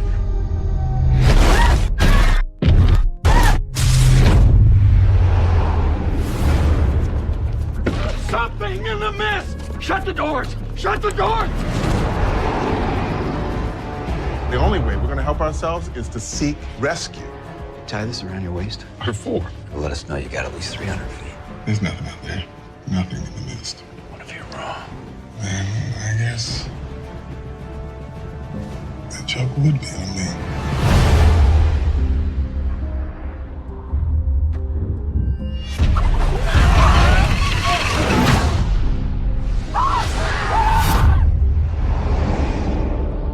It is time to take sides. Read the good book. It calls for blood.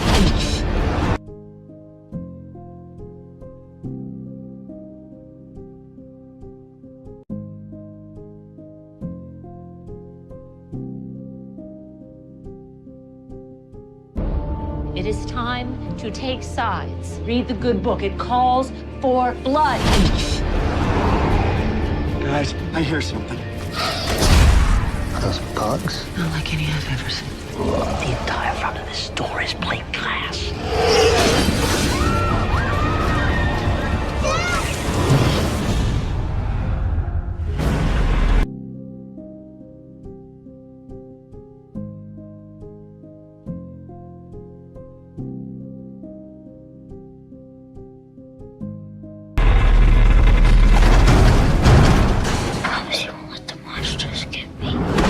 What were you guys messing with up there? I thought that there were other dimensions. They wanted to try and make a window. Well, maybe your window turned out to be a door.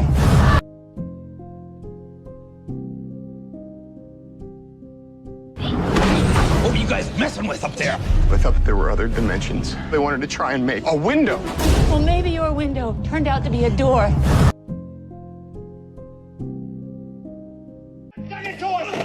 It was them that brought down the final wrath upon us. Those two peckerwoods that he's been with this whole time, they hung themselves in the back because they knew it all along. No, he's crazy. He doesn't know what he's... Get on your knees! They heard it too. They heard it too, didn't you, all of you? All about the Arrowhead Project and all that secret shit up on the mountain. That's what brung it down on us. That's what brung down the wrath of God. Oh. Private Jessup. It wasn't me. I'm stationed up there. I'm not responsible. Bullshit. Hell, I'm a local. Most of you people know me. Now you tell us. Tell us. Look, okay. I heard stuff. Stuff. Yes, we all heard stuff. Yeah. Like, how they thought that there were other dimensions, you know, other worlds all around us, and how they wanted to try and make a window, you know, so they could look through and see what's on the other side. How they thought that there were other dimensions, you know, other worlds all around us, and how they wanted to try and make a window, you know, so they could look through and see what's on the other side. Right? Yeah. Well, maybe your window turned out to be a door. Well, maybe your window turned out to be a door. Didn't. Not mine, those scientists. Oh, the scientists. Yes, the scientists. Yes, the scientists. They must have ripped all open by accident. This other world came spilling through to ours.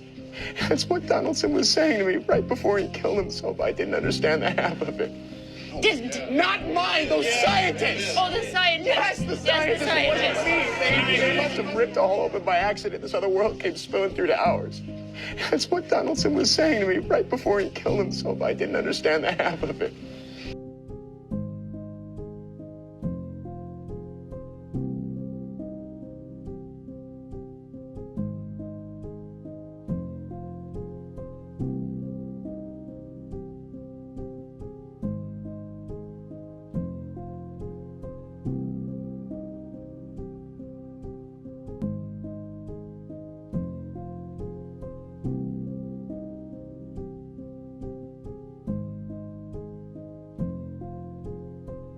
Hello, I'm Matt Galloway, and this is The Current Podcast.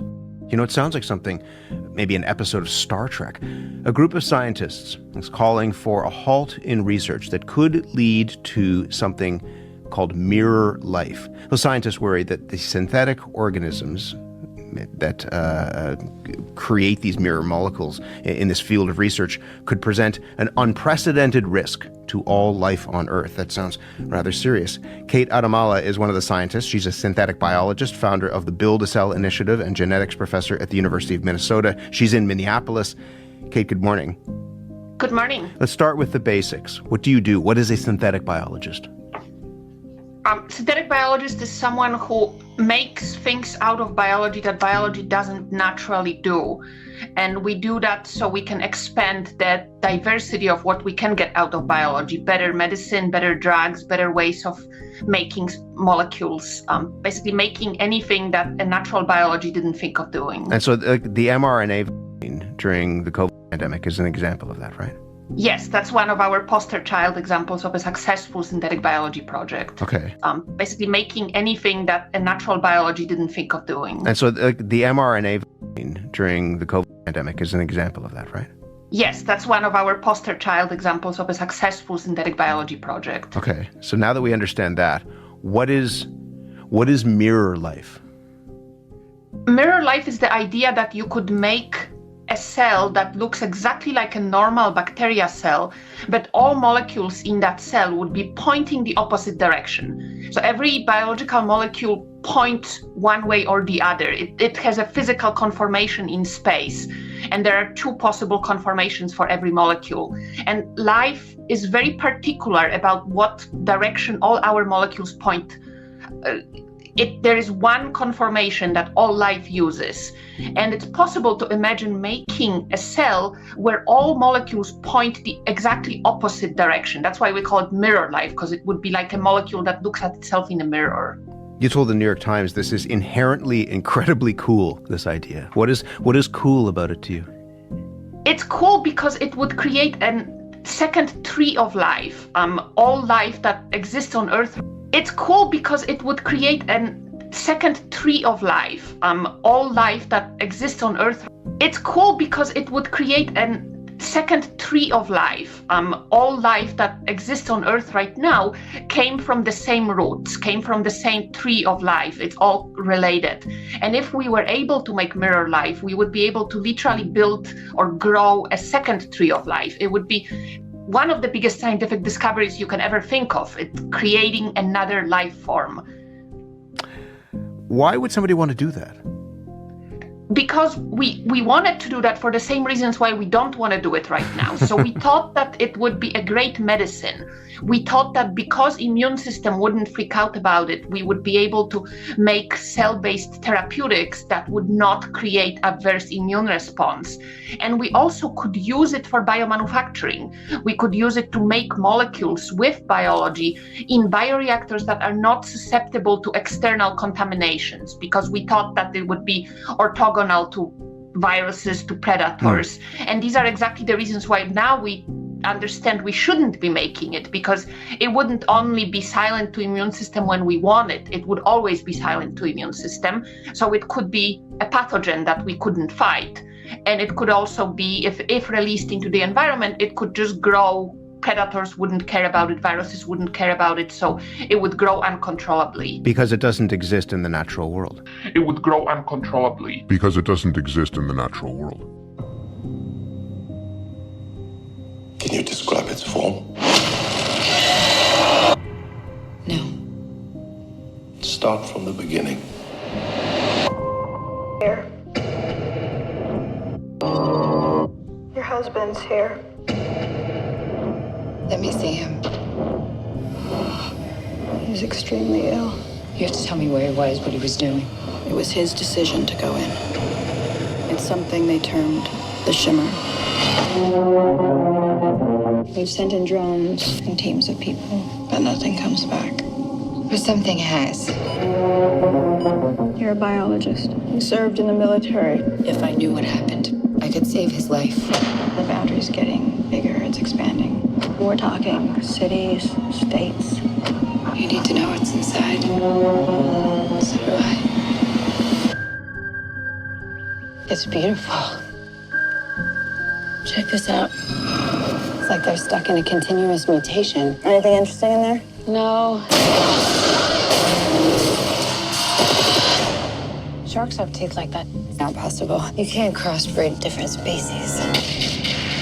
What is it? The soldiers on the last expedition. They went crazy, or something in here killed them. Something's come through the fence. Through the fence? We have to go back. I can't go back. We can camp here tonight. It's destroying everything. It's not destroying. It's making something new.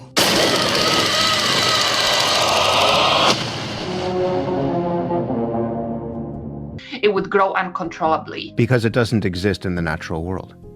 Yes, and the natural world doesn't know about it, because everything in the natural world relies on this concept of molecules pointing the right way. Everything you sense with your molecular sensors, with your receptors on your cells, has to be of the right conformation, has to point the right way to be detected. And if it's pointing the wrong way, it just won't be detected. So the worst case scenario about this, I mean, it does sound like some sort of doomsday scenario, is that it could end all life on Earth. Is that correct? It would take over all life on Earth. It would grow uncontrollably. It would grow persistently, and we would have no way of eating it, fighting it in the environment. So the worst case scenario about this, I mean, it does sound like some sort of doomsday scenario, is that it could end all life on Earth. Is that correct? It would take over all life on Earth. It would grow uncontrollably. It would grow persistently, and we would have no way of eating it, fighting it in the environment. So the worst case scenario about this, I mean, it does sound like some sort of doomsday scenario, is that it could end all life on Earth. Is that correct? It would take over all life on Earth. It would grow uncontrollably. It would grow persistently, and we would have no way of eating it, fighting it in the environment. Now, before you and I go any further, in this documentary, we need to have a conversation. And although, Lord willing, I will be talking about a lot of these topics in more detail in The World is a Stage Part 5, it is so deep that it is so difficult for the human brain to understand. And this is why we must have the same mind that was in Christ Jesus. He will give us the wisdom and the knowledge to understand if you will just follow. If you will just follow and obey him.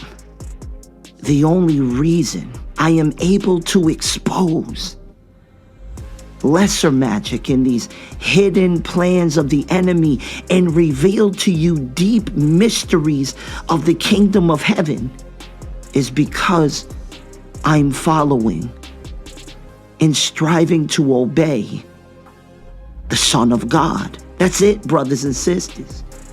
Just obey him, follow him. And this will cause him to lead and guide your steps and establish your thoughts.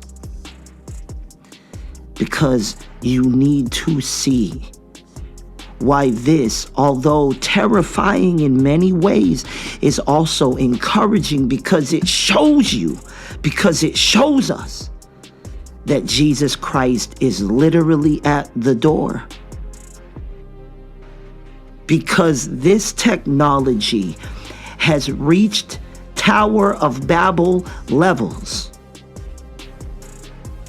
to irreversible damage, catastrophic damage to the earth, the environment, to other dimensions, and ultimately the DNA. This is why the word says that unless, except Christ return soon, no flesh would be saved. What does that mean? Well, this was explained in a recent documentary. But brothers and sisters, understand when you see the technology at hand, whether it's the Hadron Collider at CERN or the Willow chip quantum computing that is already tapping into other dimensions, or this mirror life, the creation of a new creation, anti-Christ. It reverses everything, creating a mirror. This is what they have been planning for so long. But the dragon needed to wait for knowledge to increase and mankind to do his bidding on the world stage. Think about what I am saying to you and what this actually means. And I noticed that while I was reading the article about this mirror life, they literally mention how human DNA is exclusively right-handed. And in The World is a Stage Part 4, it was revealed and broken down that when it talks about people receiving a mark in their right hand, nobody would understand DNA to be able to explain it 2,000 years ago. But as a servant of the Most High God was seeing a vision of what the abomination would do to the body, going straight to the book of life, the genome, how would he be able to explain the right hand? This is why the Bible says, let those who have wisdom. You see, you have to ask for the wisdom from the Son of God to be able to comprehend and understand these prophecies as they are unraveling right past the feet of society. And as millions of Christians mock and scoff and go about their lives as usual, brainwashed by Hollywood on what will take place in the book of Revelation with the rapture and a stamp in their right hand, they have no clue what has already been taking place and will grow worse as the days draw near. Brothers and sisters, Mirror Life shows you why Janus is so important to the occult. This false god of doorways and keys, but yet he has two faces like a mirror. I want you to watch this and we'll be right back. The CIA has declassified top secret documents.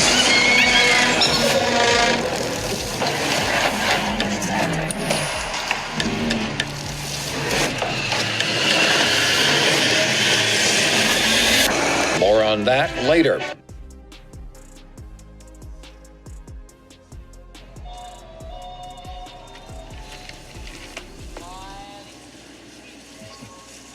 I'll get your sweater from the car.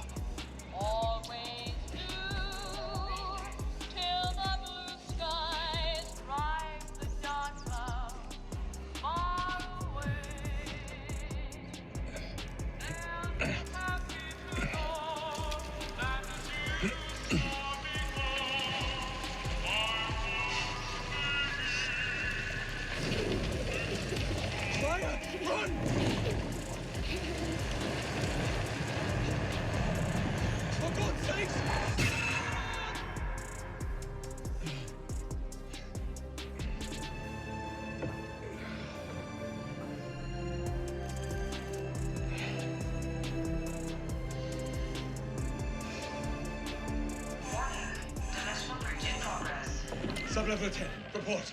Something's wrong with Sam. Dimensional breaches are occurring across the facility. Something's wrong with Sam. Dimensional breaches are occurring across the facility. Secure your stuff. I'll handle Sam myself.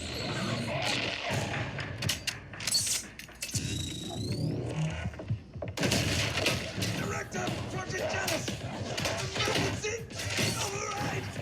Director, Project Janus! Emergency! Override!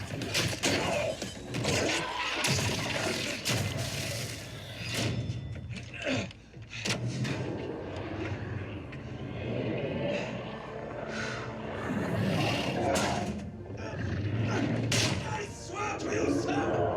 You'll never be free!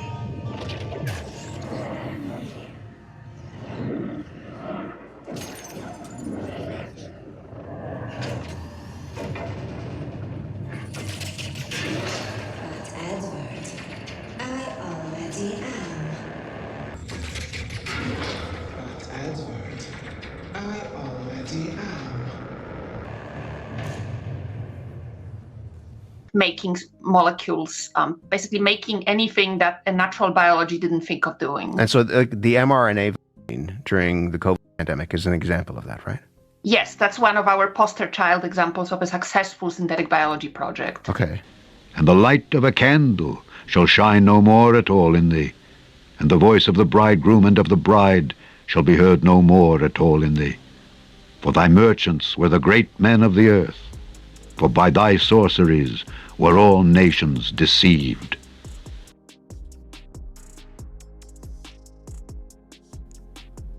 And while we're on the topic of deception, I want to tell you about a warning that I received in a dream. In this dream, I was outside at night, and the skies were so wide and clear, And as I began to look up into the heavens, all of a sudden, these images started to appear in the sky. Different colors, and it felt so real, but yet so movie production-like. And this was a warning of great lying signs and wonders that are going to increase.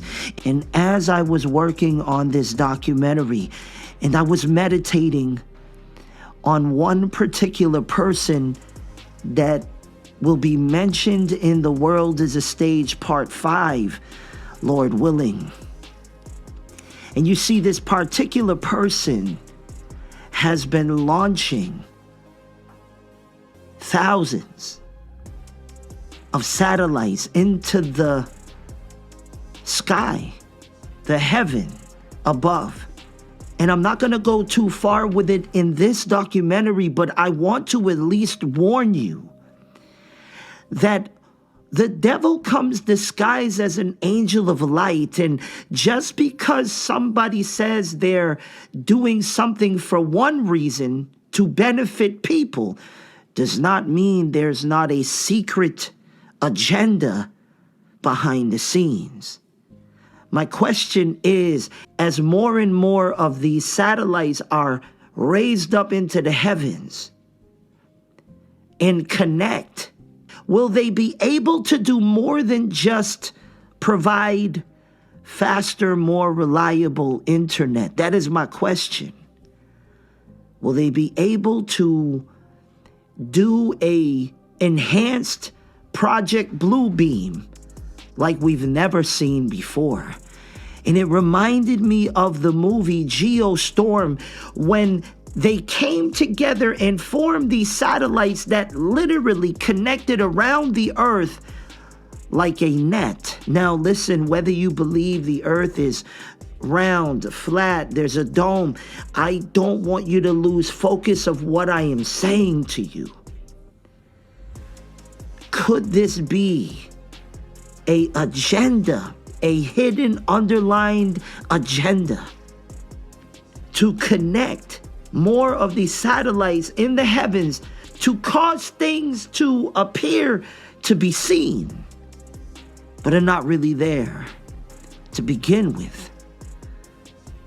Just like the Wizard of Oz.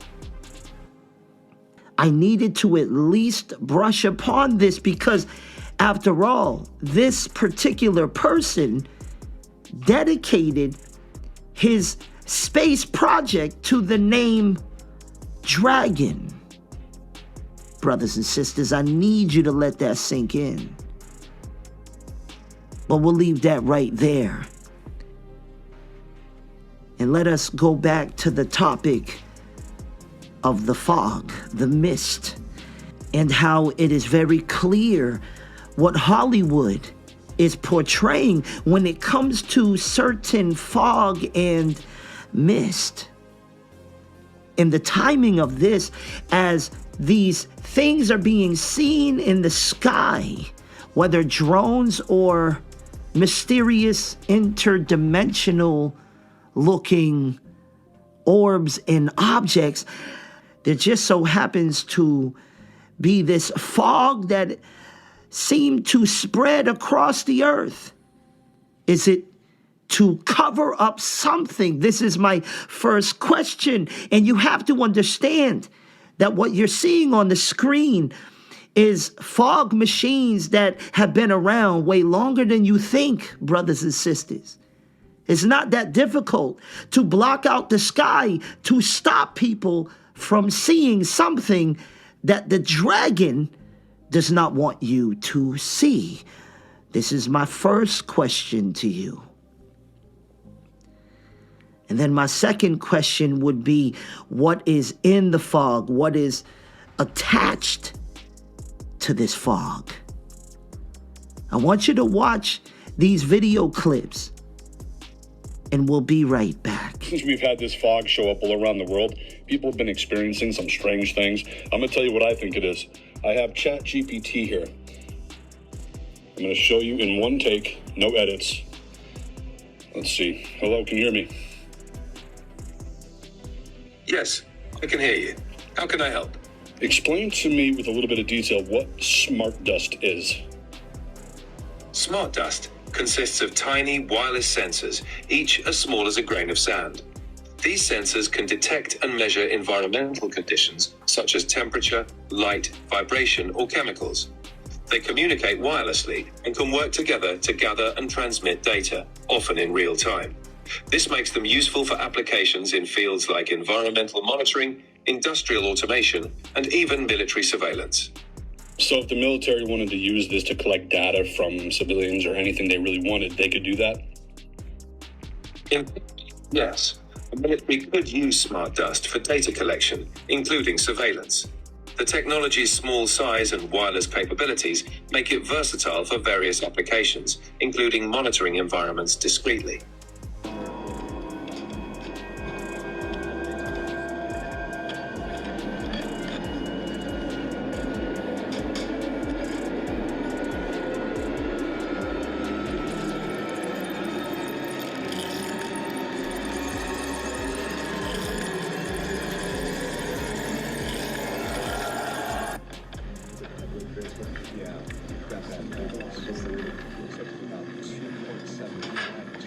We're good to go.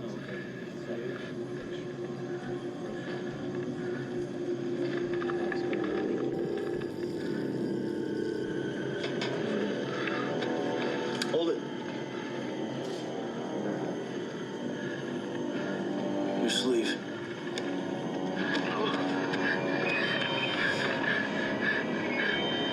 Let me out. Open the airlock. No. Open the door. Then we have to flash. Our protocol. I decide what protocol is. Open the door. Let me out. Let me out. Reset the drill. Open it. I said reset the drill. Let me out. Let me out. Open the door. Let me out.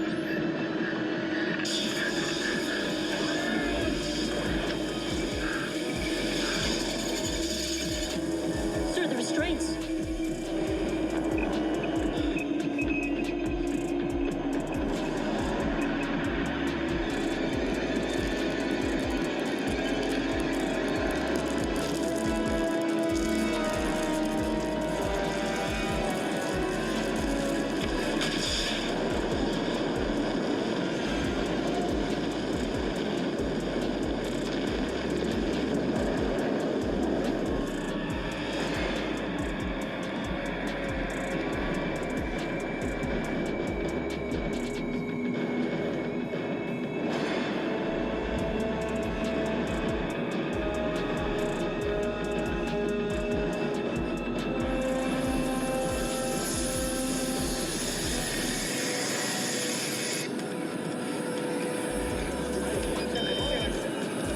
Open the door. Open the door. This facility has been sealed. No one leaves.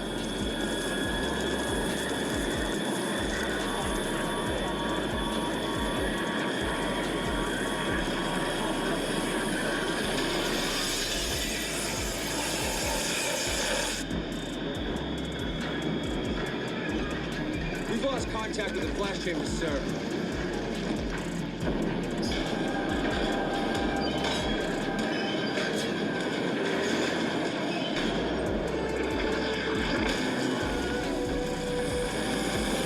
Whiskey Task Force, AJ!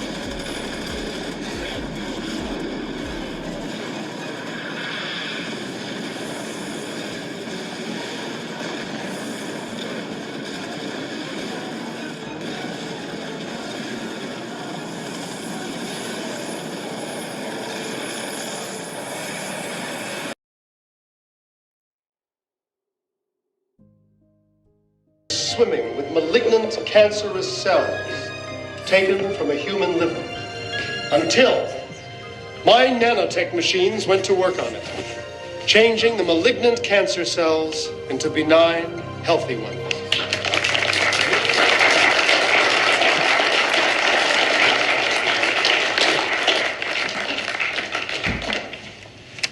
We here at Claiborne University are very fortunate to have someone as gifted as Dr. Stephen Ledbetter on our staff. His latest developments in nanotechnology perched him on the leading edge of a stunning medical breakthrough. Dr. Ledbetter will be happy to answer questions. How are the nanobots able to change the cancer cells? They change them on a molecular level. You must understand that in the science of nanotechnology, we are dealing with objects which are measured in nanometers. You got questions? A few. She took my blood. Why? The Nanex, it modifies the actual cell structure of your brain. We can crack it, but it's not just a one-size-fits-all. We need your DNA so that we can generate custom code. All right. And why me? Because Castle's afraid of you, man. It ain't just a game, Tillman. Every day there's more people stepping forward, want to be a part of Castle's world, throwing away everything it means to be human. Every day there's more people stepping forward, want to be a part of Castle's world, throwing away everything it means to be human. Says he has a plan to bail us all out and we just fall in line. The healthcare system is collapsing. And this time he's pushing for total control over genetic disease. Birth defects no longer an issue. All we got to do is exchange our cells for the ones he wants to give Promise us. of a longer life and a fatter wallet. I mean, you think people will refuse? No. And then the next thing you know, we're all slaves. Gina, when's the last time you saw somebody volunteer to be murdered? I'm sure you know that every last one of our slayers is a bona fide death row inmate. Each one offered the chance to participate as an alternative to their sentence. You stay alive for 30 sessions, you get set free. That's not a bad goddamn deal. And has any of these murdered women actually survived long enough to be set free? Well, I'd remind your audience that Slayers was put together with the full cooperation and approval of the United States federal government, that the revenue it produces is responsible for funding our entire prison system, keeping the bad guys behind bars. So, Mr. Castle, how the hell does it work? It begins with a single nanocell planted in the motor cortex of the brain. This cell can replicate, replacing the cells around it with perfect copies. And these copied cells contain remote access functionality. Therefore, nano plus cortex equals a nanex. Isn't it true? This cell can replicate, replacing the cells around it with perfect copies. And these copied cells contain remote access functionality. Therefore, nano plus cortex equals a nanex. Isn't it true that every human that undergoes this procedure will have a distinct IP address, like a mobile device or notebook computer? Similar, yep. Isn't it true that every human that undergoes this procedure will have a distinct IP address, like a mobile device or notebook computer? Similar, yep. Control is strictly localized to the parameters of our gaming environments. You take society, for instance. Once a cast member has left the workplace, they are completely...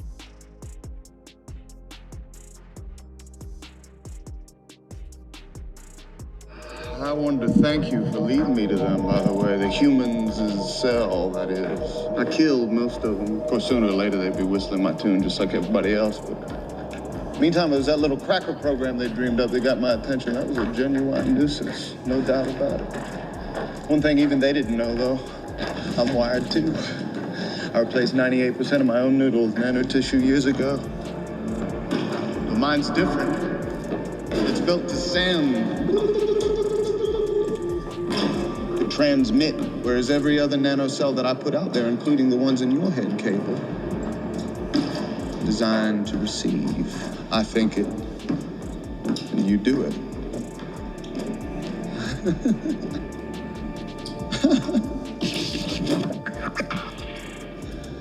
We're talking every Slayer, everyone in Society City. I believe your better half would fall under that category, provided they're within range of my transmitters. Very nice, Castle. So you got an army of psychotics and deviants to dance around for you. You're thinking small, Cable, but not as small as me. See, nanocells are real small, 1,000 times smaller than these dust particulates. You inhale it, they go to work, replicating, spreading like a virus, multiplying in exponentials. 6 months' time, I could have 100 million people converted, ditch diggers, porn stars, and presidents. Not one would be the wiser. 100 million people who buy what I want them to buy and vote how I want them to vote and do pretty much damn well anything I figure they ought to do. So guys, I don't know what's going on. I don't know what's in the air. But my family and I have been sick, and it's been going on second week, heading into its third week. Hear me out. Y'all know about the drones in the sky. Have y'all noticed more fog advisories in your area? I have. I've seen a ton of fog advisories all across the country, okay? I think the drones and the fog, they're connected. How the f could these two things be connected? Well, it's called... What is going on right now? With this whole, like, fog stuff, if you don't know what I'm talking about, go search it. Just type in fog. You'll see. This is not natural. It looks like fog, but people have been putting up flashlights at night. Let me show you what it looks like. What is this? I have never, ever seen this. This isn't fog. It acts like fog. And there is a very weird smell. There's a very distinct smell. Everyone's saying it smells like something's burning, like chemicals, having respiratory issues for being outside for 60 seconds. It's going on for days all across the world, in Georgia, in Canada, in Florida, in London, throughout the UK. I'm gonna show you somebody's filter that they have in their house. Mind you, they changed it a month ago. I've never seen anything like it. And the actual... Look at this filter, y'all. I've never pulled out a filter this dark in my life. This is not normal. It's black. Look at the new one. Conspiracy theorist, but I am, and so this falls in line. What the is this? I'm gonna turn my flashlight on. What is this? This is not fog. Oh my God. The fog. Everybody's talking about it. Everybody's trying to figure out where it's coming from, why, and what it might be doing to us. We all have our suspicions, but I just found this. MAGA Brittany had this to say. In regards to the fog, I found this document from the Air Force 2025 report that was published in 1999. The site has been removed from the internet, but I found it on the Wayback Machine. It discusses tiny nanoparticles that can be delivered through fog, making them undetected. There are both defensive and offensive reasons why the military government would disperse fog on purpose. Now we just need to figure out why they're dispersing it now. And I'm seeing these crystal pellets all over the place. And at first I thought it was ice. And I picked it up, and they're not heavy, they're very light. What is that? This is coming out of our sky. It just rained. They are all over the place. It is on this block here. I'm walking just to see if it's in one area, but it's literally all over the place. Look, it's not ice. It's not melting. It's like plastic. It's not a rock. I've never seen a rock like this, and it's leaving these like shards of glass. You see that? All over my hand as I do this. Look. It's like breaking apart. What is going on? What is that? Dude, what the f is this fog right now? It has the weirdest smell to it. Okay, so I've been seeing all of this stuff about the fog here lately. And this is like, I think we're a week, maybe a little over a week of just pure fog. And on top of it, it's like some weird funk. Like, I don't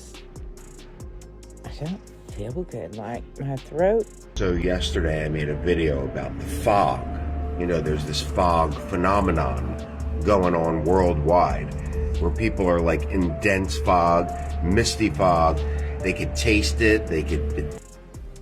What if I told you that the whole time many of you have been waiting for certain major documentaries. The Lord God has commanded me to scatter nuggets of evidence and revelations in the midst of so many of these other documentaries, videos, and messages. When it comes to the end of the days, the abomination, and the important things that you need to know. Because remember, the word says, my people perish because of a lack of knowledge. And I want to stand before the Most High God, knowing that I served Jesus Christ of Nazareth, Yeshua the Almighty, with all my heart, with all my soul, my spirit, my mind, my entire being, that I served my wife and children, that I served the body of Christ, giving as much as I can to help you make it in. And all I want to see is the Lamb of God glorified, praised, honored, and worshiped the way he deserves to. But brothers and sisters, I believe this is why Christ, when he would tell us terrifying things to come, he would balance it by telling us to be encouraged. You see, it is without a shadow of a doubt, these types of evidence shows us that the return of Christ is imminent, that he is at the door. Because brothers and sisters, this type of technology will have, and again I say it, irreversible consequences. But be encouraged, because our great Lord God and King is at the door. But I want to end this documentary by exposing this smart dust. Now, whether the dragon is now spraying smart dust in the midst of fog or not, know one thing, brothers and sisters, that he that dwells in the secret place of the Most High shall abide under the shadow of the Almighty, and you shall not be afraid. If Christ be for you, who can be against you? You have to make sure that in your own volition, your own will, you never allow the dragon to put anything in your body that will separate you eternally from the Lamb of God. And what you have to understand is it is the mark, the name, and the number. It is a unholy trinity, you can say, because they connect together as one. You see? Those that take the abomination connect to the beast system. Most just haven't figured it out yet. The abomination and the biometric system are connected. Why do you think people had to prove they were bitten by the serpent using their app on their phone to prove it? Because they are connected.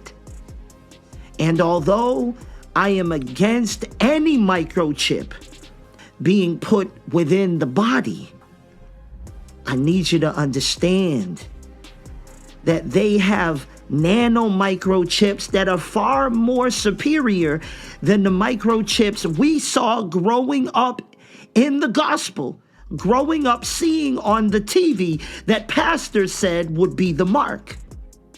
We're far beyond that, brothers and sisters. This has been reduced all the way down to nano technology that can be put into a vial that can be released as powder. Do you understand? So let us talk about this nano dust. Remember that Satan said he wants to be like the Most High God. I want you to think about that, because the word for dust or powder in the Hebrew is afar, A-P-A-R, and it means dry earth, dust, powder. But I want you to think about something for a moment. Now, we know angelic beings, interdimensional beings from heaven, from the throne of God, can change form and size and shape and even their very image at the command of Christ. We know there are angels that are absolutely enormous. But what if one of the secrets the dragon don't want you to know is that just as an angel can become very massive in size, they can also shrink all the way down to nano size. I want you to think about that. Is that a possibility? Now, we know that angels can enter human vessels because Satan entered into Judas. Did he not? But that's when I started to realize that this smart dust is connected to the image of the beast, which is alive. Yes or no? It has an IP address. It can communicate through the digital clouds back to the brain of the beast. Yes or no? Well, my question to you is this. If you do your research, whether you go the route of the Anunnaki and these things which will be mentioned in The World is a Stage Part 5, Lord willing, what is the oldest recorded evidence of smart dust? As I meditated on this, the word of the Lord came to me and showed me the mystery. Are you ready for it? I want you to go to the book of Genesis. I want you to go to chapter 2, verse 7, and look at what it says. It says, "And the Lord God formed man from the dust of the ground and breathed into his nostrils the breath of life.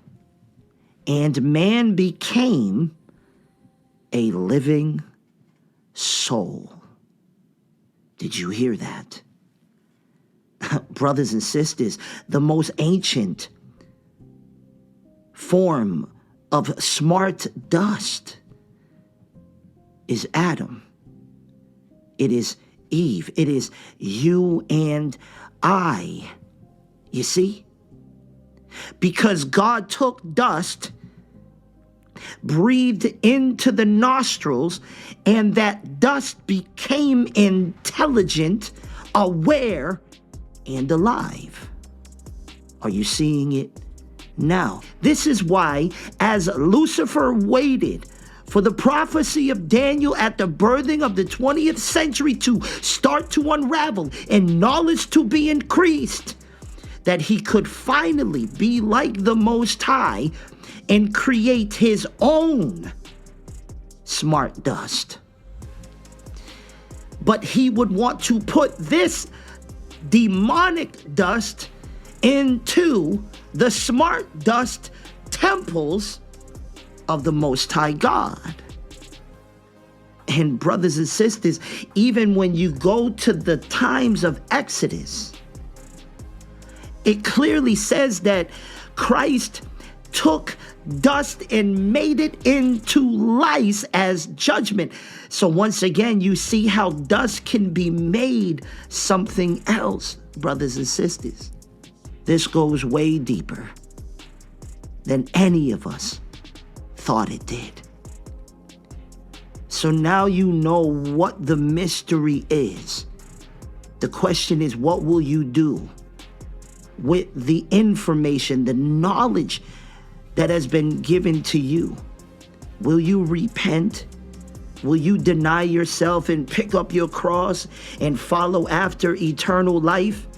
The very one who scooped you from the earth as dust and breathed into you and caused you to become smart dust. But it doesn't end there. He came to the earth roughly 2,000 years ago, walked the earth, did so many things, even more than all the books in the world can contain. He was beaten, shed his blood to save us, crucified, died on the tree, on the cross, rose from the dead on the third day, ascended on high as the Lamb slain, and then did something so supernatural. We didn't just remain smart dust from the loins of Adam, because that became cursed. He now said, I will give you my presence. I will give you the Holy Ghost. I will breathe into you. As Adam became a living soul. A living soul. You will become a quickened spirit. I will breathe into you. And you will be more than just smart dust. My children, saith the Lord, you will become manifested sons of God. Think about what I'm saying. Instead of scooping us from the dirt of the earth like the first time in Genesis, he gathers us from the heavenly dust and breathes into us his life. It's time to truly follow Christ, because we are running out of time. Will you get alone and pray? Shepherds and pastors and leaders can't always be the ones to lead you on what you need to say to God, the Father. You need to have a personal relationship with Christ, the Son of God. Go in that secret place. Get alone with Jesus Christ, the Lamb of God. Give him your life. Repent. Tell him you're sorry for every sin you've committed. Ask him to wash you in his holy blood, mind, body, soul, and spirit. And remember, I was told at the time that if I disclosed this, that I would be killed. And I ended up putting it in the book anyway. The story was that this guy, they finally said, okay, we're going to bring you to the United Nations and share your message with the world. Let's get you on this flight. They bring him on this flight, and instead of bringing him to the United Nations, they shot him repeatedly, and then actually had some kind of meat grinder device, and basically like a bandsaw, I guess, and sawed up his body into a whole bunch of pieces. Put him in these very like radioactive shielded containers, and then had all these fighter jets dock with the plane and fly his body parts to all corners of the world, where then these containers turned them into ash. And they thought that maybe this would defeat him, like that his body somehow, the tissue was necessary. So if they destroyed all the tissue in all these places across the world, maybe they could defeat him. Well, he then regenerated in their offices and was fully fine, fully intact. But the sad part is that he said, you guys so badly do not want me to be here that I am not going to be able to do any more. You're going to get what you want, but bear in mind that in the future... I've been showing you this. The Bermuda Triangle is hiding a secret, and no, it's not what you think. Almost 3 times bigger than the Great Pyramid of Giza, there is a gigantic crystal pyramid under the surface of that region. Here is where it gets rather unsettling. This pyramid's material and behavior isn't like anything we find here on Earth. It creates powerful natural electromagnetic fields, which may explain the accounts of planes and ships vanishing. This is where things get scary. In recently uncovered documents from a government whistleblower, it said that researchers believe that this pyramid was built by an ancient, super advanced civilization known as the Atlanteans. The document specifically mentioned that the Atlanteans had mastered interdimensional travel and built this pyramid as one of Earth's gateways to another realm. Due to the disappearance of the Atlanteans, it has since become unstable and has been the root cause of many mysterious disappearances. This explains why so many ships and planes have vanished without an explanation. It begs the question, where did these Atlanteans go and what happened to their vast technology? The cities I named, there was Kennett. I mean, listen to Kennett. Kennett had 40 saloons, dozens of trade stores, a hotel, hospital, schoolhouse, opera house, and now it's sitting at the bottom of Lake Shasta, 400 feet below. The Eagles mine had 117 million pounds of copper. It's under Shasta Lake as well. 2 huge copper mines. I mean, again, copper was used for free electricity. That's what they don't want to advertise it. They also found iron ore. They found titanium. Whiskey Town in 1962, 2 weeks before Kennedy was assassinated, he did a dedication on Whiskey Town once they filled it up on how they buried the city of a former gold mine. Folsom Lake, there was a place called Negro Hill, which they buried, which was where all the brownskins established their gold area, where they call them Negroes. They changed the name. Lake Berryessa was another one buried. It had, in 1950, it had a hotel, a general store, a restaurant, 2 pumps, and a cemetery. 300 people lived there. Lake Almador was called Big Meadows. The northern Madu tribes, the new settlers, was taken over. Bidwell Bar, that's up in Paradise there. Had a post office in 1853. Why are they having post offices in 1853 when the Pony Express didn't go to the late 70s, 1880s? I mean, it doesn't make any sense why they had all these post offices in.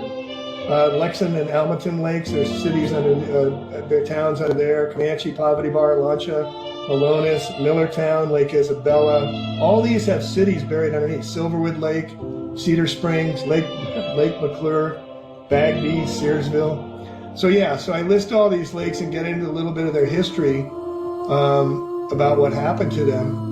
And, you know, burying the evidence and then putting them underwater. And now with the drought going on, we're seeing some of these buildings starting to come back up again, which is...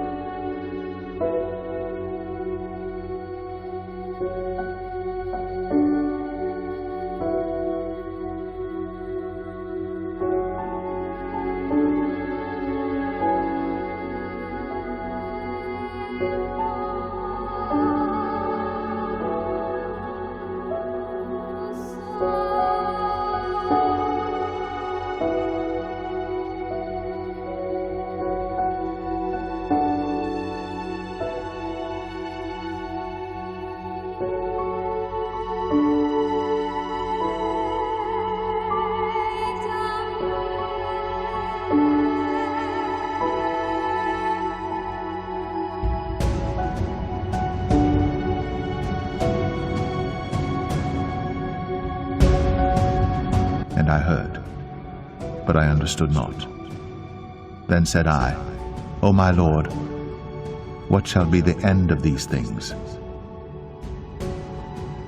And he said, Go thy way, Daniel, for the words are closed up and sealed till the time of the end. Many shall be purified and made white and tried, but the wicked shall do wickedly, and none of the wicked shall understand, but the wise shall understand. Early twilight had fallen within the few hours it passed, and when noon came, the skies were already as dark as midnight. Even the animals got confused by the unexpected darkness. Lisbon, one of Europe's richest seaports, has been transformed.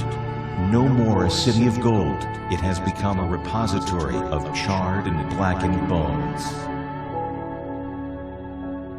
They received the word with all readiness of mind, and searched the scriptures daily.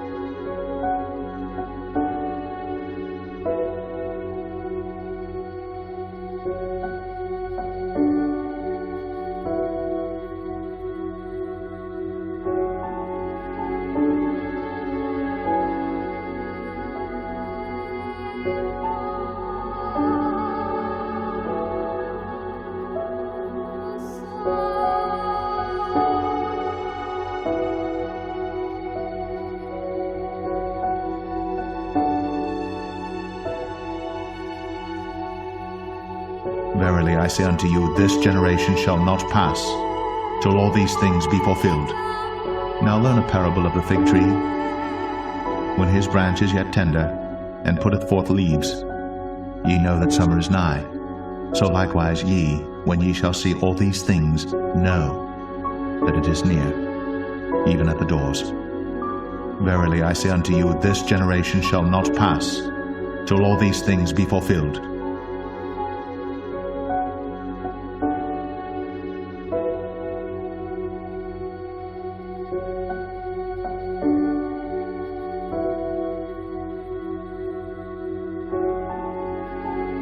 When ye see a cloud rise out of the west, straightway ye say, There cometh a shower, and so it is. And when ye see the south wind blow, ye say, There will be heat, and it cometh to pass. Ye hypocrites, ye can discern the face of the sky and of the earth. But how is it that ye do not discern this time?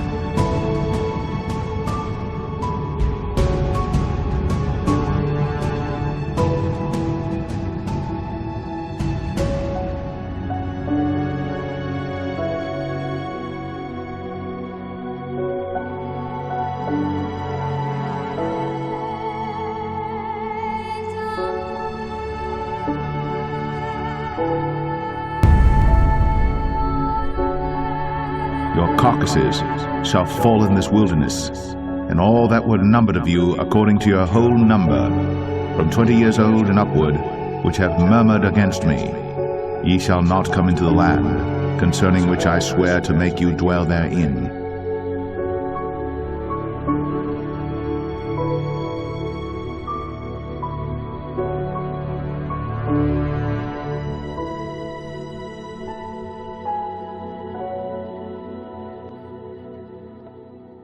Verily I say unto you, this generation shall not pass, till all these things be fulfilled.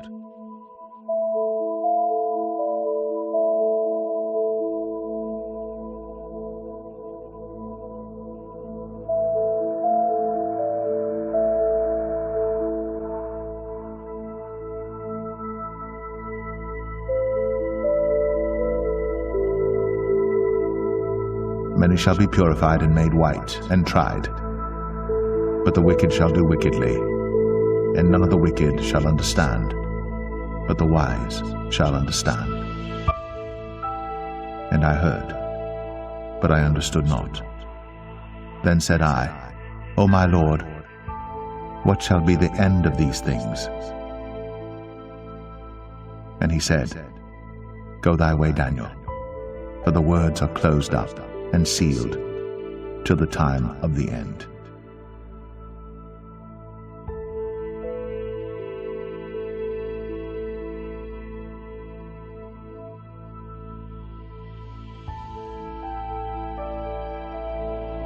And it shall come to pass afterward that I will pour out my Spirit upon all flesh, and your sons and your daughters shall prophesy, your old men shall dream dreams, your young men shall see visions, and also upon the servants and upon the handmaids in those days will I pour out my Spirit. And I will show wonders in the heavens and in the earth, blood and fire and pillars of smoke. The sun shall be turned into darkness, and the moon into blood, before the great and the terrible day of the Lord come. And it shall come to pass that whosoever shall call on the name of the Lord shall be delivered. For in Mount Zion and in Jerusalem shall be deliverance, as the Lord hath said, and in the remnant whom the Lord shall call.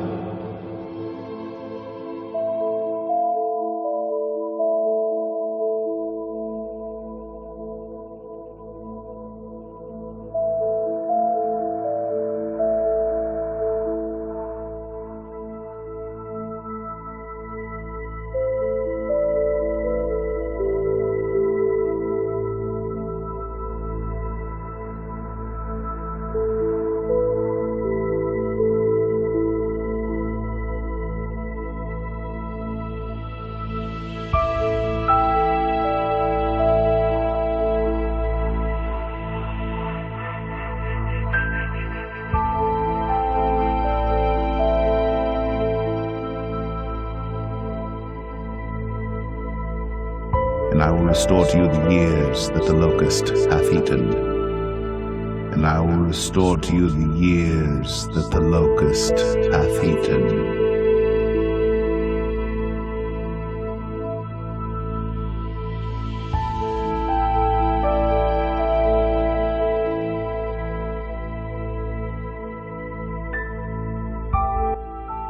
And the fifth angel sounded, and I saw a star fall from heaven unto the earth, and to him was given the key of the bottomless pit. And he opened the bottomless pit, and there arose a smoke out of the pit, as the smoke of a great furnace. And the sun and the air were darkened by reason of the smoke of the pit. And there came out of the smoke locusts upon the earth, and unto them was given power, as the scorpions of the earth have power.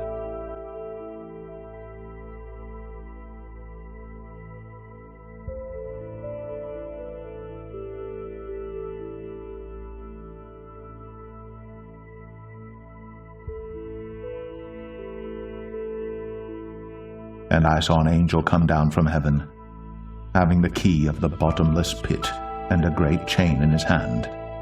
And he laid hold on the dragon, that old serpent which is the devil and Satan, and bound him 1,000 years, and cast him into the bottomless pit, and shut him up, and set a seal upon him, that he should deceive the nations no more, till the 1,000 years should be fulfilled.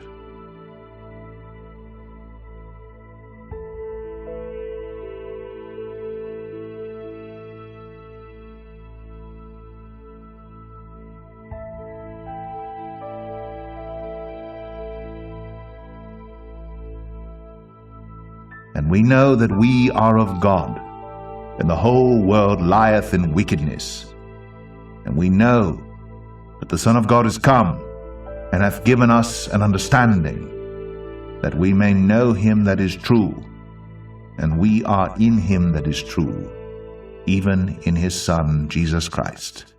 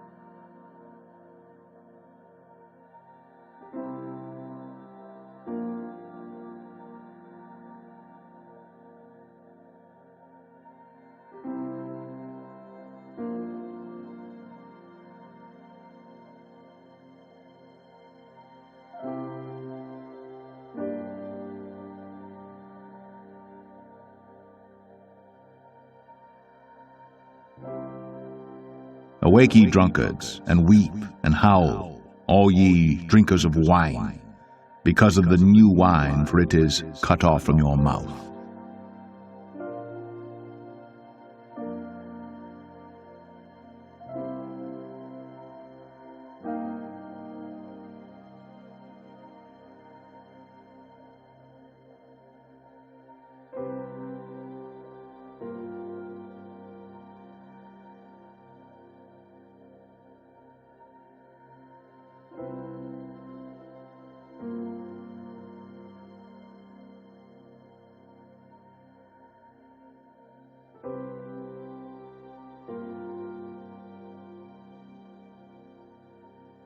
Then shall the kingdom of heaven be likened unto 10 virgins, which took their lamps, and went forth to meet the bridegroom.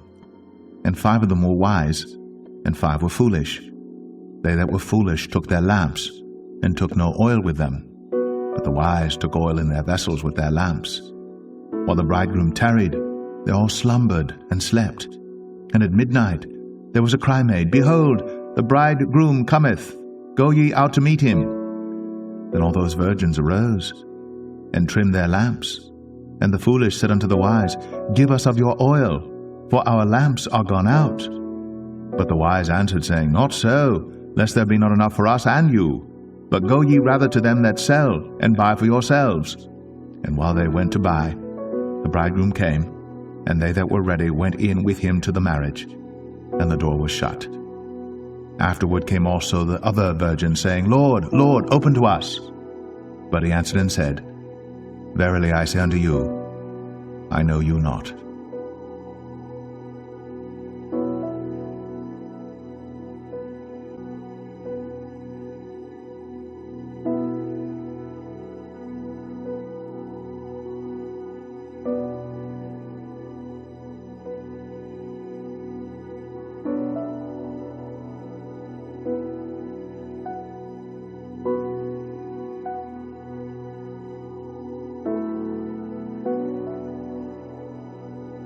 Awake, ye drunkards, and weep and howl, all ye drinkers of wine, because of the new wine, for it is cut off from your mouth.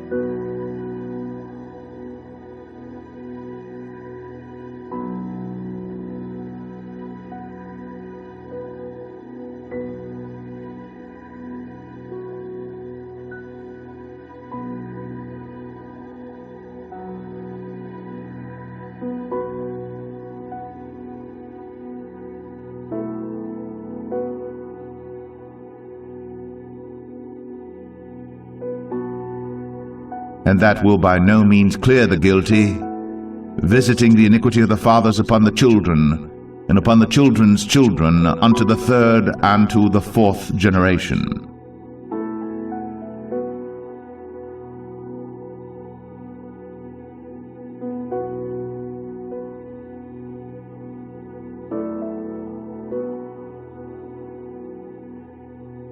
Tell ye your children of it, and let your children tell their children, and their children another generation.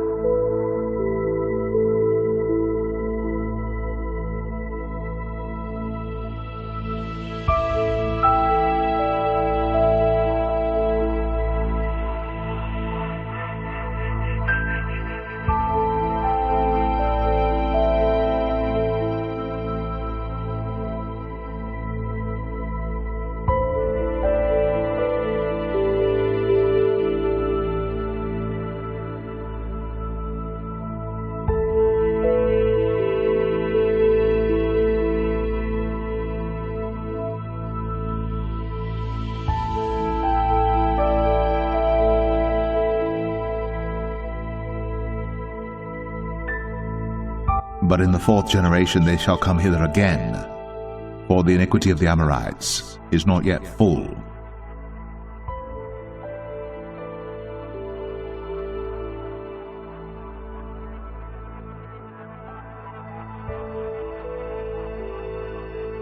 I have heard the murmurings of the children of Israel, which they murmur against me. Say unto them, As truly as I live, saith the Lord, as ye have spoken in mine ears, so will I do to you. Your carcasses shall fall in this wilderness, and all that were numbered of you according to your whole number, from 20 years old and upward, which have murmured against me.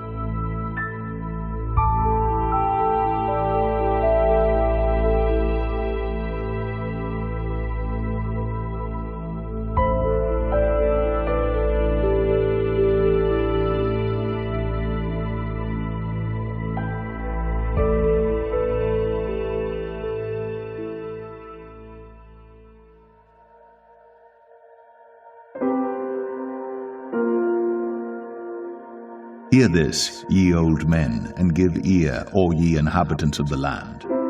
Hath this been in your days, or even in the days of your fathers? Tell ye your children of it, and let your children tell their children, and their children another generation.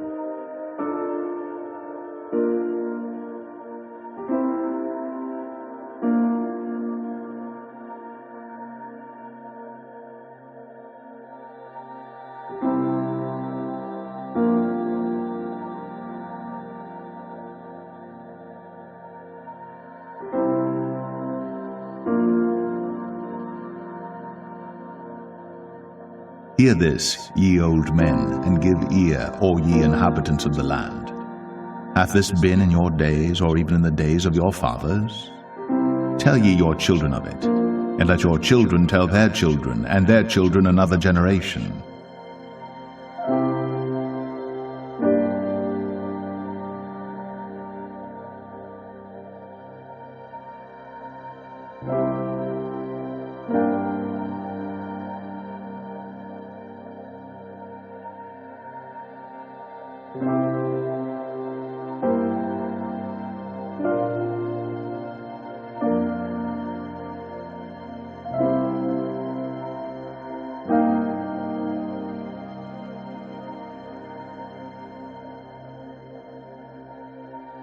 Immediately after the tribulation of those days shall the sun be darkened, and the moon shall not give her light, and the stars shall fall from heaven, and the powers of the heavens shall be shaken. On the day of May 19th, 1780, people in New England woke up to find a shadowy fog drifting over the morning sun. Early twilight had fallen within the few hours it passed, and when noon came, the skies were already as dark as midnight. Even the animals got confused by the unexpected darkness. The night birds sang, while chickens in the area retired to their roosts. People had to light candles so they could see what was around them. During that time, many Americans were bewildered by the disappearance of sunlight, fearing that the biblical end of days was already at hand. That unusual day of confusion and awe has since been commemorated as the Dark Day of 1780. Several days before the eventual Dark Day of May 19th, 1780, people noticed some unusual activities happening in the skies that loomed over New England. At the time, the region had only just recovered from one of the coldest winters ever, and though the still and breezy air in the town warmed up, it was also very dense. During the hours of dusk and dawn, the sun had a reddish hue while the moon glowed pink in the evening. Even General George Washington, who was based with some members of his Continental Army in the neighboring New Jersey, mentioned in his diary entry that day that there were heavy and uncommon kinds of clouds, and that it was both dark as well as bright with a reddish kind of light intermixed with them. Despite these unusual signs that appeared the day before, May 19th began as a typical gloomy morning. The skies were both calm and gloomy, while light rain drizzled over some areas. People across New Hampshire, Maine, Massachusetts, Rhode Island, and Connecticut rose from their beds and headed out to their farms and towns. It wasn't until sometime between 8 and 9 in the morning that people started to notice something was not quite right with their surroundings. A bunch of reddish-orange tinted clouds rushed in from the west, blocking the rays of the early morning sun. And so, instead of glowing brighter, the skies had gotten dimmer, with a veil colored like apple cider descending over the visible heavens. The dark clouds continued to accumulate as the morning went on. By midday, the sun's disk was already obscured as a whole, and most, if not all of New England was shrouded by gloomy blackness. In order to work or eat lunch, many people were forced to do so under the glow of faint candlelight. Others could only stop and stare in amazement at what was unfolding all around. It's not surprising that people were terrified of the unexpected darkness that turned day into night. And so, lacking information and sufficient explanation of the phenomenon, the majority of the population resorted to seeking comfort in their beliefs. Biblical phrases, particularly those written in the book of Revelation, describing the blackening of the sun and the moon turning red as blood, led some residents of the area to conclude that Judgment Day had finally come. Witness accounts reported people roaming the streets of their towns, making loud declarations that the end of days was already happening.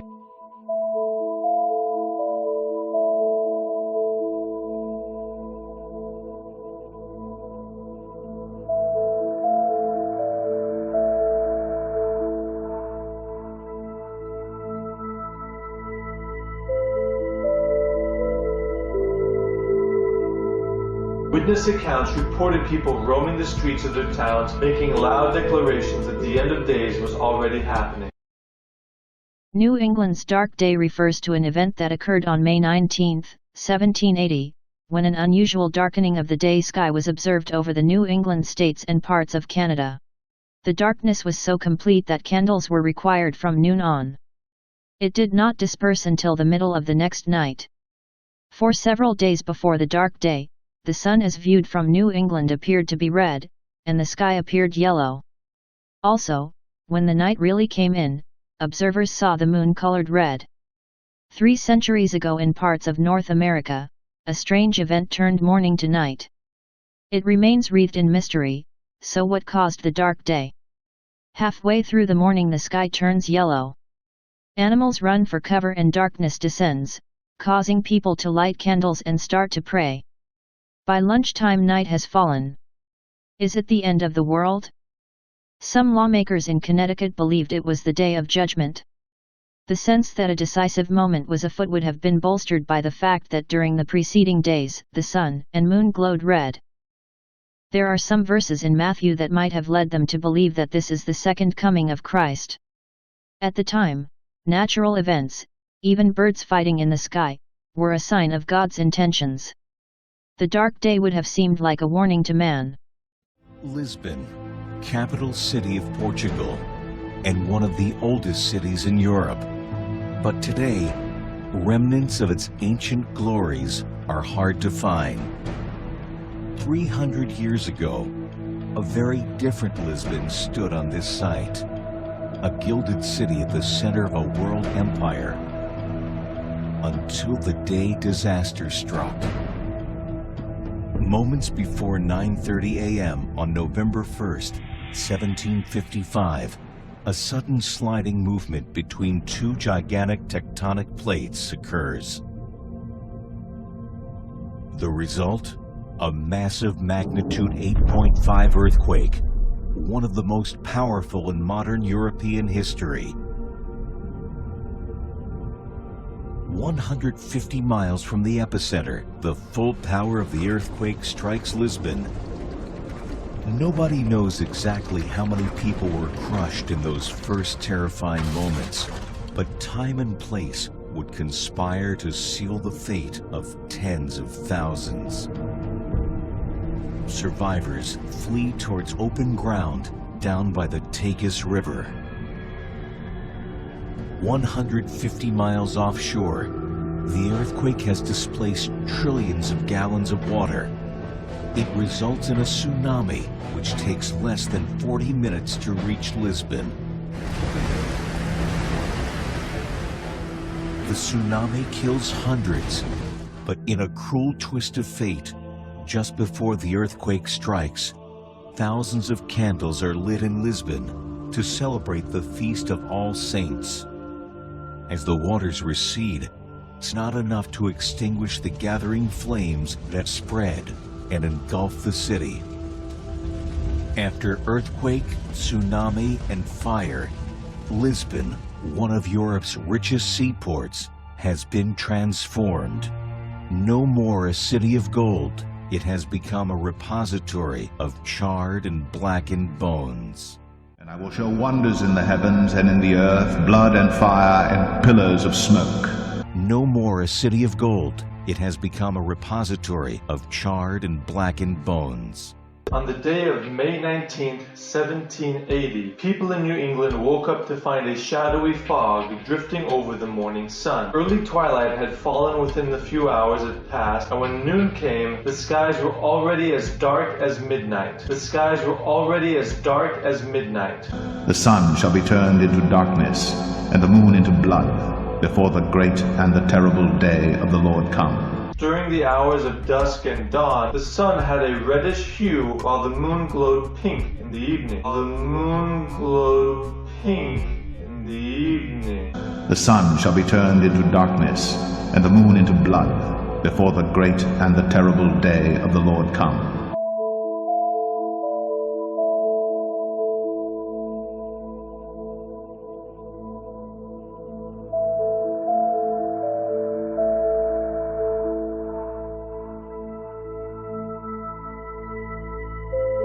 In the words of Jesus in the New Testament, describing the events that would take place just before his second coming, he said, "The sun will be darkened, and the moon will not give its light. The stars will fall from heaven," talking about falling stars. That would happen years later in 1833. "And the powers of the heavens will be shaken."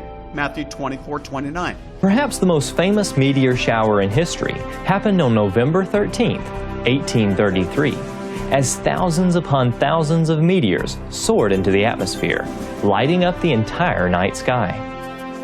It was visible across the eastern United States and was such a spectacular sight that an eyewitness stated, "Some really thought that the Judgment Day was at hand." The meteor storm had such an impact in the South that it sparked a historic song. Stars fell on Alabama. And the moon shall not give her light, and the stars shall fall from heaven, and the powers of the heavens shall be shaken. The meteor storm had such an impact in the South that it sparked a historic song. Stars fell on Alabama.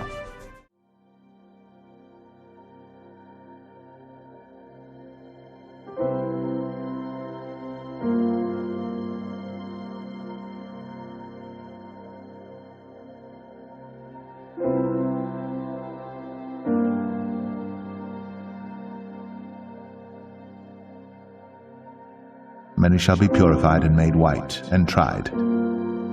But the wicked shall do wickedly, and none of the wicked shall understand, but the wise shall understand.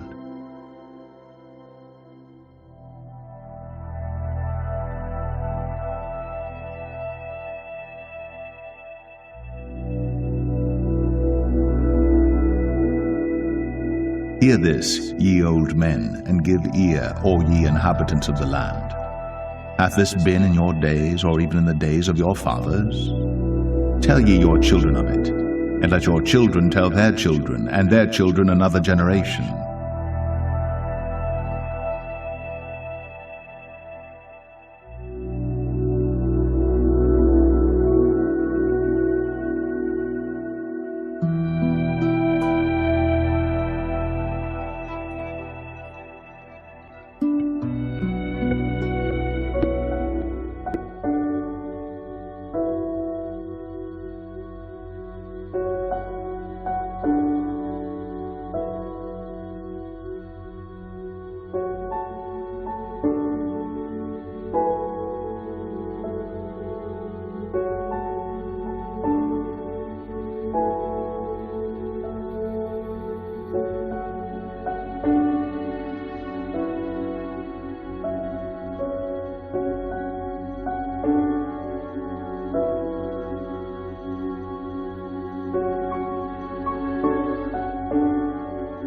Witness accounts reported people roaming the streets of their towns, making loud declarations that the end of days was already happening.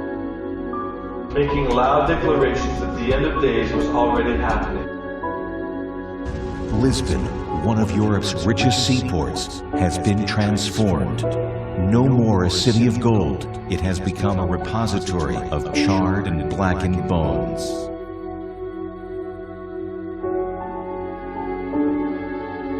On the day of May 19, 1780, people in New England woke up to find a shadowy fog drifting over the morning sun. Early twilight had fallen within the few hours that passed, and when noon came, the skies were already as dark as midnight. And when noon came, the skies were already as dark as midnight. Hath this been in your days, or even in the days of your fathers? The meteor storm had such an impact in the South that it sparked a historic song. Stars fell on Alabama. And the stars shall fall from heaven. Tell ye your children of it, and let your children tell their children, and their children another generation.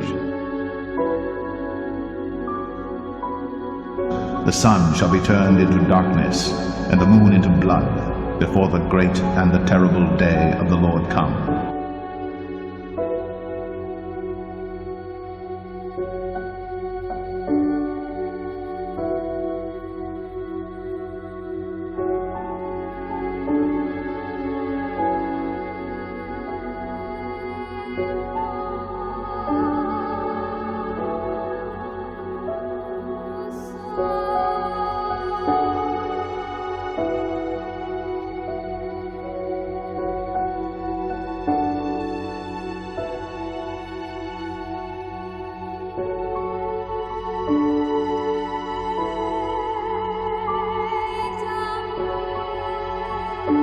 Hath this been in your days, or even in the days of your fathers? Tell ye your children of it, and let your children tell their children, and their children another generation.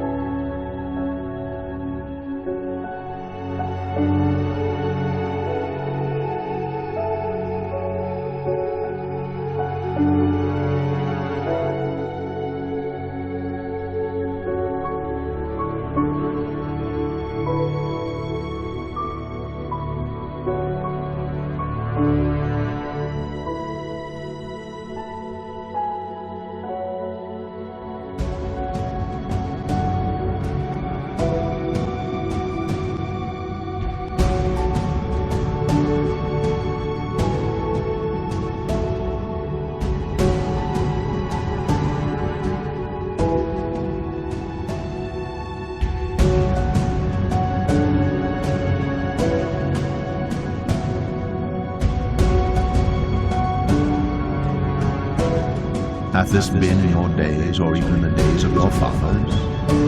Tell ye your children of it, and let your children tell their children, and their children another generation.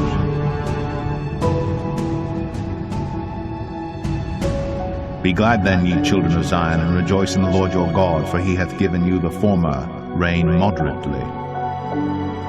And he will cause to come down for you the rain, the former rain, and the latter rain in the first month.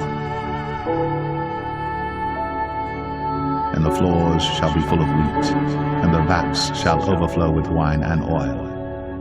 And I will restore to you the years that the locust hath eaten.